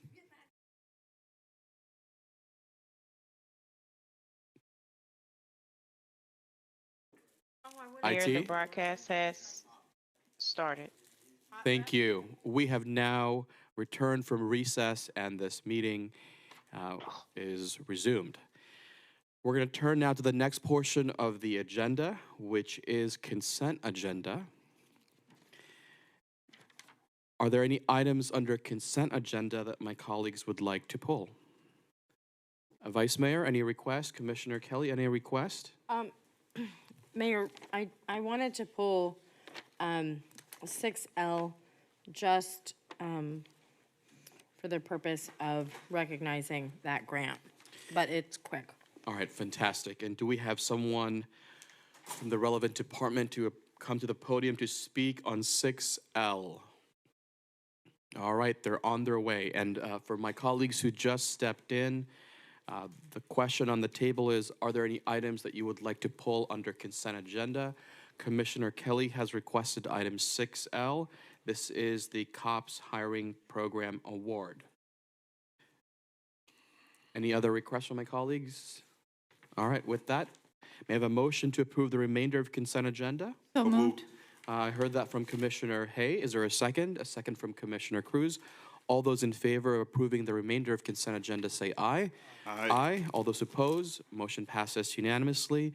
We're going to turn now to item 6L. This is proposed resolution number R23-178, a resolution of the City of Boynton Beach, Florida, approving and authorizing the mayor and police chief to sign all documents associated with the acceptance and grant agreement subject to final approval by the city attorney. Police chief? Good evening, Mayor, Vice Mayor, Commission. So this grant is for 7 additional officers, which will bring our fully sworn staffing to 170, which is a great accomplishment, because when we did start this year and a half ago, we were at 156, which was roughly 1.92 officers for every 1,000 residents, which is well below the regional number. With the 170, we'll be roughly at 2.10, which is our target. As far as we were going over the police impact fee, I felt like a couple hours ago, but that was 2.1. So we're in a good spot. It's a great opportunity for us to get involved in the COPS hiring grant. As we stated 2 weeks ago, or maybe a month ago now, the officers will be for the downtown policing district, as well as an additional to our violent crimes task force. Thank you, Chief. Commissioner Kelly, since you brought this up, did you have any questions for him? Thank you. Thank you, Chief. I just had one question. What is the time frame for this grant? How long is this? It's 3 years of funding, but it's a total of 5 years. Okay. And then after that, then the police department will budget to retain those officers. Correct. And right. Yeah. Okay. So it requires you to do for 2 years, and after that, you can go down to what your staffing was prior to that, but you're obligated to hold it for 2 more years. after the 3 years of funding. Okay, okay, thank you. No, I just, I brought this, I pulled this item just to thank the police department for, you know, applying for this grant. Thank you to Jacqueline Smith, who is your grants writer, and I just, you know, it's so important that we continue to look at creative and innovative ways of funding, and so, you know, this is exactly what we want to see happen, so thank you. Thank you. Thank you. Are there any other questions or comments from my colleagues? Seeing none? With that, we'll entertain a motion to approve item 6L. So move. Motion heard from Second. Commissioner Kelly and a second from Commissioner Cruz. All those in favor of the motion to approve item 6L, say aye. Aye. All those opposed, motion passes unanimously. Thank you, Chief. We're moving on to the next consent agenda section, consent bids and purchases over $100,000. Are there any items that my colleagues would like to pull? I'm seeing no's on my left, anything from my right. With that, may I have a motion to approve the entirety of consent bids and purchases over $100,000? Second. Motion made by Commissioner Cruz, second from Commissioner Kelly. All those in favor of the motion to approve the entirety of consent bids and purchases over $100,000, say aye. Aye. Aye. All those opposed? The ayes have it. Motion passes unanimously. We're now moving on to item 8A. This is proposed ordinance number 23-015. It is second reading. I will turn now to the city attorney as well as the city clerk. Proposed ordinance number 23-015, second reading and public hearing, an ordinance of the City Commission of the City of Boynton Beach, Florida, approving amendments to the City of Boynton Beach Comprehensive Plan for transmittal to the Department of Economic Opportunity for the state coordinated review. The proposed amendments address new statutory requirements pertaining to the establishment of a property rights element, providing for conflicts, variability, and an effective date. Thank you. Please begin. Thank you. Good evening, Mayor, Vice Mayor, and Commissioners. My name is Andrew Myers, Senior Planner, and I am presenting text amendments to the Comprehensive Plan based upon the city's evaluation and appraisal review. And thank you. One moment, Andrew. Will this take 10 minutes or less? It will definitely take less than 10 Thank minutes. you.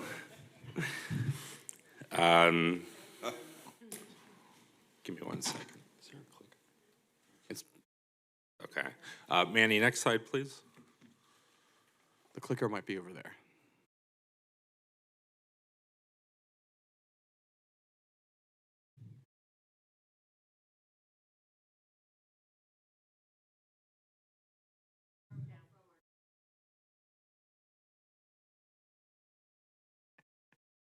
The arrow is down.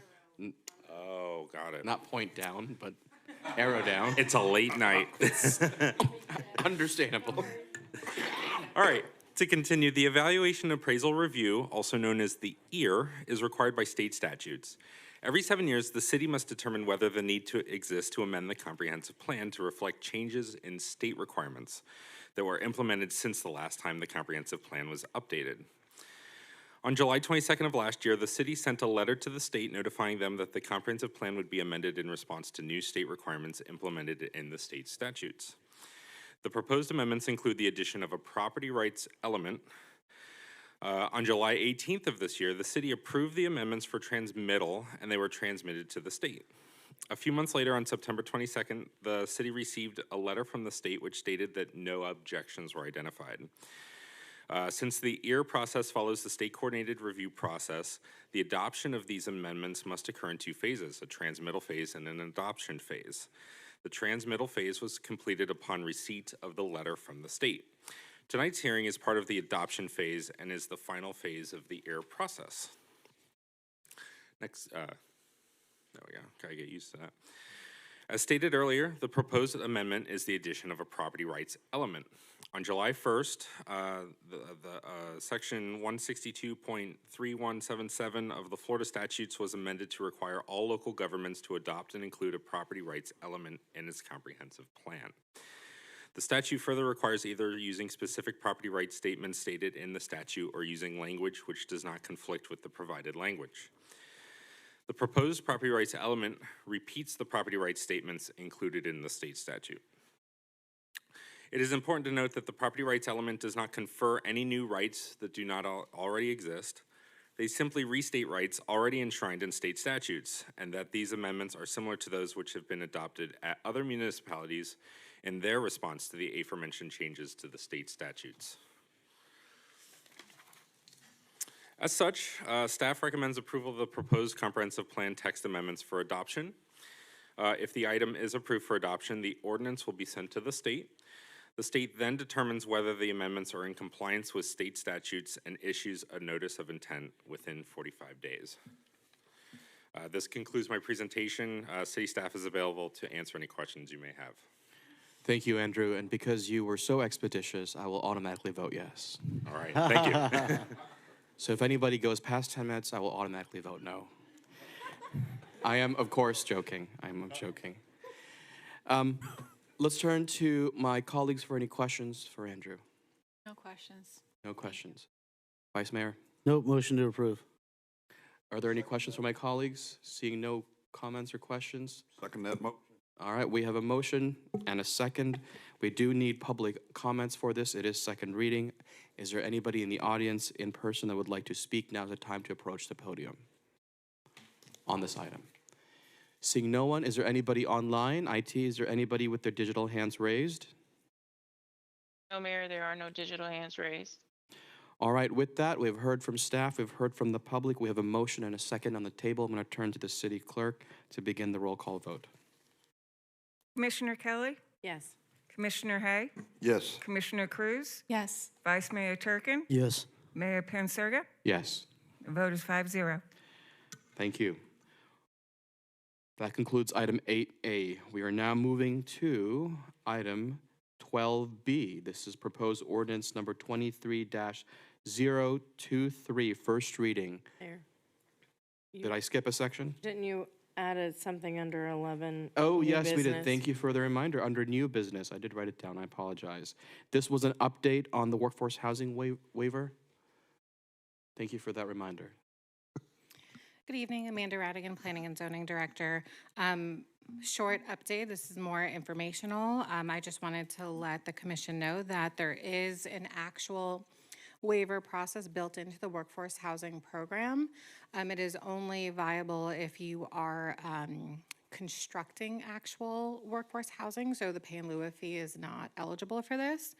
I will say that the language is pretty broad and the review criteria is very strict. It essentially says that if you can't meet any of the LDRs, you will need to show staff that if you met the LDR requirements, you would make the project financially infeasible. The only exception is that we won't waive anything that is compromise any of the city's life and safety standards. So if the commission, and I will also add that there is a little bit of a discrepancy between that and the actual process sections of the codes. There is no actual formal process. We just kind of wrote it into the workforce housing. So what staff can do is strengthen that language, clean it up a little bit, create a process for it. If that is the will of the commission, I'd be happy to work on that. Vice Mayor, you brought up this item. Could you, I'm assuming you have comments and questions, but could you also describe the origin story? Why are we talking about Yeah, this? so I know that other municipalities have waivers that they can utilize to help bridge a gap for workforce housing projects to get done. Because the last thing that I want, and I'm glad you brought up how Wild West this is in our language, because essentially a developer can come in and say, hey, we want a waiver, we can't get our financing, you know, and there's no criteria. And so I want to make sure that if there is going to be a waiver brought forward, that, you know, if there's if there's a matter of something that needs to be followed with our code that doesn't affect life and safety, and that could produce a workforce housing project, especially in this gray economic cloud we have over us and this housing crisis we're going through, I want to make sure that we as the city are able to provide that product. What staff can do, there's a couple of different options. We could create criteria, or what I would probably suggest is outline the portions of the code that are applicable to Yes. a waiver.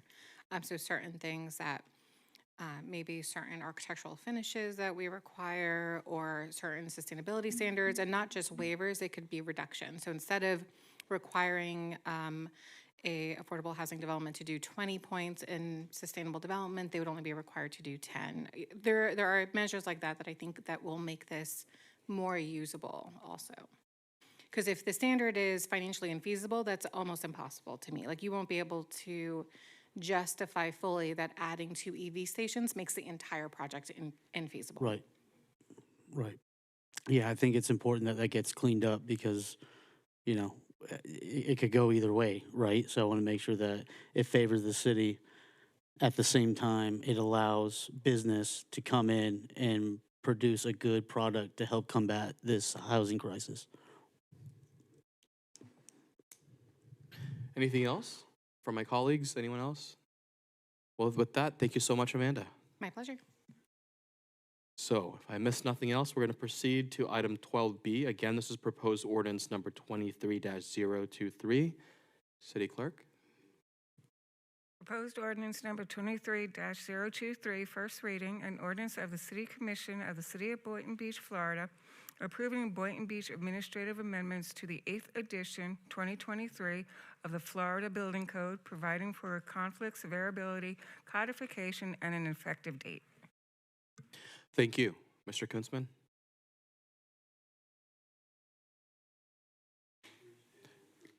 Could you double check the microphone or? No? We're good? Yep. All right. My apologies. Per state statute 55373, the state gives the local jurisdiction authority to modify Chapter 1, the administrative code and the building code. From recommendations from BOAF, Palm Beach County Building Code Advisory Board, and the state model codes, we're proposing the following recommendations of the change of our Chapter 1. The last time I was here, we made some changes to Chapter 1. None of those will be changed. Okay, we will just keep moving forward and just make these amendments for the 23 cycle. In section 102.25, we're adding local enforcement agency and striking item 4 in its entirety, and that is by recommendation of BOAF and the state model code. In section 102.6 and 102.62, we're removing the property maintenance code, as we do not enforce the property maintenance code. It's not adopted. In 104.11, we struck and simplified that paragraph to make things easier for the alternative methods in design. And that was by recommendation of the Palm Beach County BOAF and state model codes. Section 105.3, some changes were made to, we struck the option of emailing permits because the city of Boynton Beach is 100% paperless, and we do not accept paper of any kind through SAGES. The only time we use paper is through Naviline, and that's for inspections. So hopefully in a couple of years, we'll be totally 100% paperless. In 105.3.1.2, we've added an exception to simplify permitting process for fire alarm system projects. 107.3.5, some changes were made to add the building envelope for plan review criteria. Also, residential 1 and 2 family added carbon monoxide alarm requirements, recommendations from BOAF, state, and Palm Beach County.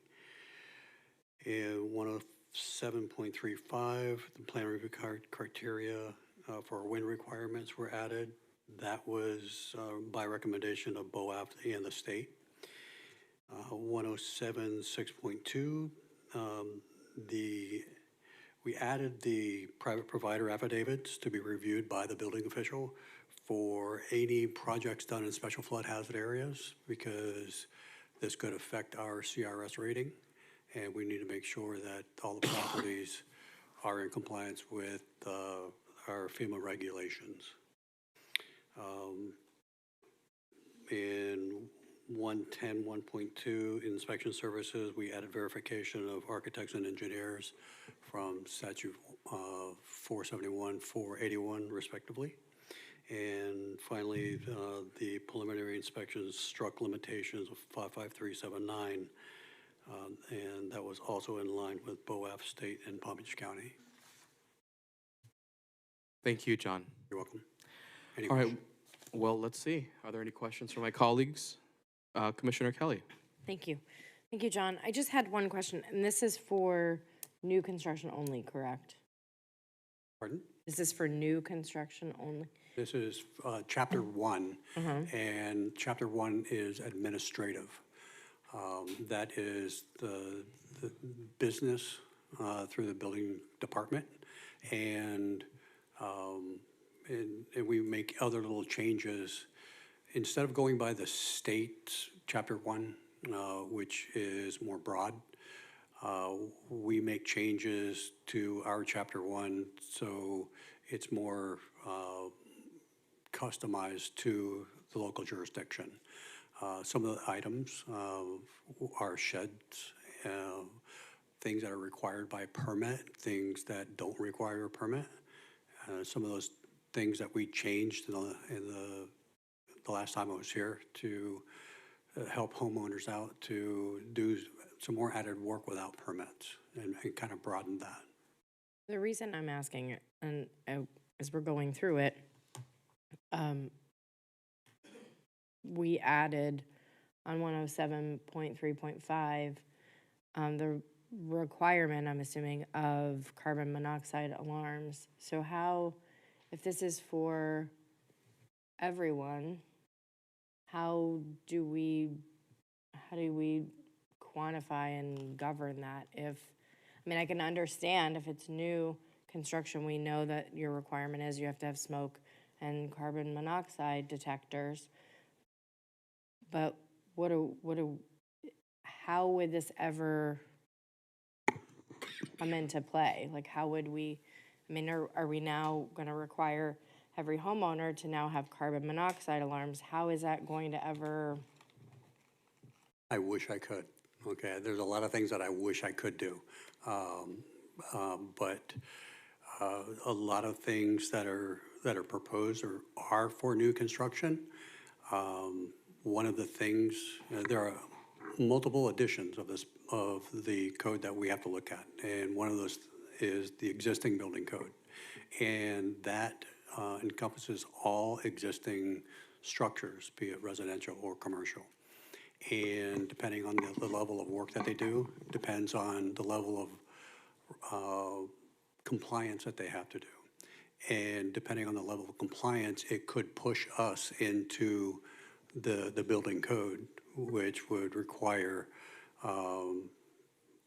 coming into compliance with the current code. Instead of, if you're in the existing building code, you can do the repairs to the houses without bringing everything up to today's code, which is really cost effective. Right. No, I understand that. I'm just trying to figure out, like, I mean, this is existing homes, existing residential, and we're putting in a requirement to add carbon monoxide detectors. How would we ever know? I mean, I guess I'm just trying to figure out, when does this ever actually become applicable? Because, I mean, unless I have a reason for city inspector to come on my property, they're not going to ever know if I have a smoke detector or carbon monoxide alarm. So I'm just wondering how this becomes applicable for existing residents. When somebody comes in for a building permit, they have to provide us plans. And if the designer of record does not include, if it triggers, the scope of work triggers the carbon monoxide requirements, then the design professional has to include that. If they don't include it, then we require it, we ask for it, and then they include it, and then we do our inspections. They have to be hardwired, and that requires electrical permit, and they have to be shown on the plans in the required locations. And that's for new construction, and like I said, when we go into the existing building code, when they do a certain level of work, then it's required. Then we will see it, and we will make sure that they are installed. Okay, so it's for new construction or somebody who has to renovate their home to a certain extent? Yes. That they would need to have building come in and do inspections? Okay. Okay, thank you. I just couldn't qualify how we were going through making that change, but now I understand. Thank you. Thank you, Commissioner Kelly. Thank you, John. I'm not seeing anyone else with their hands up. I take it that's the end of questions. It is first reading, so there is no public comments. So we'll turn now to a motion. Is there a motion to approve item 12B? So moved. We have a motion from Commissioner Kelly, a second from Commissioner Hay. City Clerk, begin the roll call, please. Commissioner Kelly? Yes. Commissioner Hay? Yes. Commissioner Cruz? Yes. Vice Mayor Turkin? Yes. Mayor Penserga? Yes. The vote is 5-0.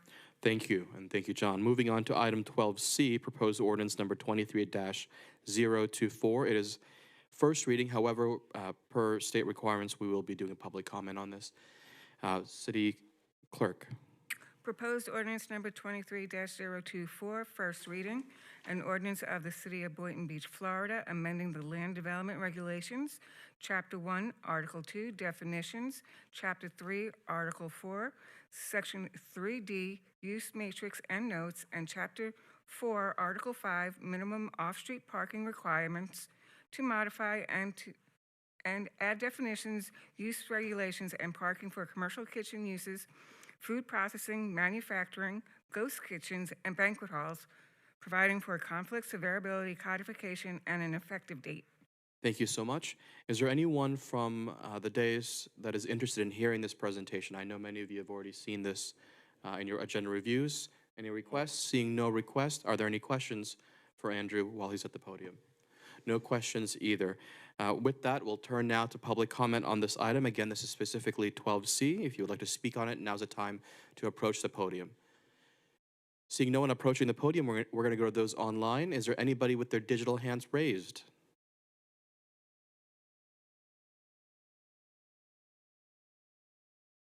Still awake? No, Mayor, there are no digital hands raised. Thank you. With that, public comments on this item is now closed. Let us open the floor for a motion. Motion to approve. Second. We have a motion from Vice Mayor, second from Commissioner Hay. Please begin the roll call. Commissioner Kelly? Yes. Commissioner Hay? Yes. Commissioner Cruz? Yes. Vice Mayor Turkin? Yes. Mayor Penserga? Yes. The vote is 5-0. Thank you. Moving on to item 12D, proposed ordinance number 23-025. Proposed ordinance number 23-025, first reading. An ordinance of the City of Boynton Beach, Florida, amending the Land Development Regulations, Chapter 4, Article 5, Section 3, special reductions in required off-street parking to add multi-tenant building to warehouse, wholesale, and distribution, providing for conflict severability codification and an effective date. Thank you. And before you begin, is there anybody here on the dais that would like to hear the presentation? It is publicly available, and you may have seen this before. Any requests? Seeing no one making the request, are there any questions for Mr. Pinder? Seeing no questions for Mr. Pinder, let's now turn to public comment. If you would like to speak specifically on this item, now's the time to approach the podium. Seeing no one approaching the podium, let's go to those online. How many people do we have with their digital hands raised? We have no digital hands raised at this time. All right. With that, public comments on this item is now closed. We have a motion to approve item 12D. So move. Second. We have a motion from Vice Mayor, a second from Commissioner Kelly. City Clerk, the roll call. Commissioner Kelly? Yes. Commissioner Hay? Yes. Commissioner Cruz? Yes. Vice Mayor Turkin? Vice Mayor Penserga? Yes. The vote's 5-0. Are there any, yes? She slipped and said vice mayor really quick. Vice Ah. Mayor I Penzer. said that twice. Yeah. Sorry. It's late. It's It's okay. fine. Listen, let's move forward. Are It there any just woke us all up. We're like, closing "What?" comments, Commissioner Kelly, anything? No, thank you. Commissioner Hay? None. Vice Mayor? Second. Wait, let me, I appreciate it, but Amazing everybody work, gets- Craig. Vice Mayor, 1 second, okay. So 1 second, we didn't go to Commissioner Cruz. I give everybody the opportunity. Commissioner Cruz, is there any closing comments you wanted to make? Thank you all for your time. Good Okay, night. thank you. Vice Mayor, wrap it. Thank you. Thank you. We have a motion and a second. All those in favor to adjourn? Aye. Aye. All right, this motion passes. Have a good night, everyone. Thank you for being patient. Thank you to everybody who came out. We appreciate you.